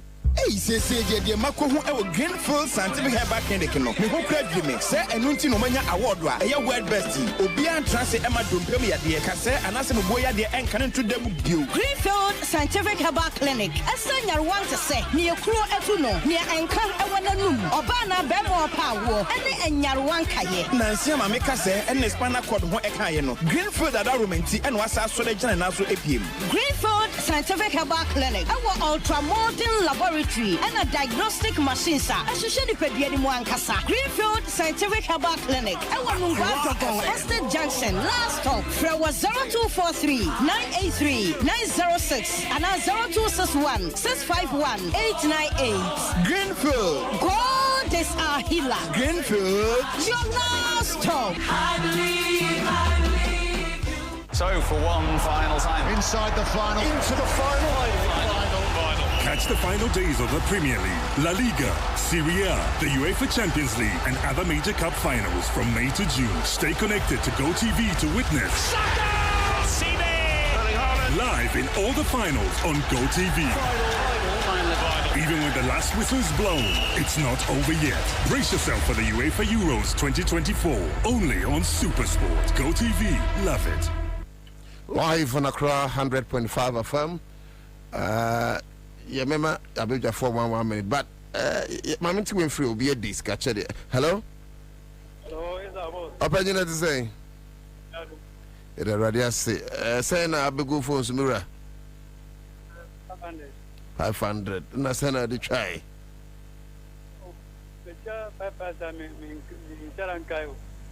We should not but when you're 5. Okay, wait, first woman, if I could. Yeah, that's it. Because that is it. Okay, it's just 1 minute. Now, you're finding, you know, calling Cockrabum. Just 1 minute. Yes, just here, dear, and there, my little girl, me sister, Deborah Boafo, and then now that, Deborah Boafo, me mao, Fishapa, Yamima, Quatintin, no more, I drain no more, like wisdom and knowledge in your endeavors in life. Now, before Konya, so I'm at here for us what to say. Me father na waka ba bi ni penny for shisha ye say nyamboa first week of August.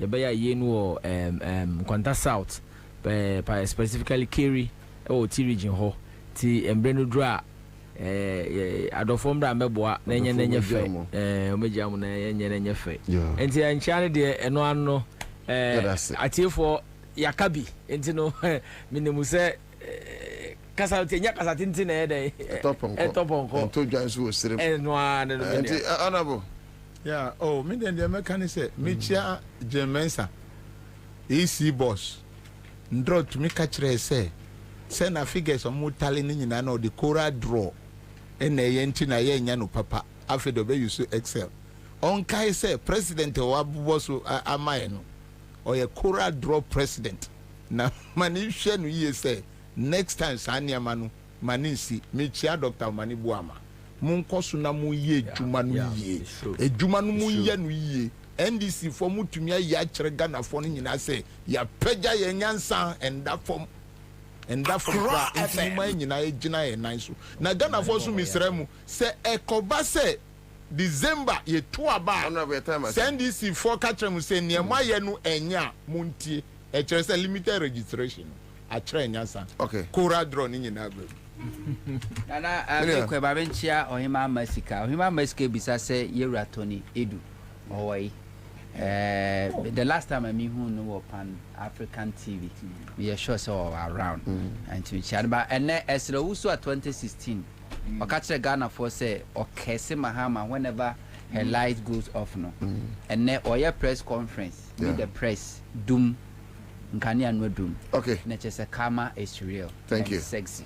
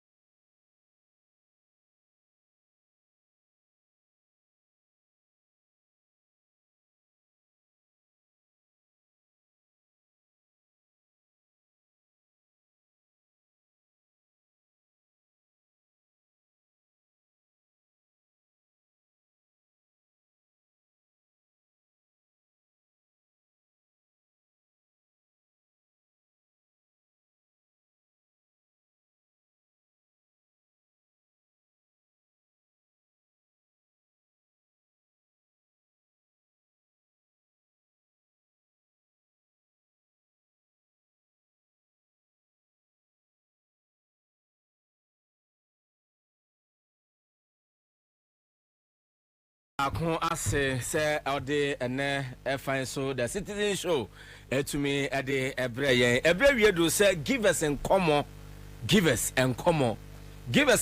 yede somo e wa Accra 100.5 FM ene anwumre yi na mamini kan yen fan chakase emfanfi yen kofa bai ne yen nanofo de ma give us industries, give us herbal center, give us natural mineral water, any give us media, any ekoni nyina eye Dr. Solomon Kwabi ene anwumre enchakase na yede e ma Ghana de hye nyina se bre ne edon nyina no wo mo de mo ho e de ate yenwuma pa ene yendu pa yede abo man Ghana mu edi tu yare ase ewo man Ghana mu me pa cho kai se give us herbal center yenu pa no yemfa nso yare ano na mmom no yedi tu yare ase ewo man Ghana mu enu ntina se ukọ herbal shop ukọ pharmaceutical shop ukọ licensed chemical shop se ukọ pedu na wode asa oyare anase wode tu yare ase na herbal shop ho no anase pharmaceutical shop ho licensed chemical shop ho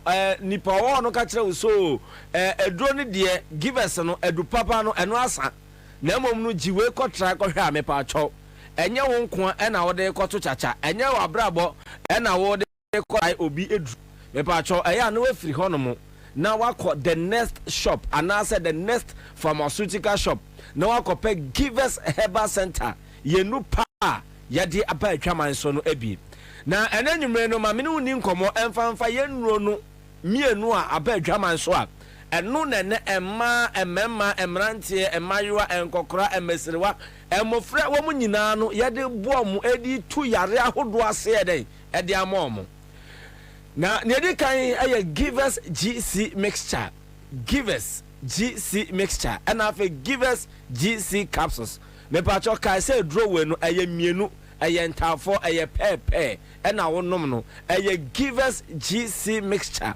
and have a givers GC capsules and this a wonom a ofa ne mienu edi bomu ofa to paye aye GC capsules na wudi nsuo aye GC mixture no edi aka ho na etumi aboa na yare no etumi etu ase pa na me pa cho tie givers GC mixture ene ne capsules ne eyenie wo ye oba wo ye pema na enam yare we bie ha wo etete wo no me pa cho eye hahama dubina dinsi ahodo papa givers herbal center yade aye givers GC mixture ene ne capsules ede aba no eno na wo hia eya na enemu yarewa no edonso ayese do bebre do so FM yempese yebebo bidin na yejebi enu nti na bema awutie mi oba awutie mi na wo san ehwemu ye no wona wonim sane awunipedua kwa no etie wona wonim ensakraya aba oba no eho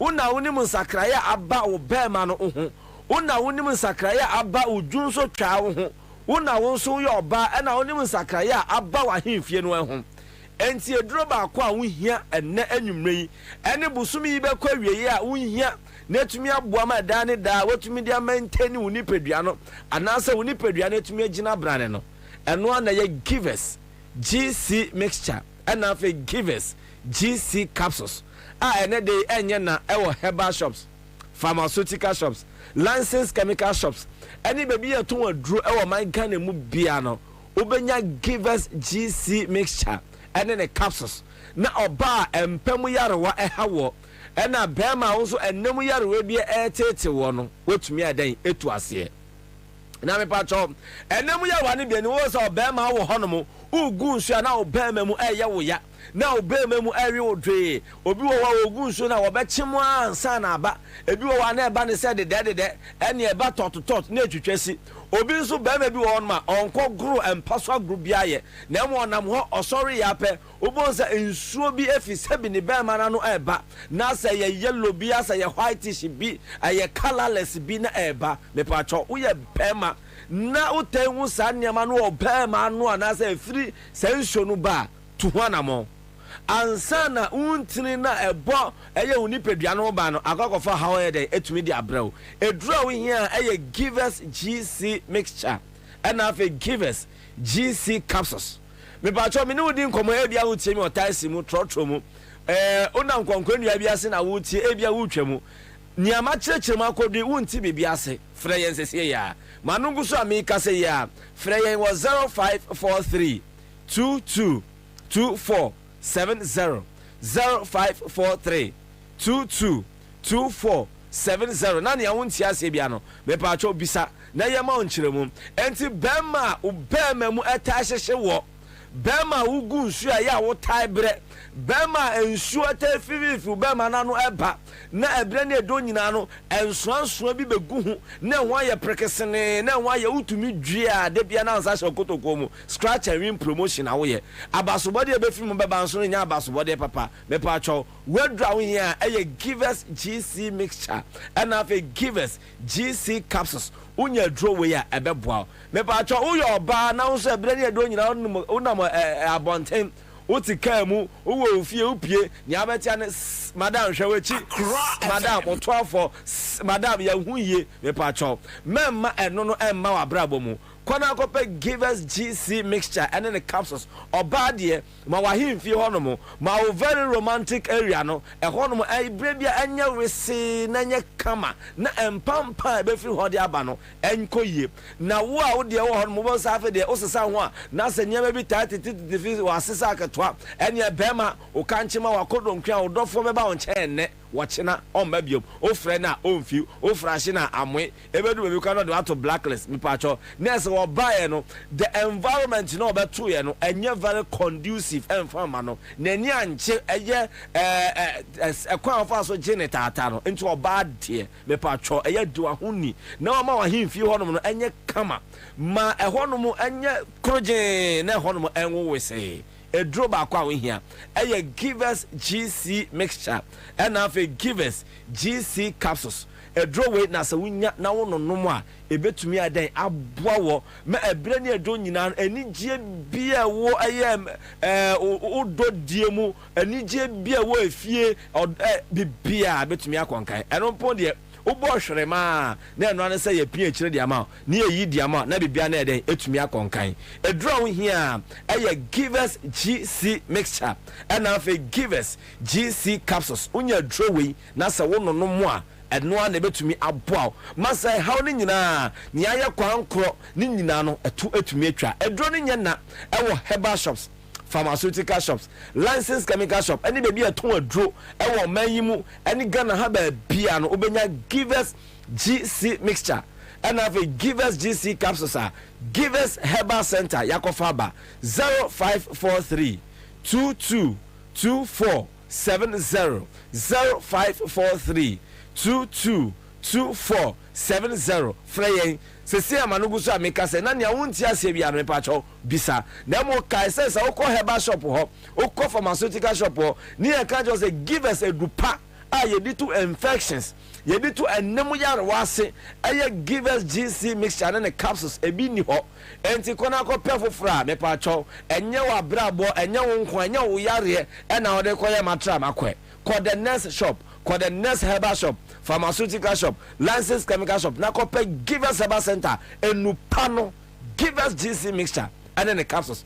Ka say yanka say ye memo hama, any dubinani dinsia hodo, and a Dr. Solomon Kwabena, and nam abefu nimdia ni suye hunu kwanso, edia ye nunu, edia ba, ene adanse no doso abonte ho. Na ezan se obi nsi chudo matoa, na ka kumyaji ni kwa enu muntino, me pacho wa kona koto. Na Ansah we are the same institution to rip off the country, to destroy the country. You are using the same people. All because when you gather your booty, you share with them. Oh Joe dear, oh Joe dear, oh Joe dear. Why we have gold bar, oh Joe dear, and they are happy. They go home. No matter what they are calling some pass. Obey a military commander when you gold bar. Then you or the bia ring or the bia a chain, edan a comb. As and when upon a biako way, no aton, no any medi, a dianena namuguso, na or tehon no about banning them. Look at you, a foolish man, stupid, wabadam, wa yensu essay. And I know many Ghana penny be in common. And me catch rano, me sending the message, it's on my phone. Me catch rano say, Oluman. Or see in the media for Enka Galamsey asem bio like media for you today. Now old man, who are the people over here Galamsey no?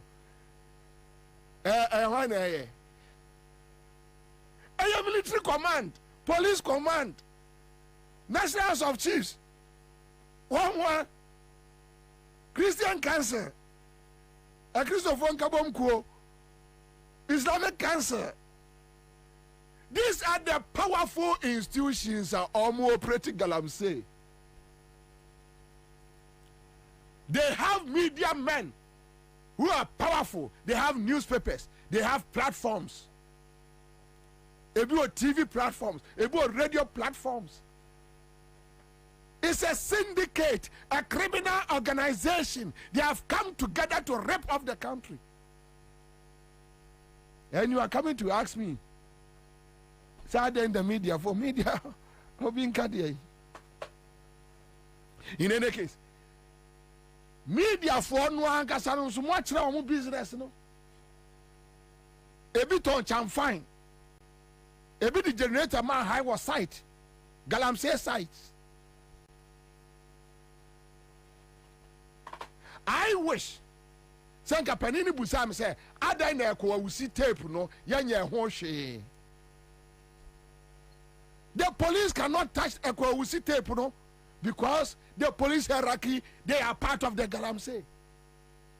The Ghana Armed Forces hierarchy, they can't touch the tape. They can come out like, hey, let us investigate this tape, because they are part of the syndicate. The media, they won't play. Peace FM will not play Kwawusi. Joy FM will not play. City FM will not play. Upon Groma Chasika, one Samens, nom, and it's how by no multimedia against Galamsey. I'm gonna tell you, I'm gonna tell you, yes, I'm gonna tell you, yes, I'm gonna tell you. So they just talk about it, want to, but they know the people involved. They know, they are aware, they know. Who told you they don't know? They know. Yes, Galamsey, they know, they know. How many crop?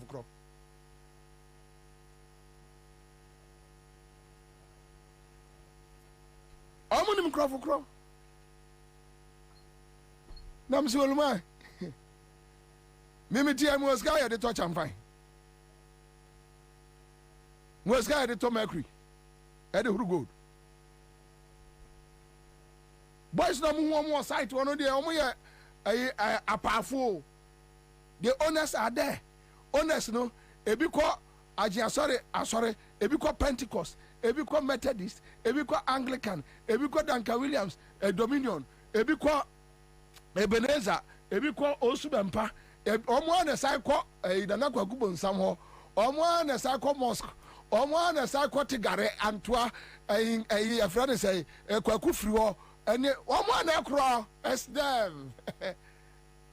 So you see, while they are destroying the state, they share the money with the powerful men. So how can we fight this? Ghana has become a criminal state. Akufo-Addo ultimately lead Ghana into a criminal state. Akasa Ghana benya gangs.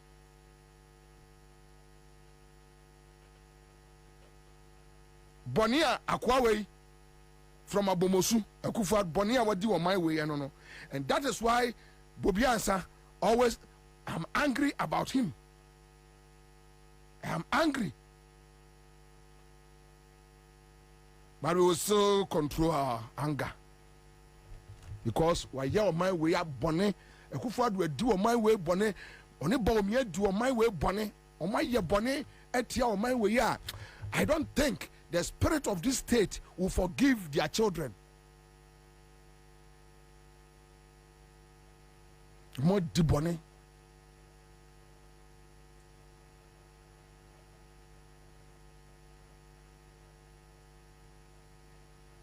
State institutions now they debonné against the state.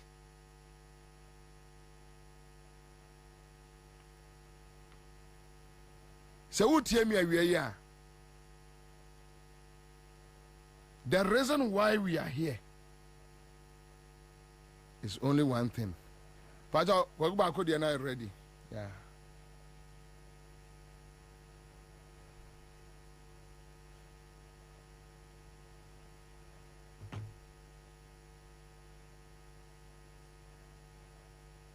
Yesu yengwabodo, yengwabodo.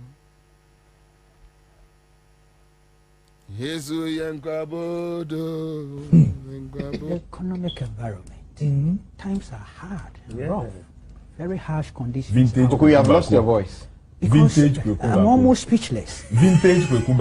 The effect. Oh, so he's doing propaganda. Yes. I don't like when you say you are doing propaganda. Do it. Oh, you say you should do it. Please, this is not fair. This is not fair. This is not fair. We have just a few minutes to go. Yes, go. Nobody can live with the increment. Nobody can accept it. So. Yes, it's propaganda. I take it. I accept. I didn't say it. Oh, because times are hard. Times are rough. Your colleague said it. With all the doomsaw effects, the cost of production, the generators that we are using at home and all the rest, I'm telling you, it's only going to impact adversely. A strong point. That's a strong point that you so it's no joke. The timing, it's something. It's marks of insensitivity of the highest order. The economic environment. Times are hard, rough, very harsh conditions. Vintage. You have lost your voice. Vintage. I'm almost speechless. Vintage. The effect. So he's doing propaganda. Yes.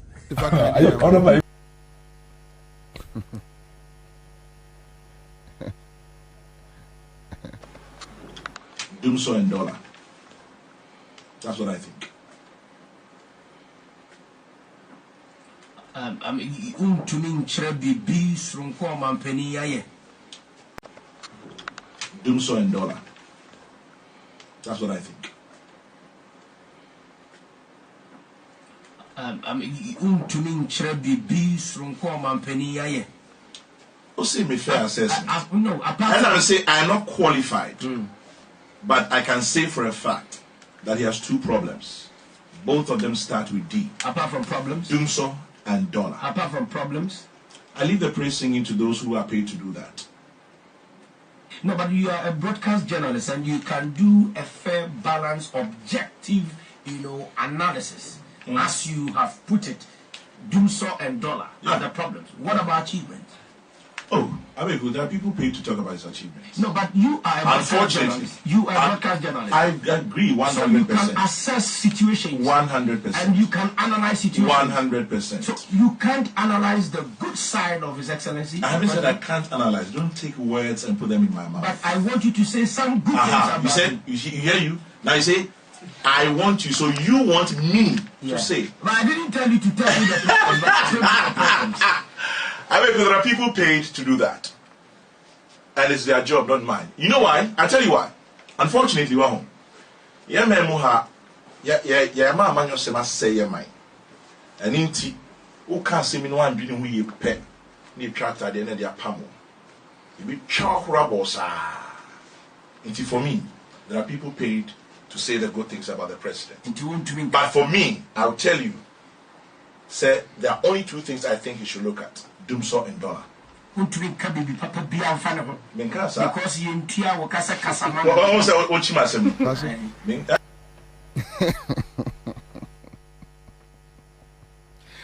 Oh, Abeku Santana was not smart. The person is telling you that yawo omo yatua omoka. So omo enka the good side and achievements of John Mahama. Only atua neka to talk about John Mahama bad side. But Abeku Santana couldn't read through. So kwawe yatua neka. There you. Na say listen well, yentia o kase ka obi a good side, yentia kase ka bad side. But you see, they were operating that time and they were operating behind the curtain. Yeah.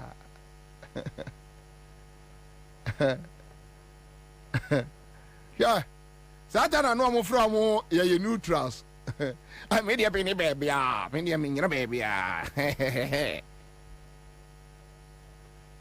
Yeah, today I heard him saying minye neutral. I'm saying nan katwa. What kind of cray? You see, you can't hide forever. Yeah, you can't hide forever. Yeah, Omaha my way yo. Omaha Ghana. Omaha Digana. In any revolution era.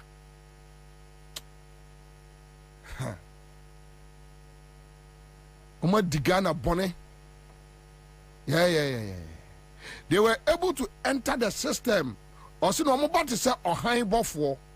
They came in as an angels. No, must sway many of the people. Doing the $1. And $1, I say. And $1, I say.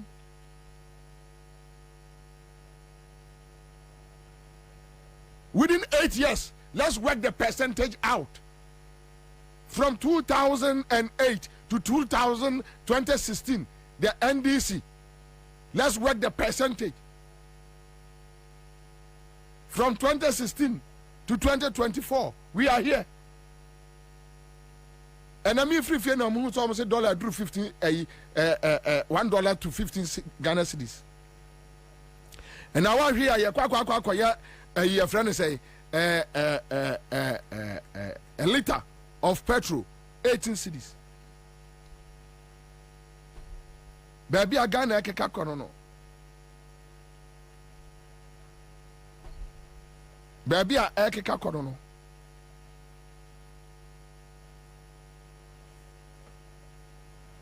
Because almost a boy and they have almost a with Baumia. Oh, they don't even have shame to back out like no, this is not right. And I see a Kwabena microphone said no, this is not what we fought for. And Gravano Mokoto. No,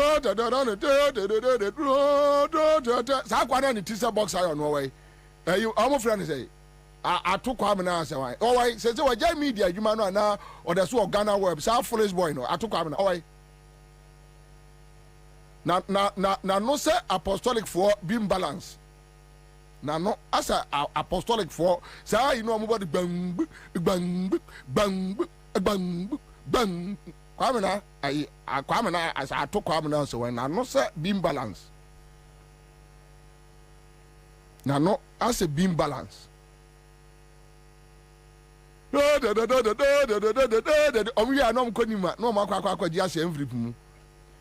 time, not John Mama, not Ope Ameri, Ope Kapawa. He was working tirelessly. You know, now, from 40 seconds for Atamako Kumasi. Not at to come nine and no say beam balance. No, the Joy FM. Now, no, say beam balance. Now, I shall bear my pantine. Nimun Kasan Kasaya. Oh, the Bobacano. Ah. Hey, dear, I ain't got Cravacano. Now, Udum, Brabaya, what day? Pajo. Now we have a boy. 5 months arrears, 4 years of doom, so 3 weeks no water. Too many strikes. La la la la la la la la la. And the death goats in the front seats. 5 months arrears, 4 years of doom, so 3 weeks no water. Too many strikes. La la la la la la la la la la. And the dead goats in the front seat. Fall on your knees. Oh, ye generator noises. No light tonight.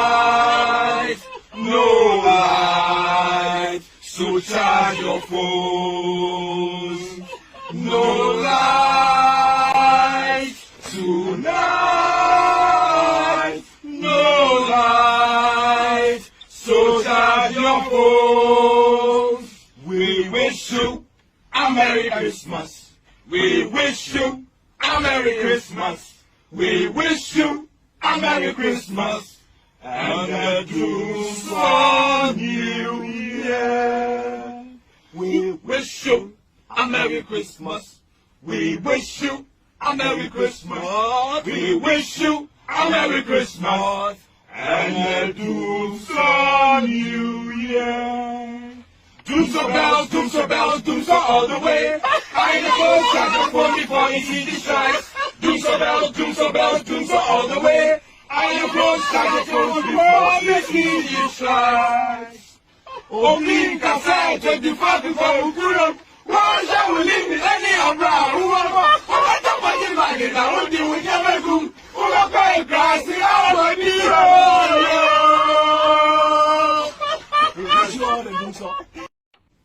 5 months arrears, 4 years of doom, so 3 weeks no water. Too many strikes. La la la la la la la la la. And the death goes.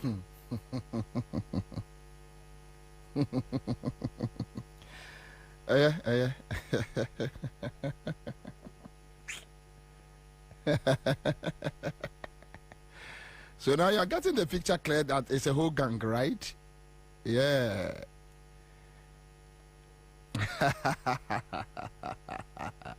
Kwame, I feel like I don't feel like working again. I just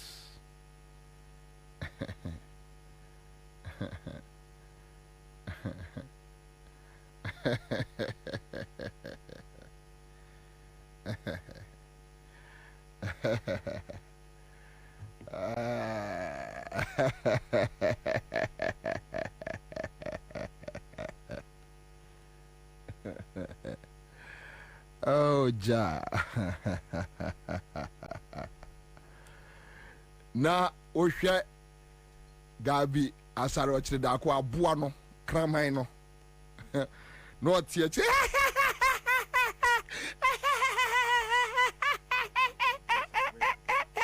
that just say my boys are working what come wagum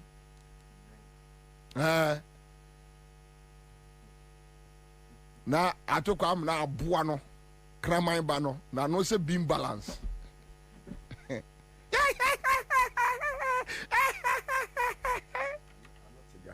I'm not a guy.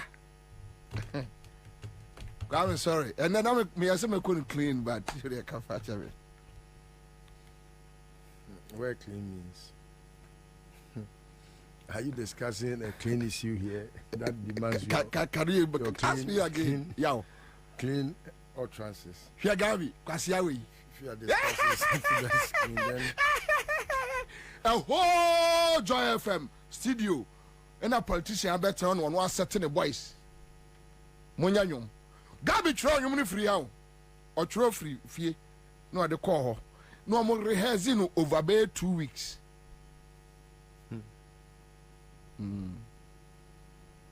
Enti. Oh, me want no sankwasi for boys we na ebi wo.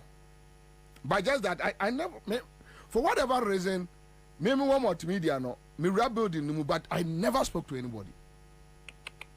Me no more niagro da. Even today, when I meet them, seriously, I don't remember their faces. So when I meet them, I walk away. But me read Dynamo Asempa September 28th, 2008. Me na read Asempa building no. Me no more niagro da for whatever reason I can't tell. Meant me no more niagro because the kind of suits who around them na mempe. Yeah, sir. Yeah. Sure. Therefore, look at Gabi.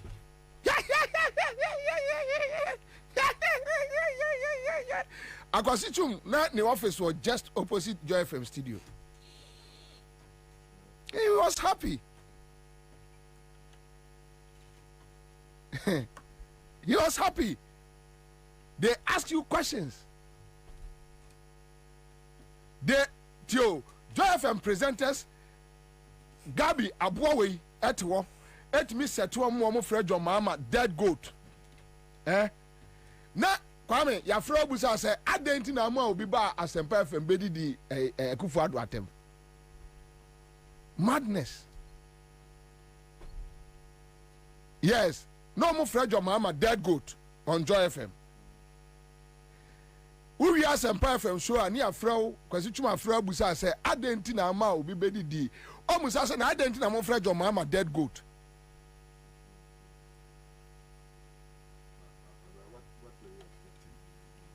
What were you expecting? Say, or no, or a part of a syndicate that wants to make sure say Muhammad who be send a better. Akwasichum problem nyina, there be akwasichum problem nyina no. Simple. Kwasichum ko pair snitch no. And atama suma farmer no. ano afra me say me no mo nko kasa na me si bo prof nko kasa masem nyina ni o kwasi twum wo akọ personal loan ni afa ma me ade wani bre ebesu me so de mayode me mayode timi buza za me mayode snit loan akọ pe no a loan facilitator me ye loan facilitator na me ni bi anka me koje kontra me kro mampo ka me mfa ma wo kwa oni kontra wo kro kwasi asembe no but for you see look yeah microphone you be ma throwbacks sa mo hunu boni o ma di o my way so mo di boni atoko amna na pantan se beam balance na no asa eyi tractor koba a kire die no ana sa zamra mani boy no ana o ka ho no hono ya na me pese me kana asem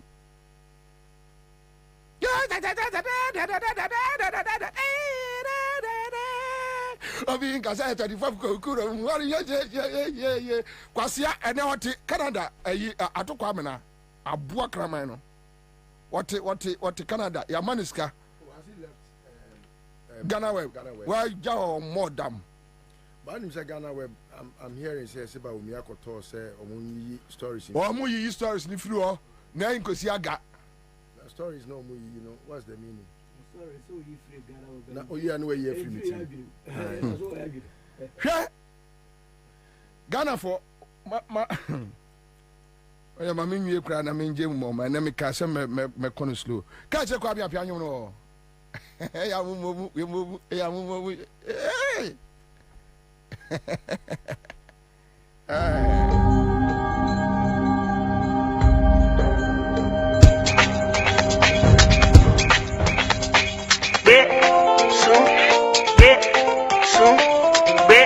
blow down. Do so do so do hey get it asong kidede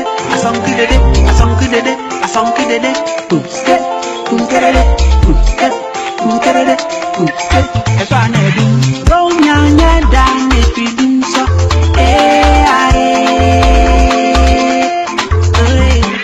go nyanya down if you do so 24 week me pa ko di bronyo say they do say me there em carry me me see bronyo it me ko wa ko di say they do say me there em carry me do so do so do anke se wuta ankuna anke se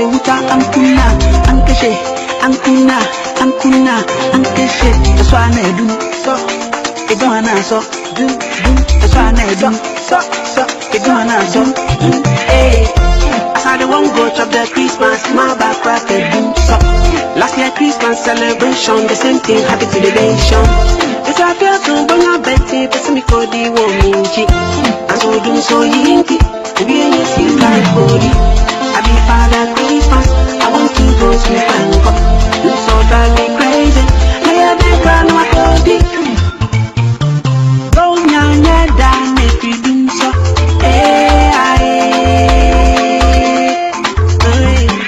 go nyanya down if you do so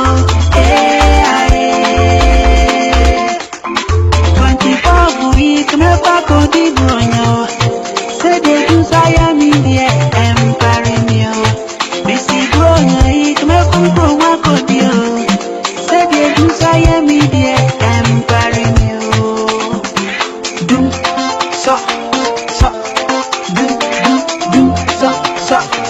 I'm a got as a friend say Kaje kwa me apia wasu anu ho say o se party no ni pa bone for go anego na me o so for ma kwata na beti se worker sa so kejiri o mo aha no papa sa na sa kronfo o nka o view sa a chichira juba ya ma no dum sa dum ye ko e kroma ko di bronya anya do dum so aba dum so yeah you see Ghana for look. La. Odia, Mamefa, Richard, the last guy, ne tweet no in 2016 no in Chato, and I think the last guy with him he has been consistent in his submissions. This Doomso, I think somewhere last week, I heard him making noise that no, at the end of the day, my timetable, timetable no rana. Yeah. But you see, Richard the last guy, so on 29:12 a.m. 7th January 2016. So when hashtag President Mahama promised last year that he will fix hashtag Doomso, he was actually threatening to fix Ghanaians with killer taxes. Killer taxes. Today, you are paying COVID taxes. You are paying AU taxes. You are paying. Yeah. There may person me communicate a dom name Pimpima Mutiemi across the world. And say, almost said that a gang from Kwakubaku, Sifakai to Joy FM, a Gabi. But Gabi na ya Yamokan say orchestra. Huh? No, conductor they say on you know. But in music, in choral music, what can I say? Okay. So one no Gabi na control se faka no nyina. Yeah. That time but what is he has always been the high spot. Yeah. Onuna one wo mo. One day we asempa. Wasana Gabi abewura ho na ne ho ntumagu bi. The big boss.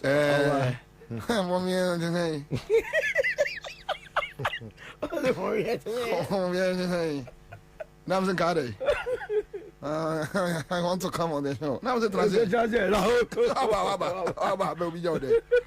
no, your friend said Derek KJ. Now Derek KJ Busan said, Gabi, would you true and true? Fantastic. I don't like this nonsense. If this is the way you do your program, I'm going, I'm so frog. I say that we have a program. Oh, yeah, Ofra no kwa kwesi chumo, no kwa kasa ya, na kwesi chumo di ya no most time na ya di o chre. Na mo yes me famo. E ya mo sa me Bobie Ansah me famo. Apo. Ere da me, o ba dey. No, I had on for station. E ba for station da some come berry. My dear, I can say that. Yana go for more fans. Oh, a whole criminal gang. Yeah. And one more syndicate. Yes, syndicate. You know, I'm normally better galam say no. Yeah. No, normally better galam say. You know, normally better galam say. O ma timi aye o man say. Therefore, my year, star 431. Right?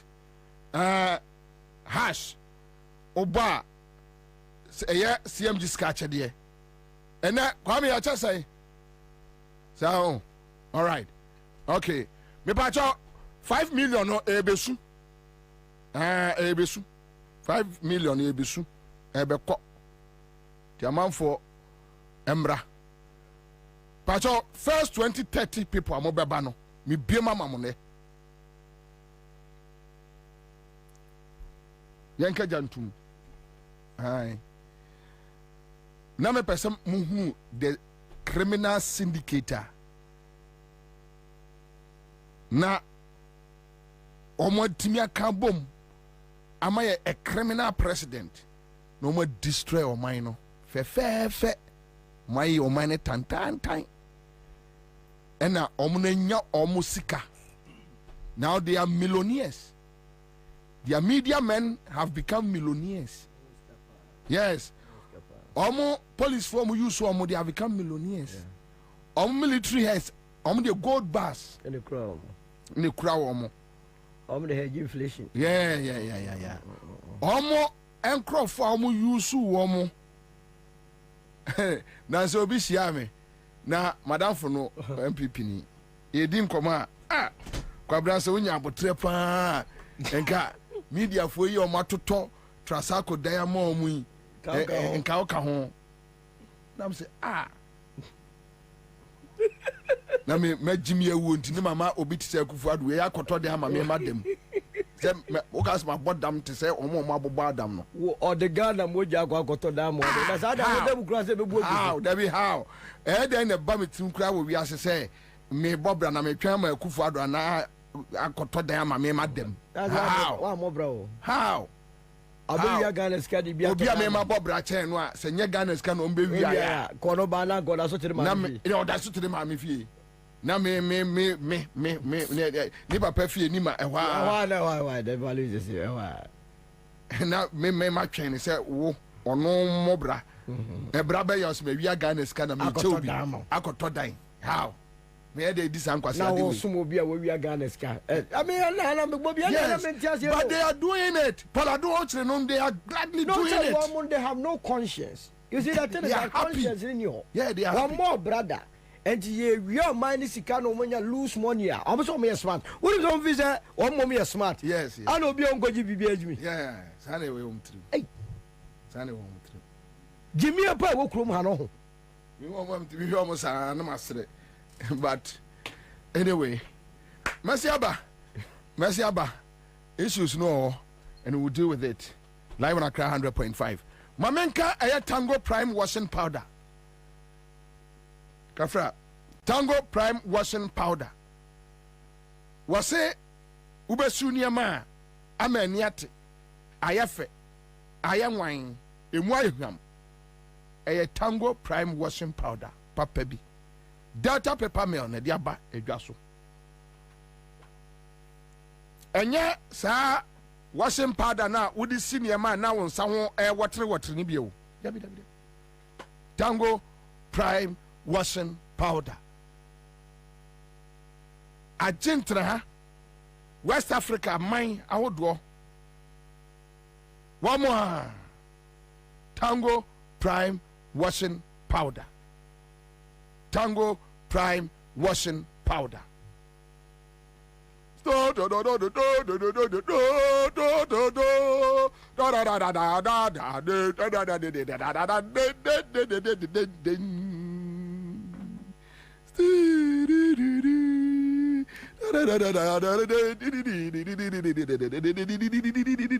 and I'm going to be over Joy FM studio so don't miss your call boo no ha yes the next batch person almost got to Canada no say dey na beat o that but on say we no say boys we no Joy for boys no omu did from Gabi no dodo and he say omu ma nkrofo ko boo omu kra obi enka hwe say what did you na wo beji but this boys no go I'm to be that. Says I'm ready to Joy FM. They challenge Joy FM. No, man, challenge you, Bianqua.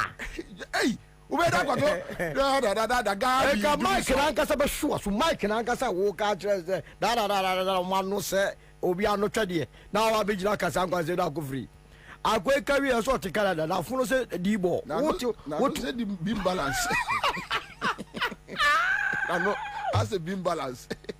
I said, or sooner at your form. Not got without trouble. I was a nominee good purpose. Yes, I was I'll go actually go for Jono. But and could snap Joy from studio. Yes, sir. Say, Gabi dum so, dum so. On the canoe for your Africa. Gabi dum so, was she dum so no, Yamagala. Go try yourself. One more mistake, Gabi. Joy from Danny Yagu. Messi, almost bro. I was a chumbosia while you was knitting. David, our tax I wouldn't change on best at Yatata. Yeah. So what drink us? No more Fred, your mama. That good. No, I saw Kwasiawi. I Tango Prime washing your deep Gabi's out. This is Yom. I said, Neil, you Kubi. Your friend has said, why you fight? And I said, oh, we do that. Pasatimo. Yeah. Dr. Siaman, Kwasiantimo. Dr. Siaman. Dr. Siaman, I'm saying, yes, let me the bar. Oh, baby, I first pioneer farmer and Ponke. Dr. Mensa. Very good. Can this you are the Bagos anyway? And I said, who was out the farm who shall say, and that's why I find. I find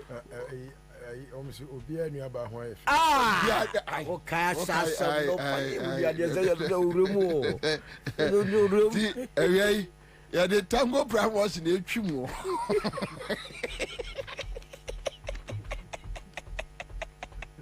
The chihuahua, Umwafi, come and now Mongo to enjoy. Now Mongo to doom sonium. Muba bra, Ombama, or Mobice, or Ababomo, Bomo Panajo. Amamo, a dear bachelor moon in our papai. Mo a mama may to challenge you, Amamo. Mongo back to joy from one quarter sign review. So I have Bema, Cotto. Because you, Fred from Colano. Sir, watch your compose, my compose, you won't imagine Cotto. Come on, Brombabumo. Your mamma, dear my friend, is dead good. Ahuria. On one few. But where dear, we a mema. Monco. Namonco to come back in Camera. Media no, I didn't call ye Crickrido, Kayano cry. Almost our bro Monsano. Almost our bro Monsano. I don't know who's it. Oh, my bread. Oh, my better grow. Me, my bread, almost our bread. Tango Prime washing powder. A data paper on the diaba from what 0243 033033. Mama person mutu na kesi na mo kotono or the bema mo fofo. Na also the aquabontini onyebi. Edidi so. Tango Prime washing powder. Greenfield Scientific Herbal Clinic say or the Bright Soldier capsules, ne Bright Garlic Plus capsules, and what diaba. Na jumane say Bright Soldier capsules are ye kai was so apostle. Why a week pa uya hu bibia nye afei obehwe no be ma hunsu agene usisi ye ya performance ni ye low enya average impo low pa ana afei so kra edura na agena sore bo adwuma na complaints bebre ena na nse nsuo to a me na me ma nsuo to ye ena mabre ena wi ebo abome dodo ena me nko mabre wo wi ase ena mfa ikosi ube kasa sa ma de ache be ma badwuma ya kasa mpem speak kasa Bright Soldier capsules unum bie no na emwadwuma ye eso ani Bright Garlic Plus capsules our dear by boost your immune system beboa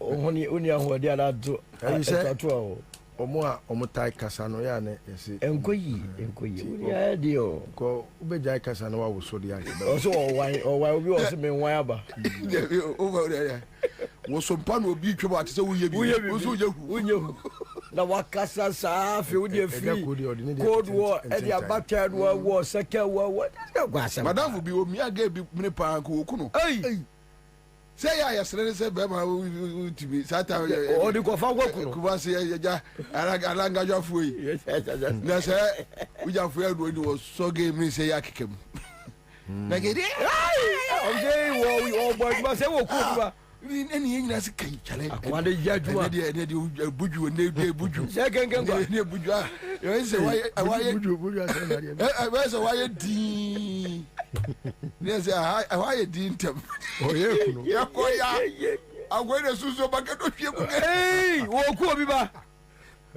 gana ni so titi no so de mini ni aso ajeje ho ali ya buju nyane mre jeje ho wo ku na free ya so jeje ho ya Pero mamu ina kwa ba ya kwento